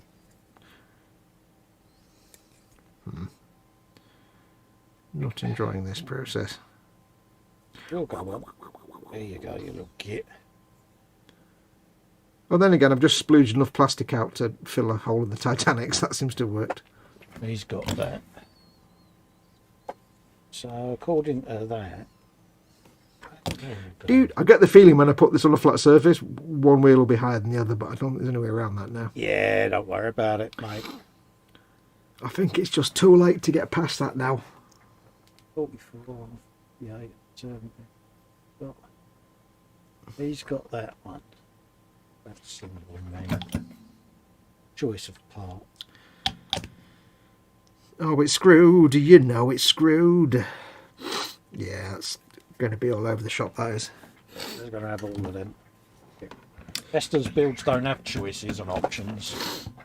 It's all the petrol cans get put on there, because that's what we do. So he's got to have his... Which petrol can are you going to use? Yes. Well, yeah, they've given us all these petrol cans, and I'm like, okay. I shall use all the petrol cans, because of course I will. Yeah, so we'll have all of them, so let's put those in there. It is the order of things. Because I know what will happen. I'll lose them. You don't want to do that. I'll put the front wheels in there as well.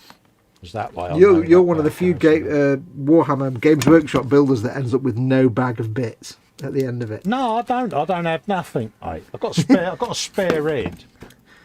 The only Warhammer modeler with like no bits box, other than stuff you bought off eBay or something. Yeah, it's like I've got greebles, but all of them are going to get used in other builds anyway. Yeah.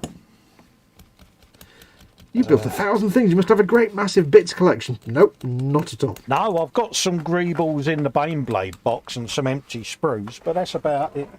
Yeah. There ain't an awful lot in there. Them's your lot. Because the last lot of sponsons things I had spare went on that battle wagon. Mm-hmm. It was like, yeah, I need to mount that bolter gun. I know, I'll use that. You don't have bits long enough to build a bag of a bits box. But it fitted. Right, so we have got all of that. We go over there. Steady, Neris. Go up.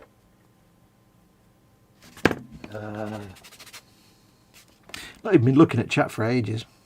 No, I shall. I wish folk Paul Ditter says, I wish Fallout would go back to isometric gameplay. I know, I'm an old git. I did try playing original Fallout 1 once and I couldn't take to it at all. I think I'm just not of that generation. Well, I am of that generation, but I've just not grown up playing that way, I think. It is not the order of things for me. Oh, your goodness. Glue of goodness. Bibbidi. Let's see how this one fits, shall we? Probably, shockingly, being a shock absorber. Get it? Shock absorber, shockingly. See what you did there? You get it? You get it? I do get it. Good lad. Right. Have a bit of a move around a minute. Because whilst that's drying, it can move. So many kits on the go. My bench is getting less and less workspace. Yeah, gotta laugh. Right, let's put that there. That's my jar of glue. Clearly, the only solution is to have more than one workbench. You clearly need more workbench space. Well, I was offered the large room, wasn't I? And turned it down, but my eldest lad wants to move to Maidstone at some point when the world's not on fire, because that's where the film studios are that he's going to be working at. Yep. And his room is 3 times the size of this. Yay. So Job done, there you go. Haha. there may be potential. But that means there goes your justification for building a gaming table. So you better get the gaming table done fast. well, yeah, the gaming table can go up there, can't it? Oh, that's true. That's a point. Yeah. That's a point. Then when he comes home to stay occasionally, he'll have to stay in that room there where you are now. Absolutely. You're sleeping in the boiler cupboard, lad. Go on now. Go and eat some gravel. Absolutely. There's room for there's plenty of room in here. I am amazed at how much stuff I've managed to shoehorn in this little cubbyhole, but How much did you shoehorn in? All of it. all of it. All the things. All the things fitted. Paul Ditter's in. Hello, mate. Did you read his one about isometric gameplay? I certainly did. You certainly did. Festa, I pay certainly more did. attention to Fox's wordage and chat You never readage. pay attention to what I say because, of course you don't. It's because I'm useless, mate. You know this. No, I never say anything of value anyway, so. Oh, lamekins. Nobody ever listens to me. That's why I talk all the time. I take the scattergun approach. Nobody ever listens to me, so I talk twice as much so that nobody can get away. Nobody can escape. You don't listen to me, I'm going to just pummel you. Absolutely. Right, well, those shock absorbers look shocking. See what he did But there. I don't really care. They'll be fine. I must say, you seemed very absorbed whilst building them. See what I did? Well, I put so much glue on the joint that it's kind of... It's not just like, you fill a gap with a bit of splooge. It's more like the whole plastic thing dissolved and became a putty that just filled itself. So there's no gap now. I can't guarantee they're actually lined up in any way that will make the wheels make any sense at all. What are you doing? Me? I'm making Warhammer goo, mate. What's Warhammer goo? I'm not got my glasses on. It's sprue goo, but Warhammer sprue.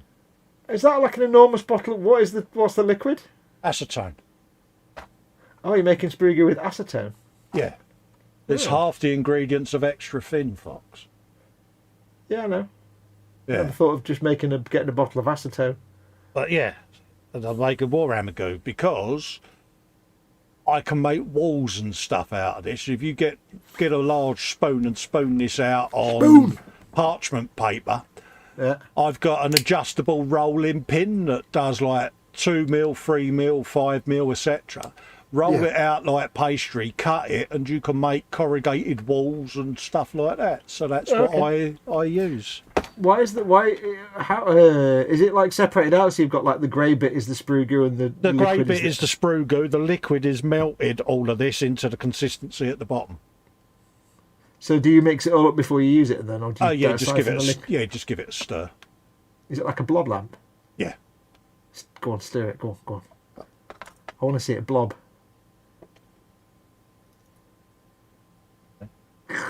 Oh, look at that! Oh, that's like toffee. Yeah, see? Only thing is, I bet it smells really strong. I don't know. I can't smell, mate. You can't smell? No. Wow, you're lucky because I know acetate smells like.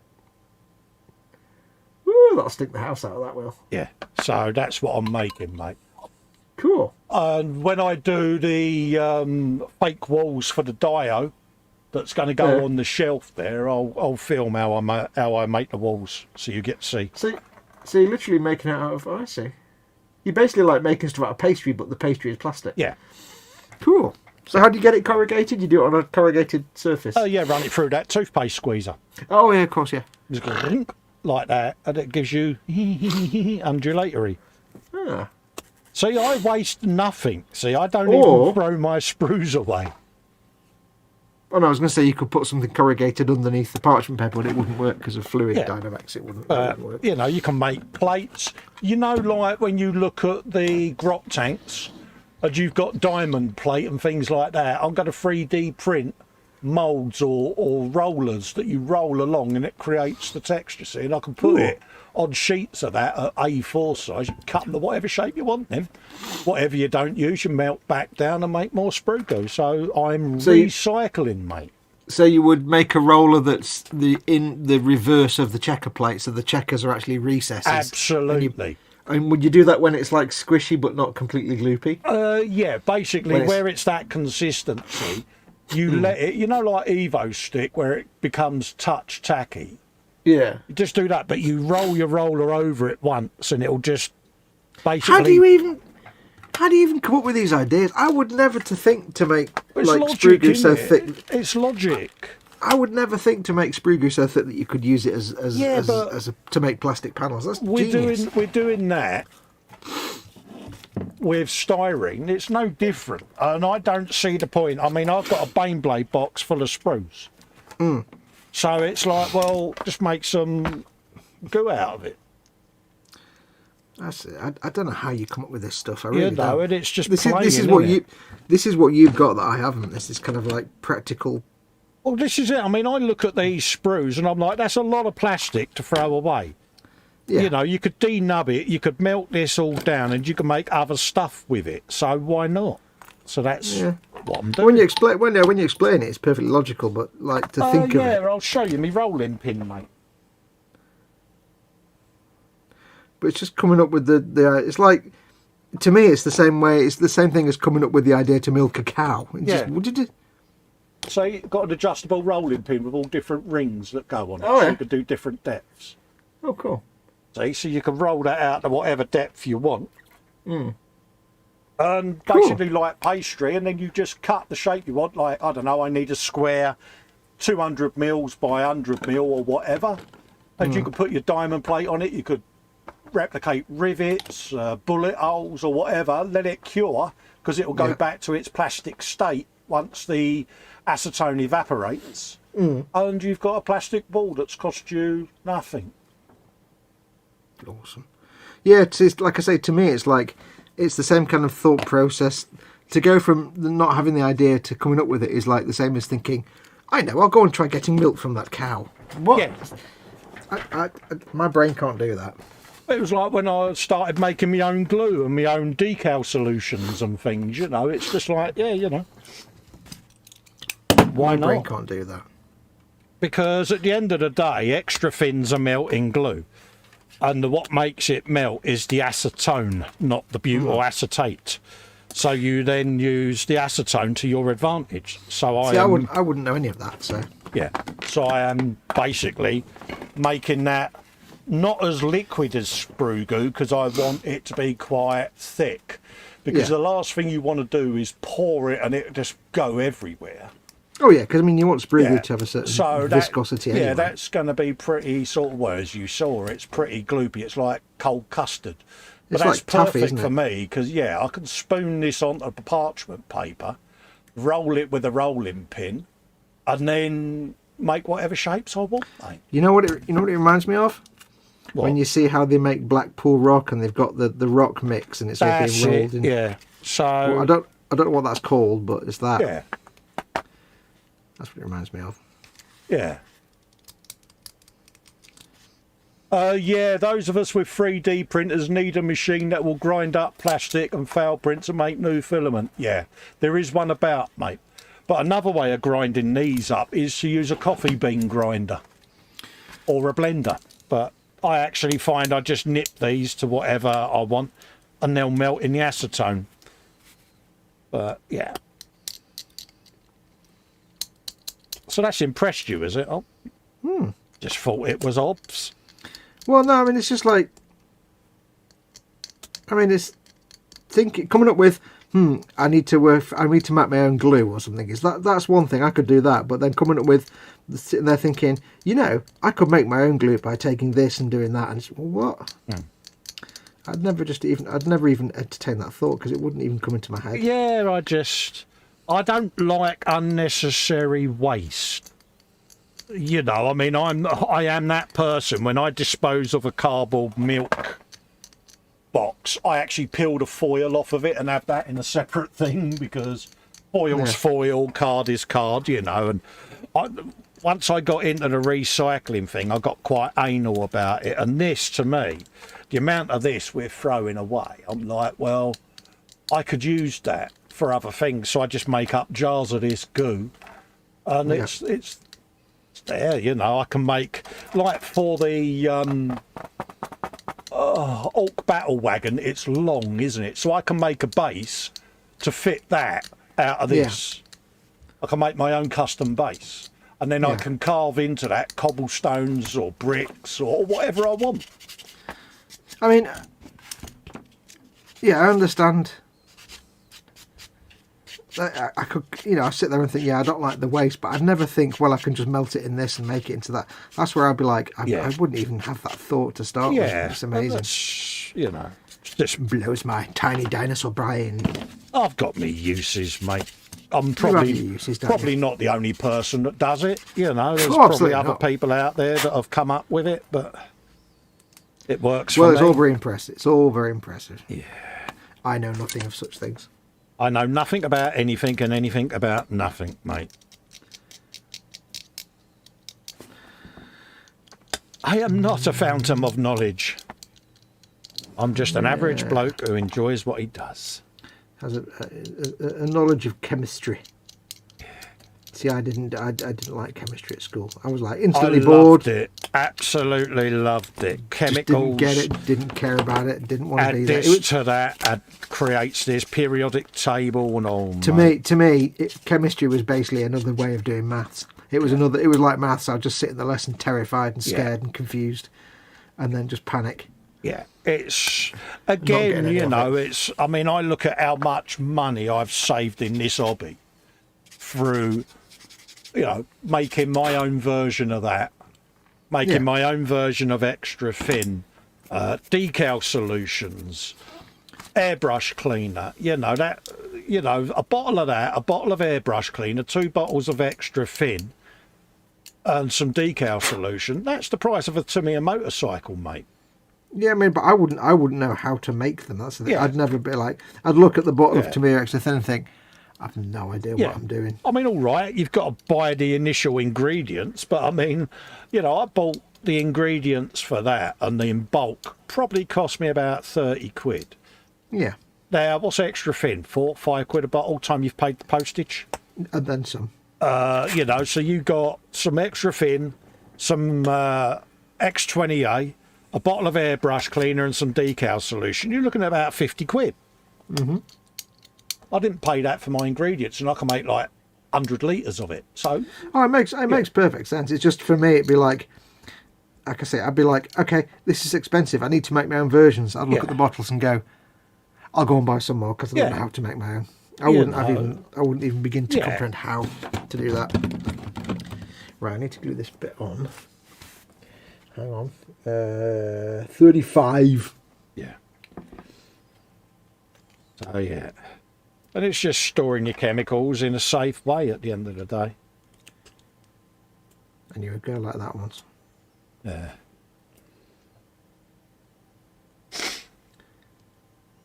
I take it you've completed your building for the evening. Yes, I'm letting it dry, hence why I'm making sprue goo. Yes. or Warhammer goo, I might get something out the box and have a rummage. But I just thought, well, I might as well chop this sprue up rather than put it in the Baneblade box, because I'm only going to chop some more up anyway tomorrow. So I'll just add this to the jar, and then whatever's left can go in a bag. Oh, that bit can go on the floor because the carpet monster hadn't been fed.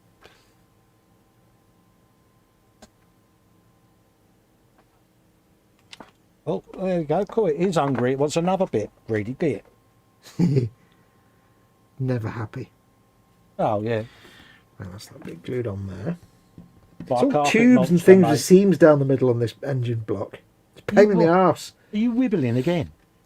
Yeah, because I want to glue stuff together and get it done, but it's all gluing stuff and leaving it to set so I can get rid of mould lines and gaps. It's like, oh!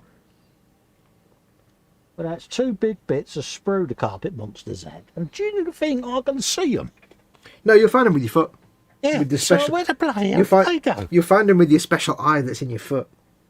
Yeah. He's amazing. I am not going down on the deck. Not happening. No, do not do. What does H tell you? Yeah, leave it there. If it's on the floor, it stays there till you get it with your grabby hands. It's just, oh, there it is. It's stuck on my foot, you pillow. Oh, you spoonless. Tune in next week when you hear Dr. Bob say, Yeah, don't be like Festa. There you go. Grab your hand, got it. Well, it got one bit of it. Don't know where the other. Oh, I'll check the other foot, I suppose, shouldn't I? Have a look. Oh.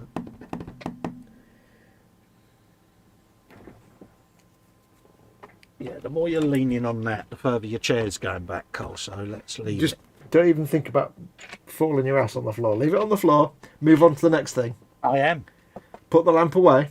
I am. Bear with me. I'm too far away You know what I from the didn't do? bench. You know what I didn't do? Setting I an didn't- alarm. Yeah, I didn't set any Oh, alarm. yeah, I did, mate. Oh, did you? Good girl. Yeah, got another half hour yet. Oh, good. It's half 4. Blimey. I know.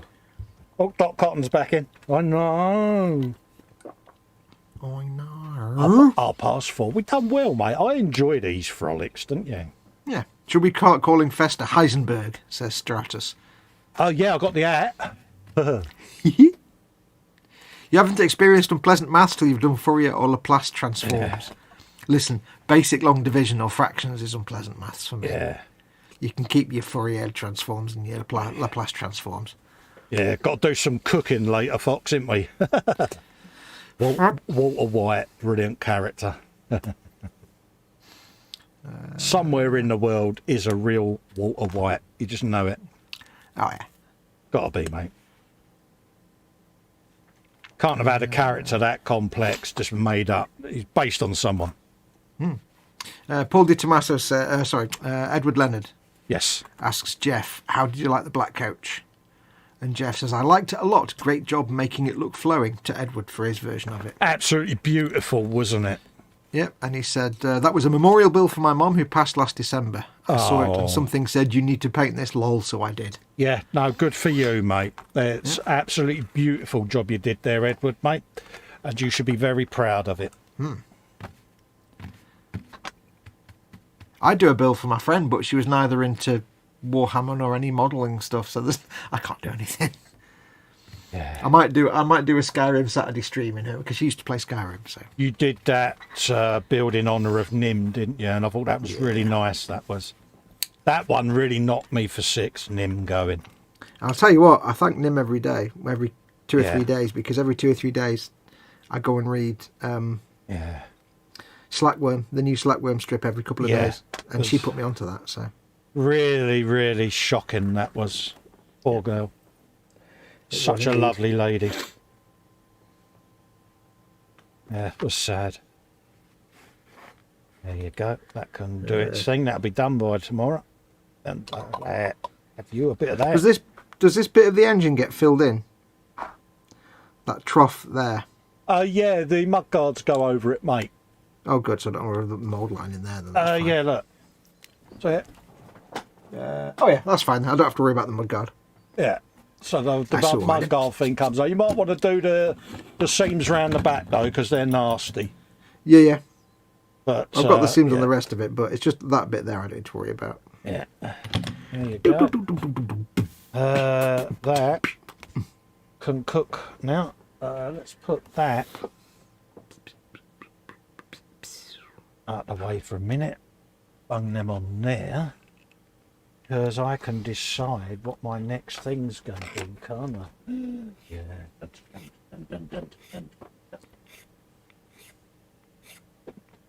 What have I built so far? Let's get the project box out. Who like that? It's a bloody good idea. That was Project box. Yeah, it was a good idea of yours putting me onto that. I do have good ideas from time to time. Don't tell everyone though. They'll I'll be back in 1 second. Sorry, what was that?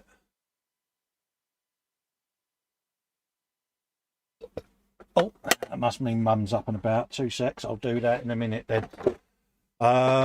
Candy Graham says, I always look forward to the frolic. This is my chill out time before the weekend. Back in a second. Just going for a great big wee. Yeah, Claire says, always like a frolic. Oh.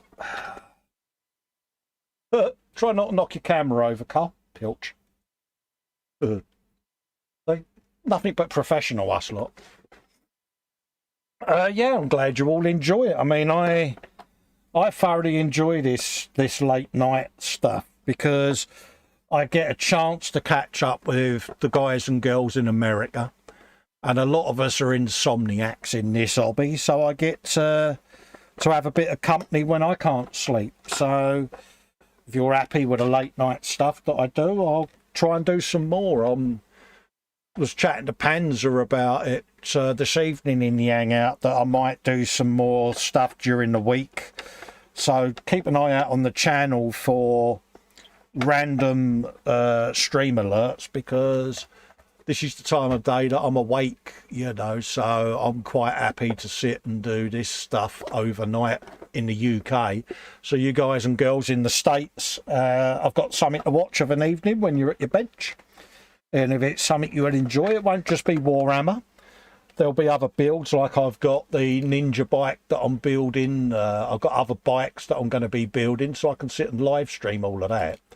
Because I can film it at the same time, because this camera will give you your bench eye view, and then I'll use the boom arm with my iPhone on to actually film from that angle what I'm up to. So if it's something that appeals to you folks, I'll happily do it.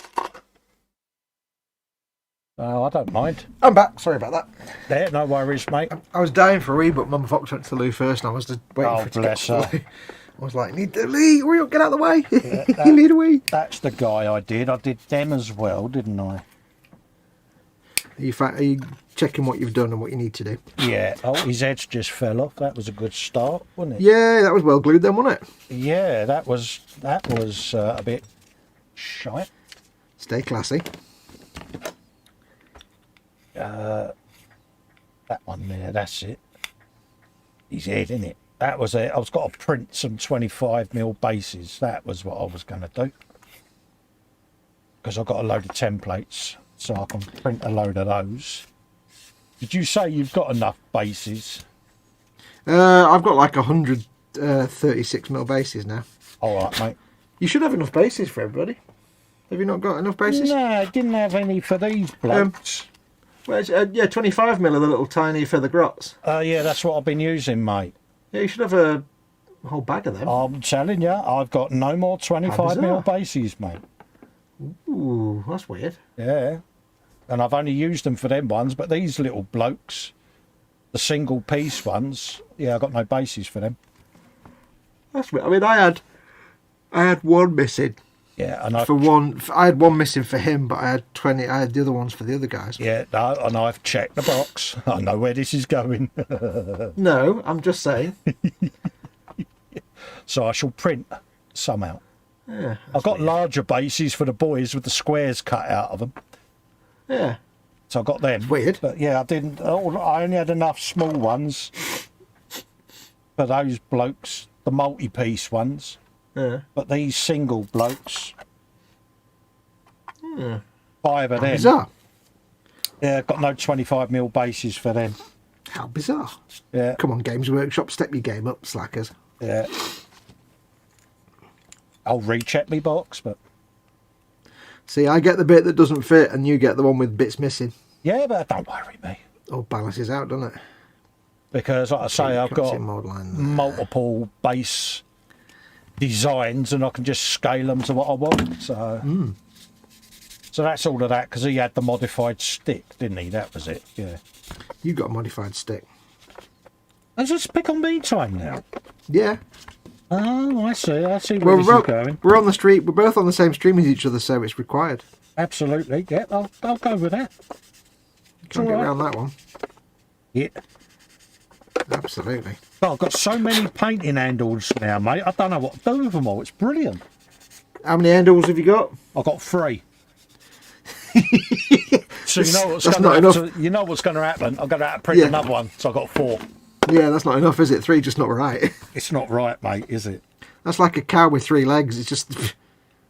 Mind you, could we count these as an handle? What? These things, what are No, well, they're just the bits you put on a handle. they? Yeah, so I can't. Yeah, so I can't get away with saying 4 yet. No. Nah, it's a bit crap then. Yeah, Yeah. don't know where that base. Those came little from. pointy things, they are quite handy, actually. Not used them yet, mate. They've been dancing around in there, and it's like, yeah, I'll show you what I've got. I've got a couple of my deathcore dudes yeah.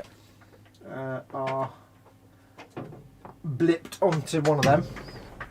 Basically, all I've done is Yeah. you get the little chest piece shaped bit, and then you just push the pointy bit into it, Oh right, yeah, and then you put a tiny touch of super glue on the end. yeah, And maybe you don't have to drill them, like instead of drilling a big hole in the leg of someone to put them on a cork thing, yeah. you drill a tiny, tiny little hole, just enough to make the little tip of the Yeah, pointy thing just so stick that in. the tip pops in there, yeah. Yeah, a tiny bit of super glue. You can paint them, and then when you finish, snap it off. Oh, happy days. You can scrape the super glue off, and you've got a reusable tip. It doesn't. Yeah. I've seen people. I watched a video of someone testing these, and the person was gluing Yeah. this to the model with normal cement, and I'm like, what? Yeah. No, that's not how you're supposed to use it, because these are reusable. You Yeah. just snap it off. So yeah. So that's me. That's me. Macarius Vanquisher dudes. Oh, nice. I like that. But that's what this is for, to put it in here. And these things, if you've got one of the new painting handles, they fit in these holes. Got one of them. Yeah, Yeah, they fit in the holes around the side. yeah. With the base and the prongage and all of that. Yeah, lot. yeah, all those little holes around the side. That's what them are for. Yeah, and them bad boys. Yeah, those also fit in those holes. I didn't realise that. Yeah. Those It's arms good, fit in isn't there. Yeah, I've got no use for one that big though. At least not at the minute. But Yeah. I will say though, this is a bit looser, as in easier to open than the old ones, which is great because the old ones you're like trying to get some of the bigger bases in there. Yeah, but I mean, the size of the base you can get in there, it's brilliant, and it's like, Oh yeah, that's pretty good.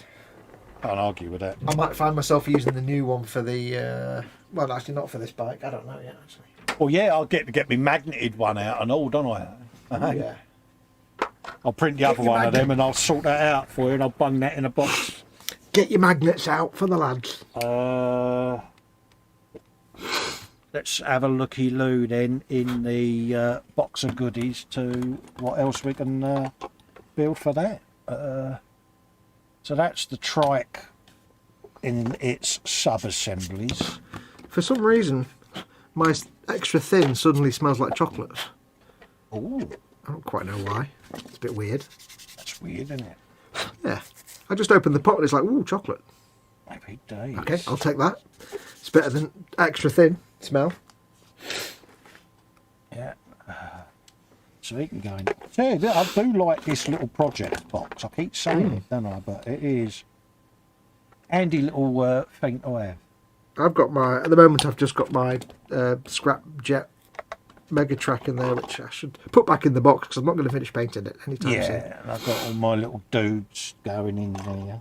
But I found it really handy to go so I could go and sit out in the garden in the summer and paint stuff.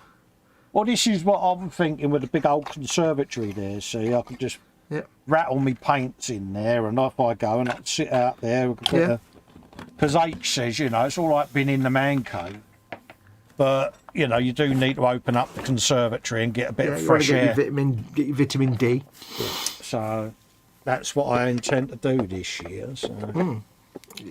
Have a bit But that's the of thing. that. You can say, right, I'll get this done. I'll need these paints, and I'll need these glues and these tools. Bang, go downstairs, done. Job done, mate. Yeah. All you have to get for is your water. Yeah. And if you take a bottle of water down with you, you have to go for that. Exactly. Have the door open, fling the dirty water out. Absolutely. You water the grass, wouldn't it? Yeah. Well, all that lot can live in there for now. We're on 4:30. I think I might stop now because I've got to do either super glue stuff, which I want to be a bit more awake for, or more stuff that involves gluing thing and then waiting 20 minutes for it to set so I can sand Yeah. it. So Stratus Strong says it's a great way for him to relax on this hot Saturday in the future in the summer down under. Happy days, mate. People saying, yeah, they don't mind the frolic. They look forward to it. But yeah, you know, there might be other late night streams I do at the same start time as the frolic during the week. So click the bell on the channel and select all, folks, because, you know, I'll quite happily throw up random streams of what I'm doing at the bench. You know, it could be a bike, a car, it could be a plane, it could be anything. You know, it could be more of the Warhammer stuff. I don't know. It's whatever I'm doing that day. yeah. You know, and Fox is the same at the end of the day. You know, if we can stream stuff, we'll stream stuff for you. Yeah, I mean, I'm quite constrained at the minute with Mama Yeah. Fox, so I can't. In the old days, I'd just say, you know, I'm going to do a stream for 5 hours, but I can't do that anymore. No, you can't plan anything at the moment, can you, mate? No, I mean, the most I can do is, you know, I could do an ad hoc stream in the morning, Yeah. but that requires me to be up, which are because of Mama Fox, our sleep patterns are all screwed up at the minute. So. Yeah. And also, nobody's around in the mornings, apart from, you know, not in the UK anyway. No. We do enjoy this one, though, don't we? Both of us. We do like a frolic. Oh, yeah. Okay. Ooh, yawning. I think my next one will be knobs. Knobs, because they're Knobs. knobs, aren't they? Oh, yeah, you've got your knobs to build. I've done me knobs. Don't think No, so. no, I haven't. I've got me knobs, so I'll get me knobs out. Do them. Yeah, get your knobs out all over the bench. That's the old Waz bomb, isn't it? Yeah. Yeah. I will build it. I will build the other Waz bomb. I don't know what that is. Something that fell out. Where did it? Bit of instructions. So yeah. They're going to have a bit of that. Retro Rabbit says, love the frolicking and the other streams, pretty much the only socialisation I get during the week. Oh, it's nice to hear, mate. You know, I mean, I'm happy to do the streams, you know that. And I'm mindful, like, say, Fox's situation with his mum. So Yeah. this kind of works really well with our sleep pattern. And Fox, we both enjoy this stream, don't we, as well? Edward says, Fox, did you see the Space Pirates? What? What Space Pirates? What we're talking about, Space Pirates? I'm confused. Do you mean in, I don't know what you're talking about. Tell me about these Space Pirates. Yeah. The space pirates that you talk about, what do you mean? Claire has sent you a Facebook message, she says. Oh, all right, Claire, no worries, darling. I'll have a looky-loo at that when we come off air. I'm going to pronounce this wrong, so I apologise to Mans, but Sharon Ryan has said hello to Claire, Edward and Candy, so I guess... Hello there. hello, hi all, late night for everyone, Hello. they say. I assume I pronounced that wrong. Sharon. It's Kieran, isn't it? Kieran? Could be Kieran. Is it Kieran? Ciaran. It's the Irish spelling in there. It sounds like Yes. it could be Kieran. Could be. If I'm wrong, please tell me and I'll apologise, but it sounds like you're saying Kieran. Yeah, well, that's what I thought. I'd apologise in advance. Let's have a looky-loo. Yeah, Kieran Ryan. Yeah. Okay. Any kind of Gaelic type spellings, I'm going to get it wrong. Yeah. Fox, the pirates are in space, says Panzer Cat. What, we're talking about space pirates? What? I'm lost. Yeah. Where have space pirates been? In what? I'm confused. Do. Yeah, you should call me Eisenberg like Breaking Bag. I've got the hat, I've got the goatee, so why not? Do like my hats. Do. I need to get more hats. I always look forward to the frolic, says Candygram. This is my chill out time before the weekend. Absolutely. And it's always nice to see the regulars in, you know. Yeah. Yeah, and it's for us, it's nice to finally catch up with guys and girls the other side of the pond at a time that's easy for them as well, because you're all good enough to come into our Sunday streams and it's early doors for you guys and girls. So, yeah, it's nice for us to be able to stream at a time convenient for you. So, Yeah. Rabbit says, I did have to call and talk to someone at my pharmacy today, so I did get to talk to someone this week. Oh. that's where the 24/7 comes into its own, because those of us that get insomnia and that, you know, we can go in overnight and there's people from the States in there, so it's like, oh, hello, how are you, blah blah blah. Works a treat, Fox, doesn't it, mate? It does. It certainly does. So does that mean I've got to do more pimping? If you'd like to join the 24/7 hangout, folks. Oh, Warhammer announced some new faction that have space pirates involved. Oh, really? I saw the announcements from the Las Vegas Open that they put up today, Yeah. and nothing in there interested me at all, apart from a tease for some Necromunda stuff that involves vehicles that they haven't really shown anything of yet. Oh, right, yeah. But they announced lots of Sigmar stuff, and they announced some Eldar and Dark Eldar-y stuff Yeah. that doesn't interest me. Absolutely. Unless I've missed the Space Pirates bit then.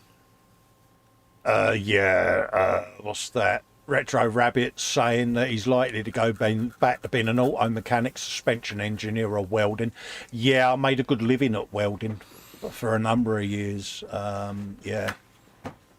Candygram says, best of luck with whatever path you take, Retro Rabbit. Absolutely. Edward Leonard says, well, yeah, new factions. Claire says, love this show and all the nice people here. Thanks so much. Not a problem. Not a problem. It's nice to be nice at the end of the day. Yeah. That's all I say. I can be nasty, but I'd rather be nice. No, it takes less effort to be nice, and it's just, yeah. Don't make me angry. You won't like me when I'm angry. Walking away music. Walking away music, yeah. Bill Bixby. Have you got the green eyes? I have. Anyway, it's off. It's 20 to 5. Yeah. I think I need to go to sleep. Yeah, I'm just reading out the last couple of messages Oh, and go then on. I'm going to depart, mate. Stratus says, I find it fascinating there's so many time zones on one planet. Absolutely. Retro says, my last job was designing custom sales displays for various companies. Have some neat displays I designed for a vinyl siding company in Lowe's and Home Depot across Canada. And Edward says, apart Canadian, from the eh? space pirates, laugh out loud. So, folks. Yeah, I did see some stuff they announced, but I say apart from the vehicles they didn't show Yeah. for Necromunda, Yeah. I think. Nothing else in there actually interests me. Absolutely. So on that note, being that we've caught up, massive thank you to everyone that's come in and kept us two idiots company for the last 4 hours 40 minutes. Somehow I didn't wibble despite all my problems. If you'd like to support our channels, you can do so by going on to patreon.com/Festa67's workshop, or for Fox you can go patreon.com/modelmakingguru. Thank you kindly. That gives you access to the 24/7 Zoom hangout where all the groovy gang hang. Well, the cool kids go. You could also support our channels by clicking the join button on any of our videos or on the homepage of our YouTube channels, folks. It helps keep the lights on and keeps us in the hobby. So And it keeps us away from street corners and prostitution. absolutely, it stops me having to go and get my Wookiee moves out and frighten the neighbours. You know what I I mean, mean? really, So- you know, could you imagine us selling our bodies? That'd just be torture for people. Absolutely. Wouldn't be a So- good thing. We'll wrap up. Are you streaming later on today? But dude, you're not 100% because of mum. Don't know yet. Don't know yet. Don't Well, know keep yet. an It would eye be. out. Yeah, if it's either going to be a morning stream if I'm awake, which Yeah. I probably won't be, Yeah. or maybe an evening or even late night stream, if anything. Absolutely. It'll be a last minute, so make sure if you subscribe to my channel that you hit Yeah. notification bell. Yeah. 'Cause then it'll be a last minute job. Hit the bell, select all on both our channels, because I'm going to be doing more of these late night streams going forward. So keep Yep. an eye out for those. Yes. Massive, massive thanks. Stay safe, everyone. If we don't see you tomorrow, we'll be back for Sunday brunch with me and Dave, and then we'll be over on Fox's channel for Warhammer Sunday, folks. At some point on Sunday afternoon. At some point, again, just keep an eye and ring the bell, peeps. Aye. Pan's thank you to wrapping everyone. up, saying thanks, Fox, and chat. Take care all, as is Claire. Yep. Catch you all later, peeps. Massive, massive thank you to each and every one of you for coming in. And Absolutely. we'll see you on the next one. Yeah. Take care, everyone. Stay safe. Wear a mask. Bye-bye for now. Adios, amigos.